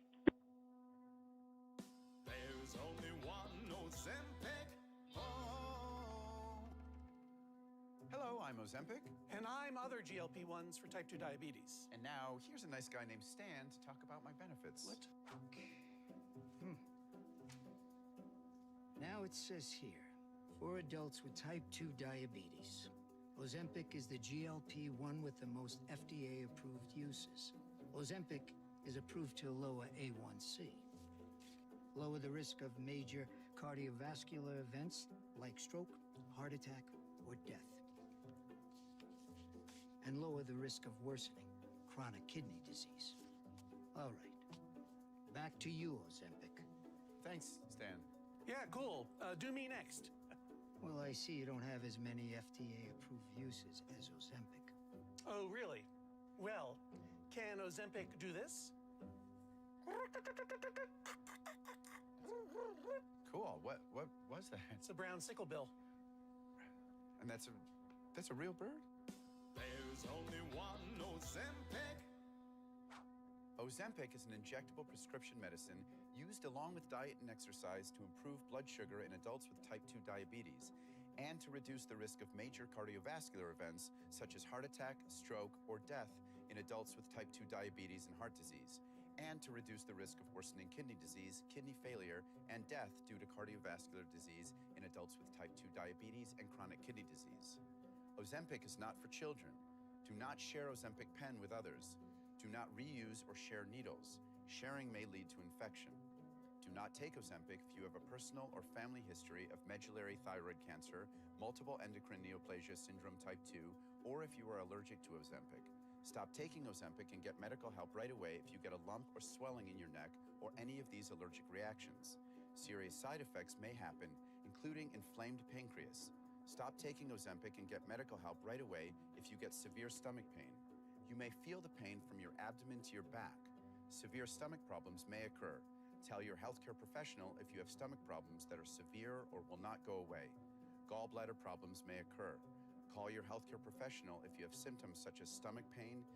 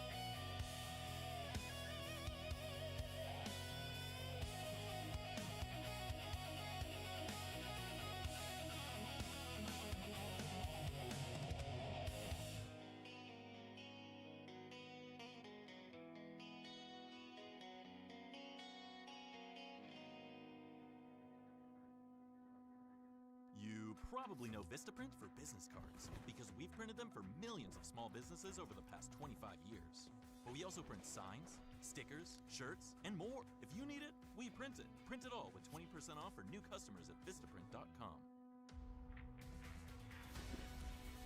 We are the only ones standing in the way of this lunatic. Awesome.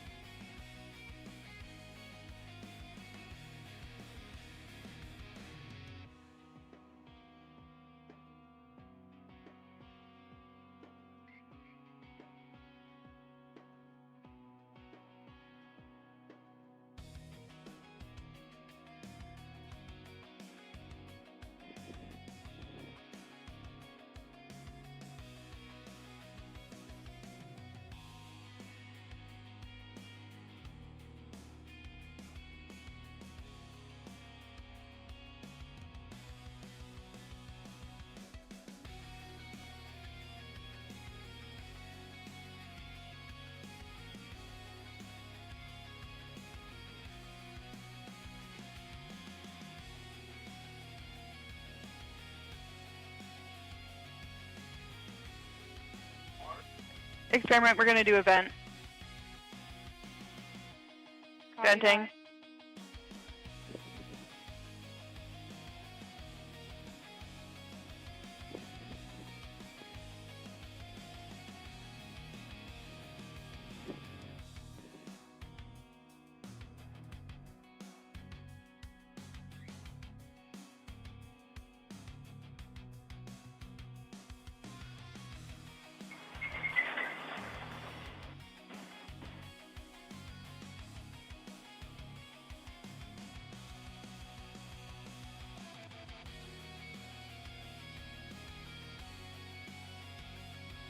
One, there is a gray SUV heading your way. One copy.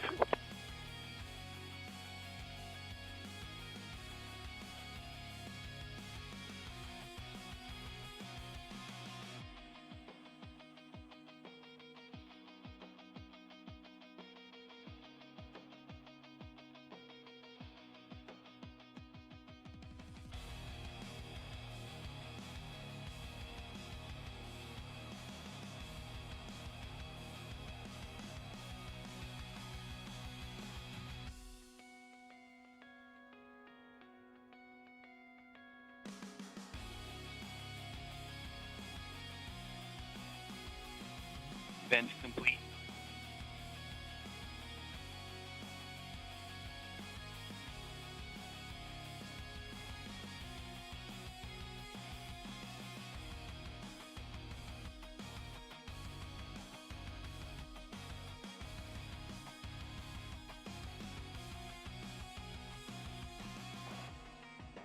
Truck is cleared.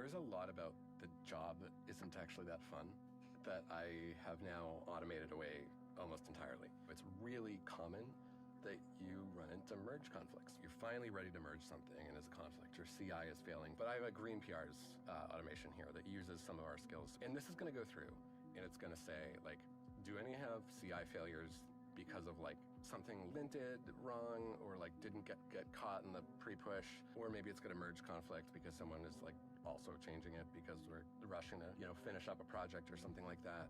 My PRs are always green. This is the Tempur-Pedic Breeze mattress, and it's designed to help you feel cool. So no more sweating all night, no kicking off the covers or blasting the air conditioning, because only the Tempur-Pedic Breeze is made with our one-of-a-kind cooling technology that pulls heat away from your body, so the mattress feels up to 10 degrees cooler all night long. If you're tired of sleeping hot, shop at Ashley today to experience the Tempur-Breeze collection for cooler, deeper sleep. Discover your perfect sleep at an Ashley near you.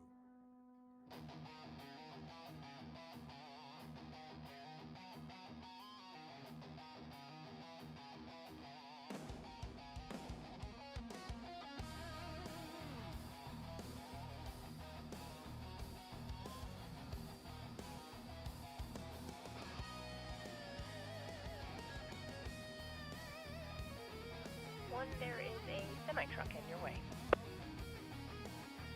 Roger.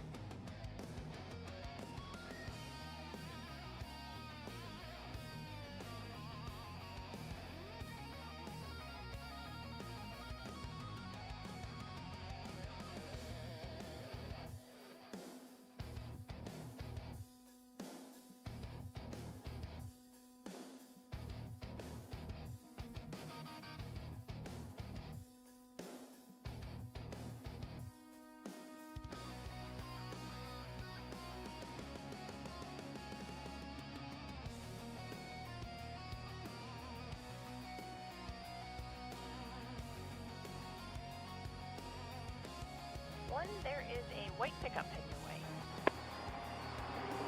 Roger that, and the semi-truck is clear.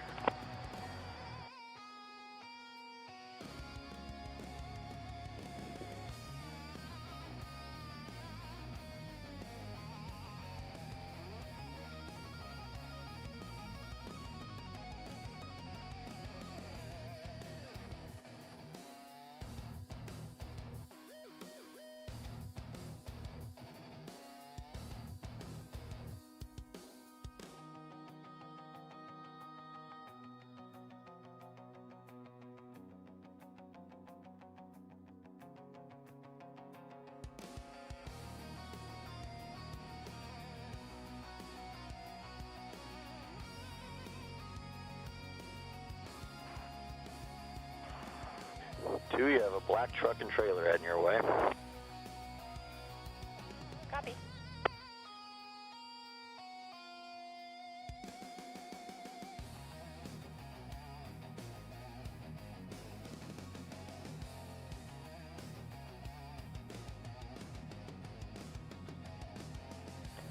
White truck is in the clear.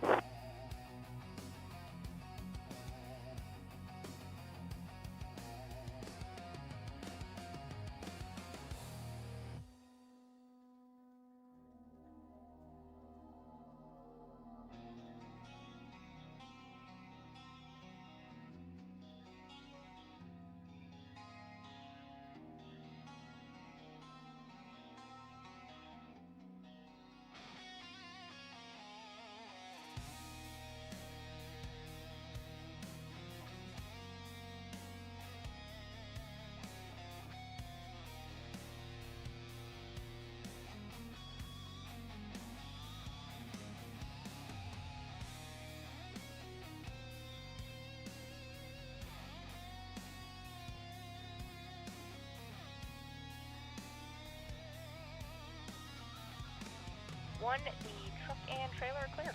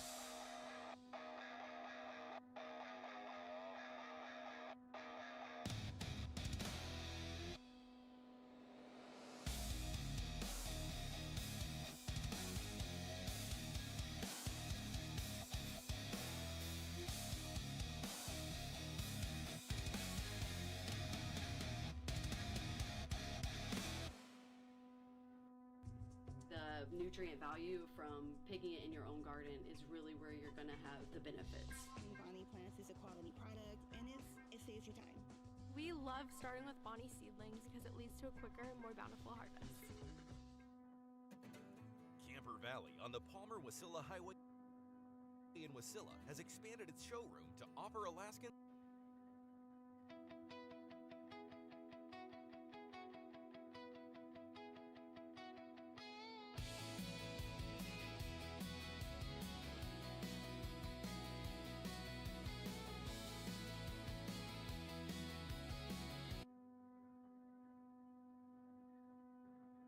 Hey, Krishna V Rocket. Yeah, we extended our launch window to 5:32 today.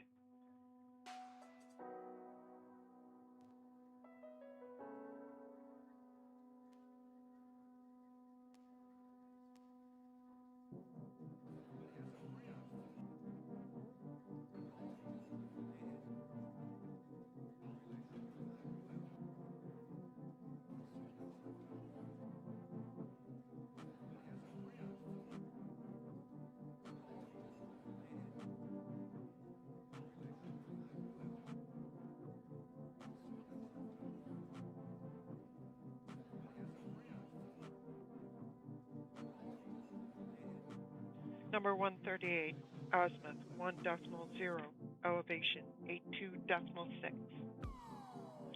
ACS rechecks 137.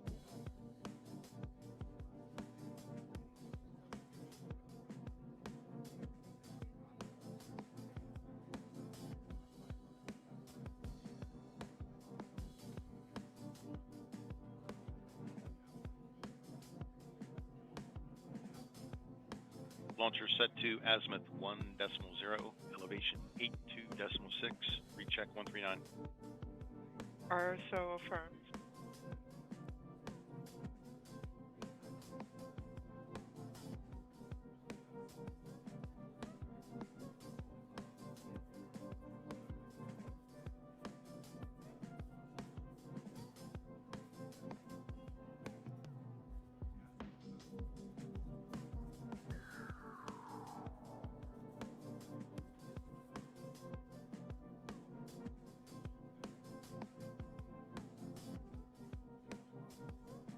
Yeah, like Dave said, we had right before the launch window, we had a really nice flare, but we weren't open, so we couldn't catch it. But the rest of the day has been a bit more quiet. We did get like a still blip earlier, which was interesting. It was way too short for us to launch on, but it was at least something. Sun is active, so we'll see what's going on.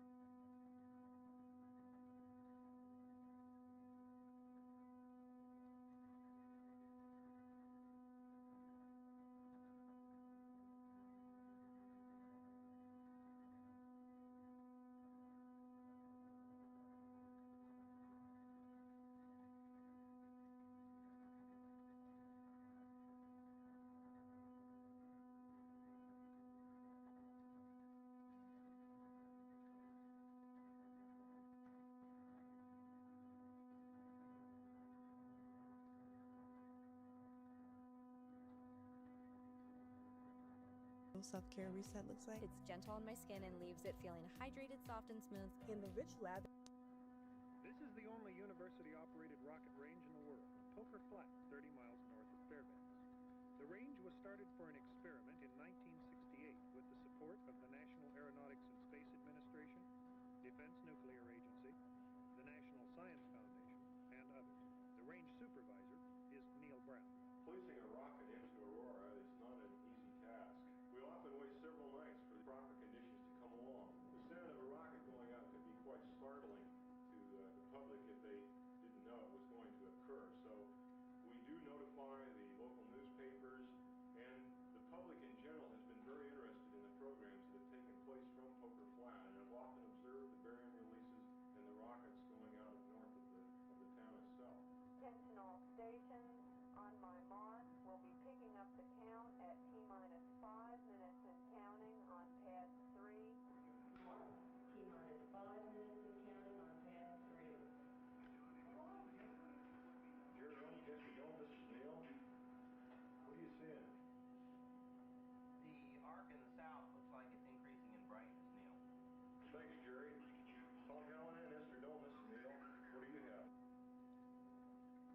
Yeah, the southernmost arc's brightened up quite a bit in the last few minutes. We could be a little bit late. Neil Davis, Esther Dome. This is Neil Brown. Do you want any holes? It looks good. Keep counting. Checking for radar, Bob Hunsucker. This is Neil Brown. What's the E layer look like? I would estimate about 3 times 10 to the 5th electrons per cubic centimeter. On my mark, T-minus 4 minutes and counting on pad 3. Mark, T-minus 4 minutes and counting on pad 3.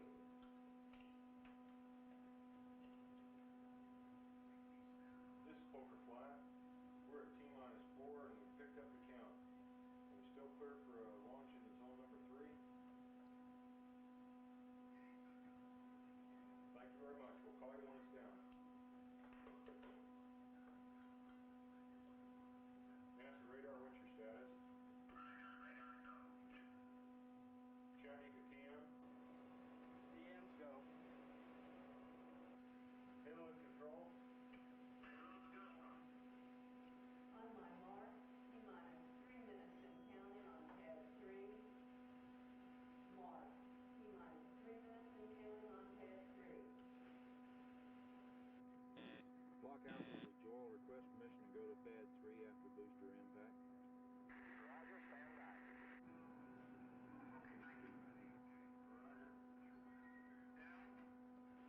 Barrett? Yeah. You have an update for the launcher settings? Yeah. 27.4, 77.3, zone 3. We're effective. On my mark, T-minus 2 minutes and counting on pad 3. Mark, T-minus 2 minutes and counting. Bo, check with the roadblock. Roadblocks 1 and 2, be advised, we're at 2 minutes and counting. 2 minutes and counting.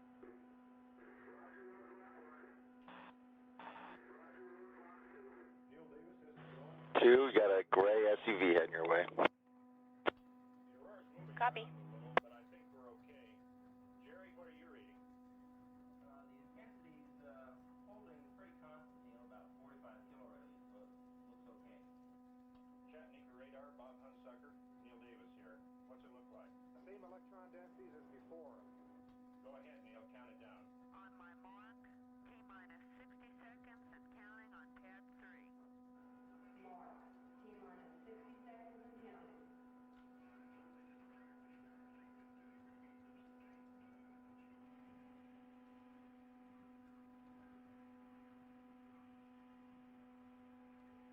Seconds.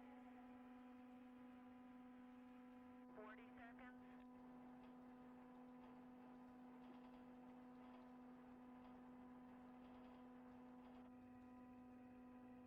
30 seconds.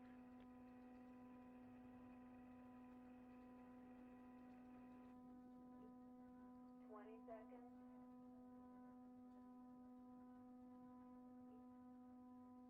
10, 9, 8, 7, 6, 5, 1 gray SUV is clear. 11,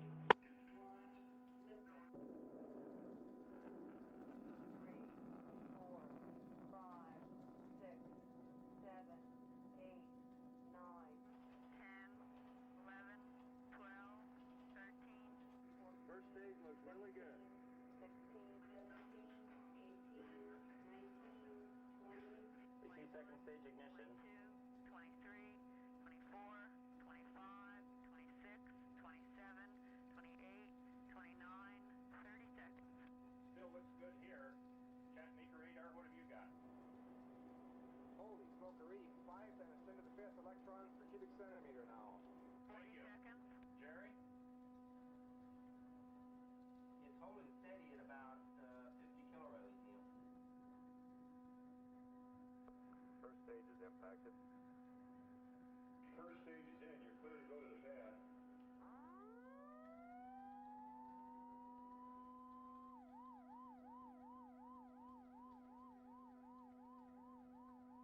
All stations, the first stage is impacted. Second stage burn looks good. It looks like we've got a real good experiment. Okay, Elmo, this time's for real. Here we go. Let's get in the rocket canister.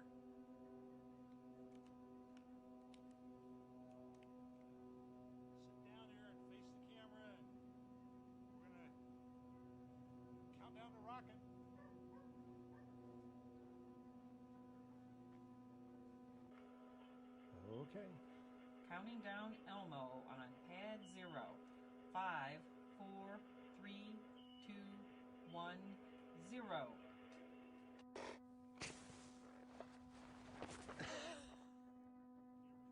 Okay. All right.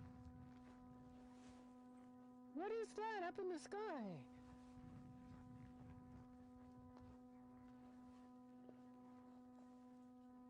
It's Elmo! Elmo, thanks for dropping in. How are you? Mwah.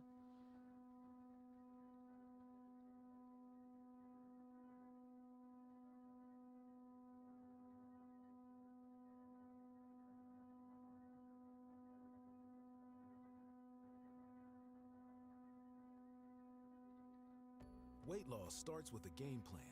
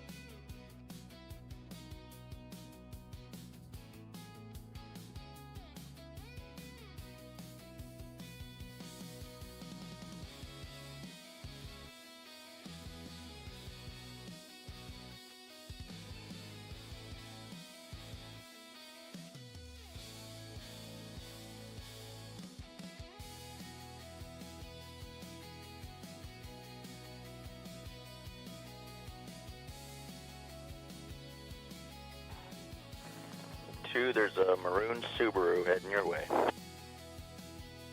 Copy.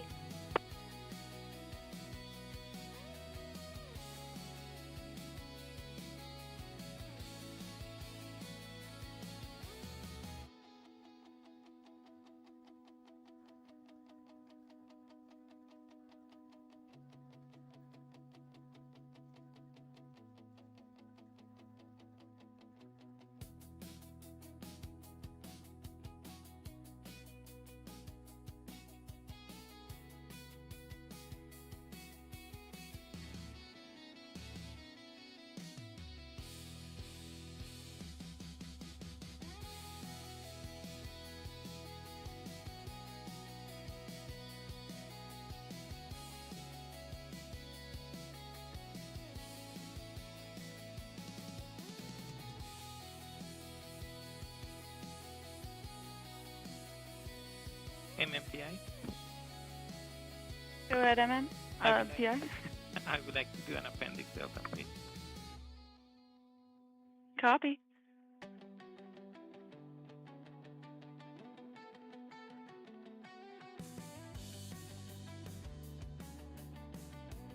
Experiment check 1. ACS check 2. PTM check 3. Subaru is clear. ACS check 4.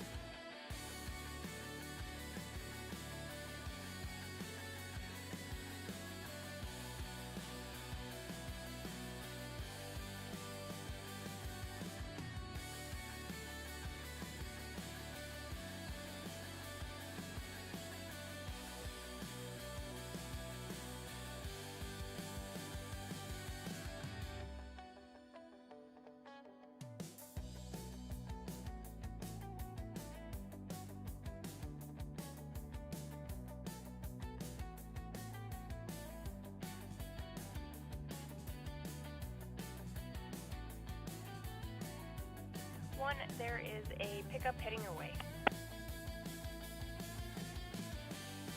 Roger.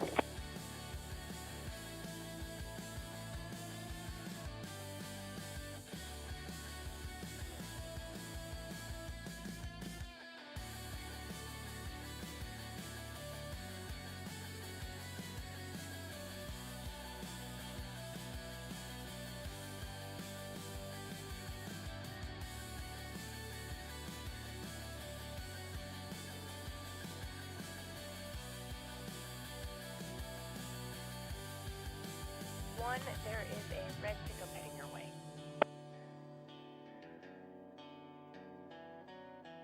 Roger that.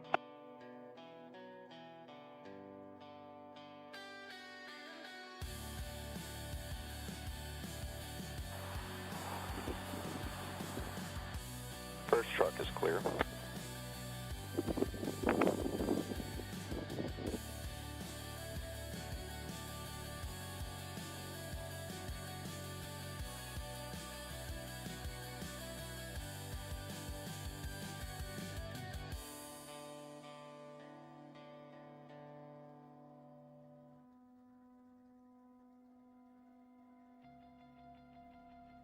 Harold has metastatic prostate cancer, but like you, Harold has stuff to do.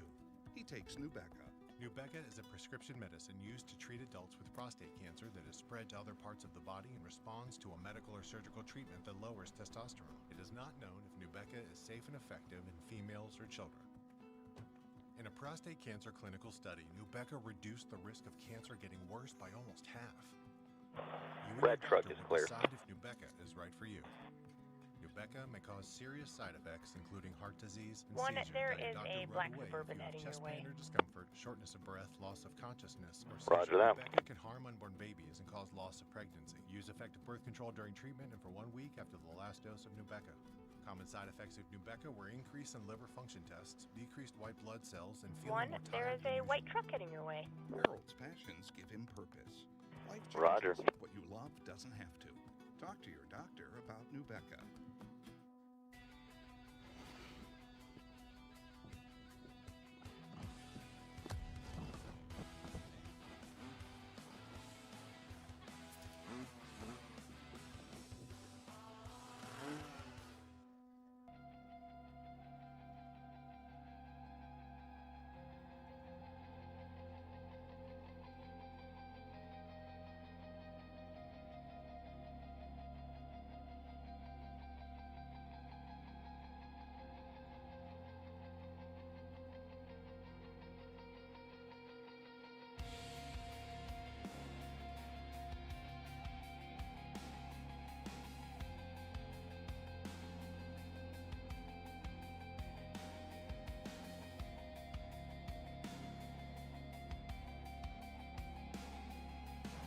Black Suburban is clear.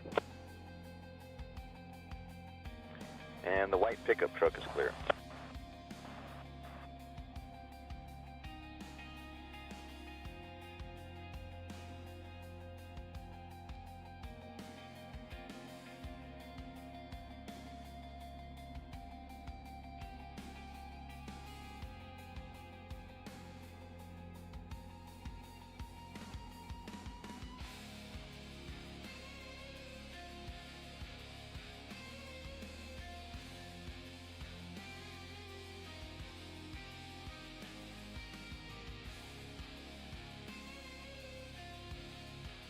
Experiment check 5.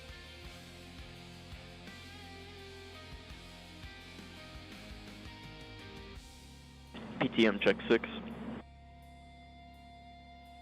PLC check 7. Experiment check 8. 2, there's a blue car coming. Copy. ACS checks 9. MM check 10. Appendix Delta is complete. And we are at flight temperatures. And waiting for activity. ACS rechecks 140.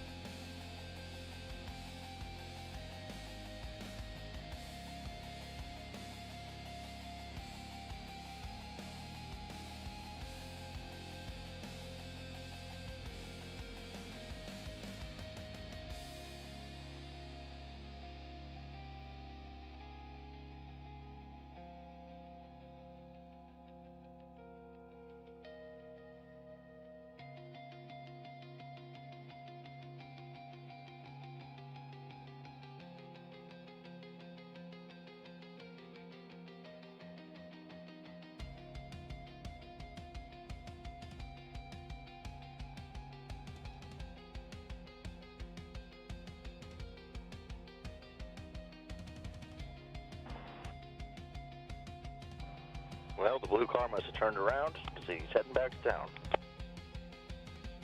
Copy.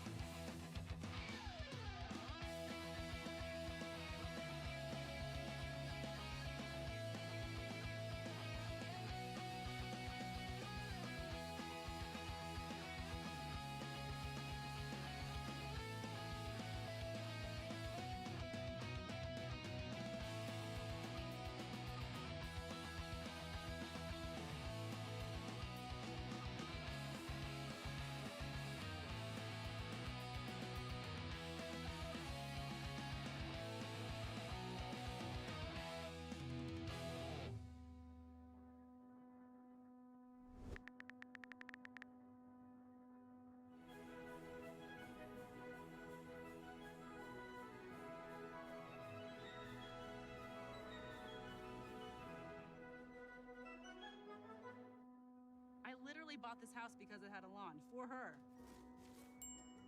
Her whole life is just vibing out on the lawn. What's your secret? I feed the grass 4 times a year, and it's been really easy. I do it by myself, so... What is your favorite product? It's yours. Of course it is. And it's safe for pets and people, so that's good. You know a lot. Well, it's because it's easy. It's not hard. You guys look really good together. I know. Once is never enough. This year, go for far.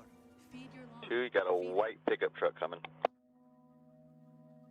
Copy.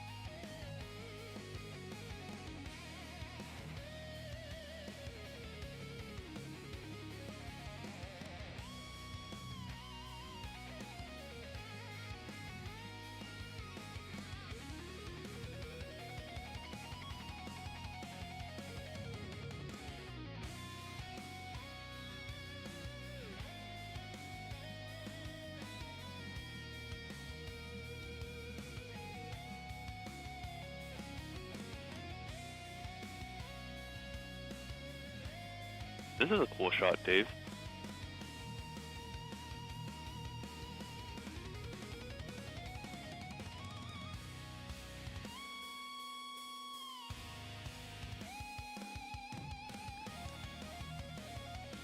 Let me mute this music.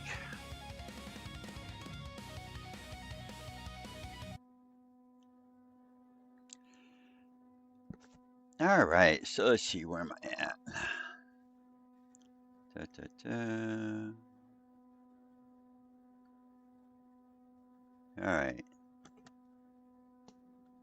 All right, there we go. Now I'm off mute. So I'm doing is playing around with some of the different views I have available to me to see the different cameras I have on range. So here's a multi-view of some of the different cameras we're watching for safety and stuff as we get ready to launch the rocket. Roger that. So you can see at top left we have the gate, then shot over towards the payload assembly building. Then there's a little bit close up of a camera we have over at the Poker Flat Incoherent Scatter Radar.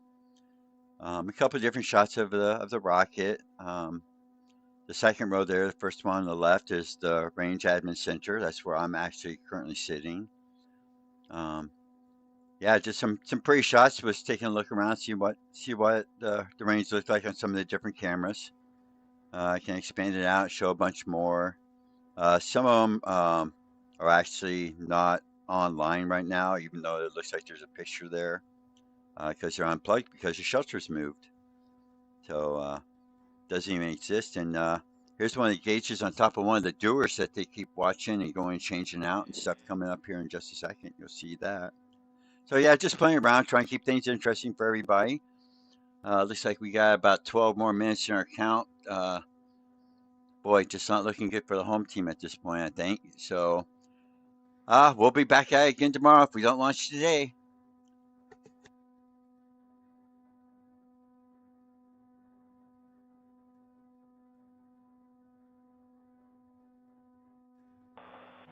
Red truck is clear.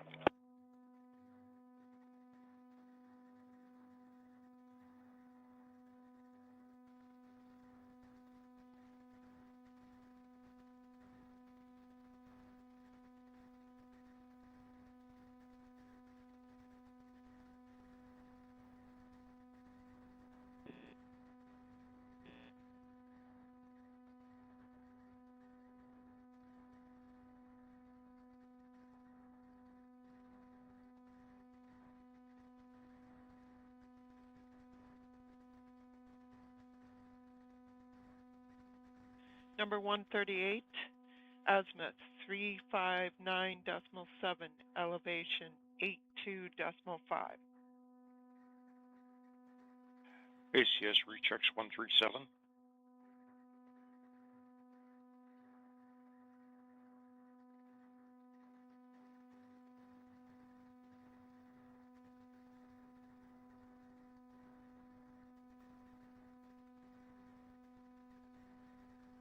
One, the white pickup is heading your way. Launcher set to azimuth 359.7, elevation 82.5, recheck 139. RSO confirmed.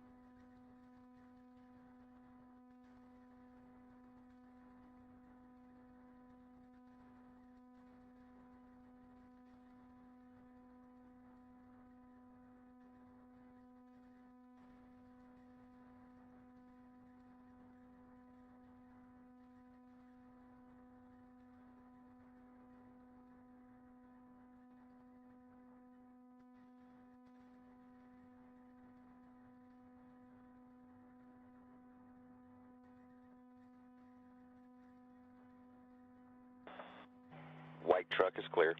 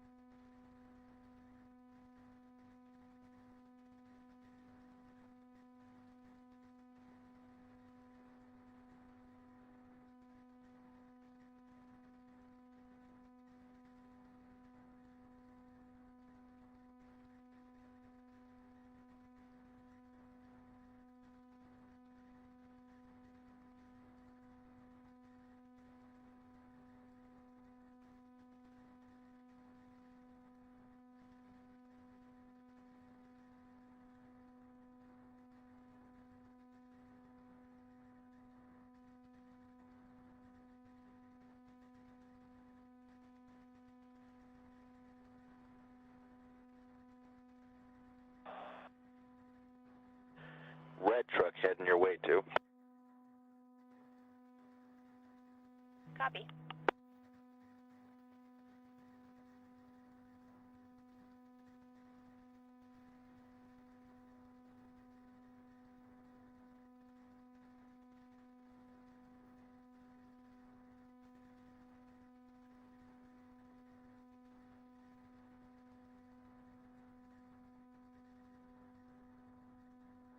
One, there's a black truck heading your way.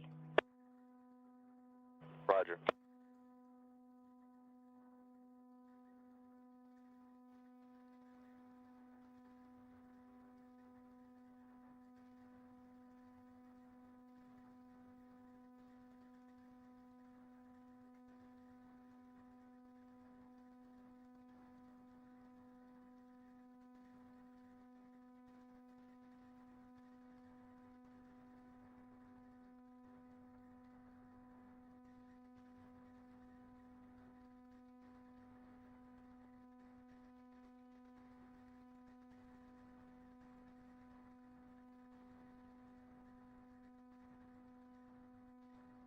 One, the red truck is clear.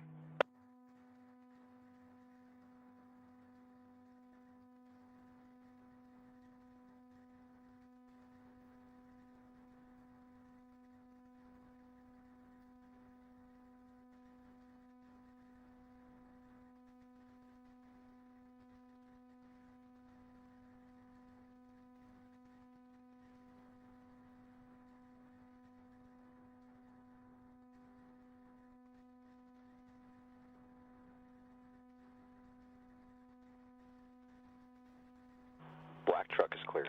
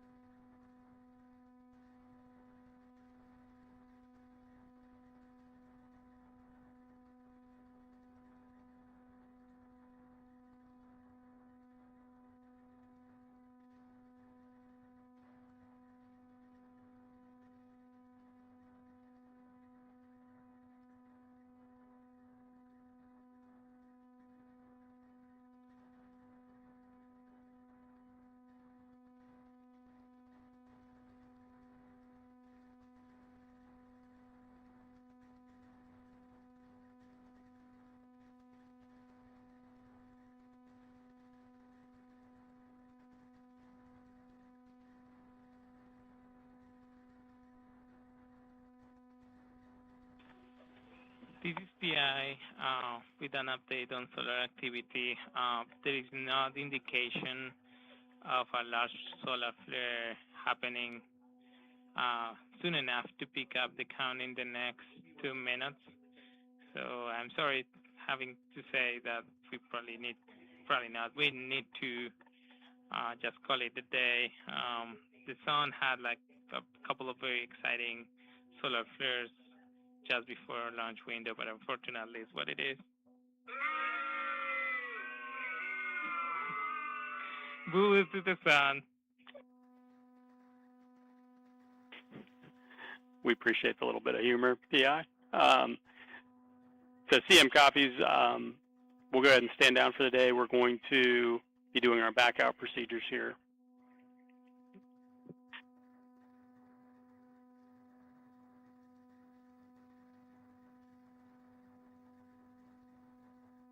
Experiment are you in a good place to power off right now?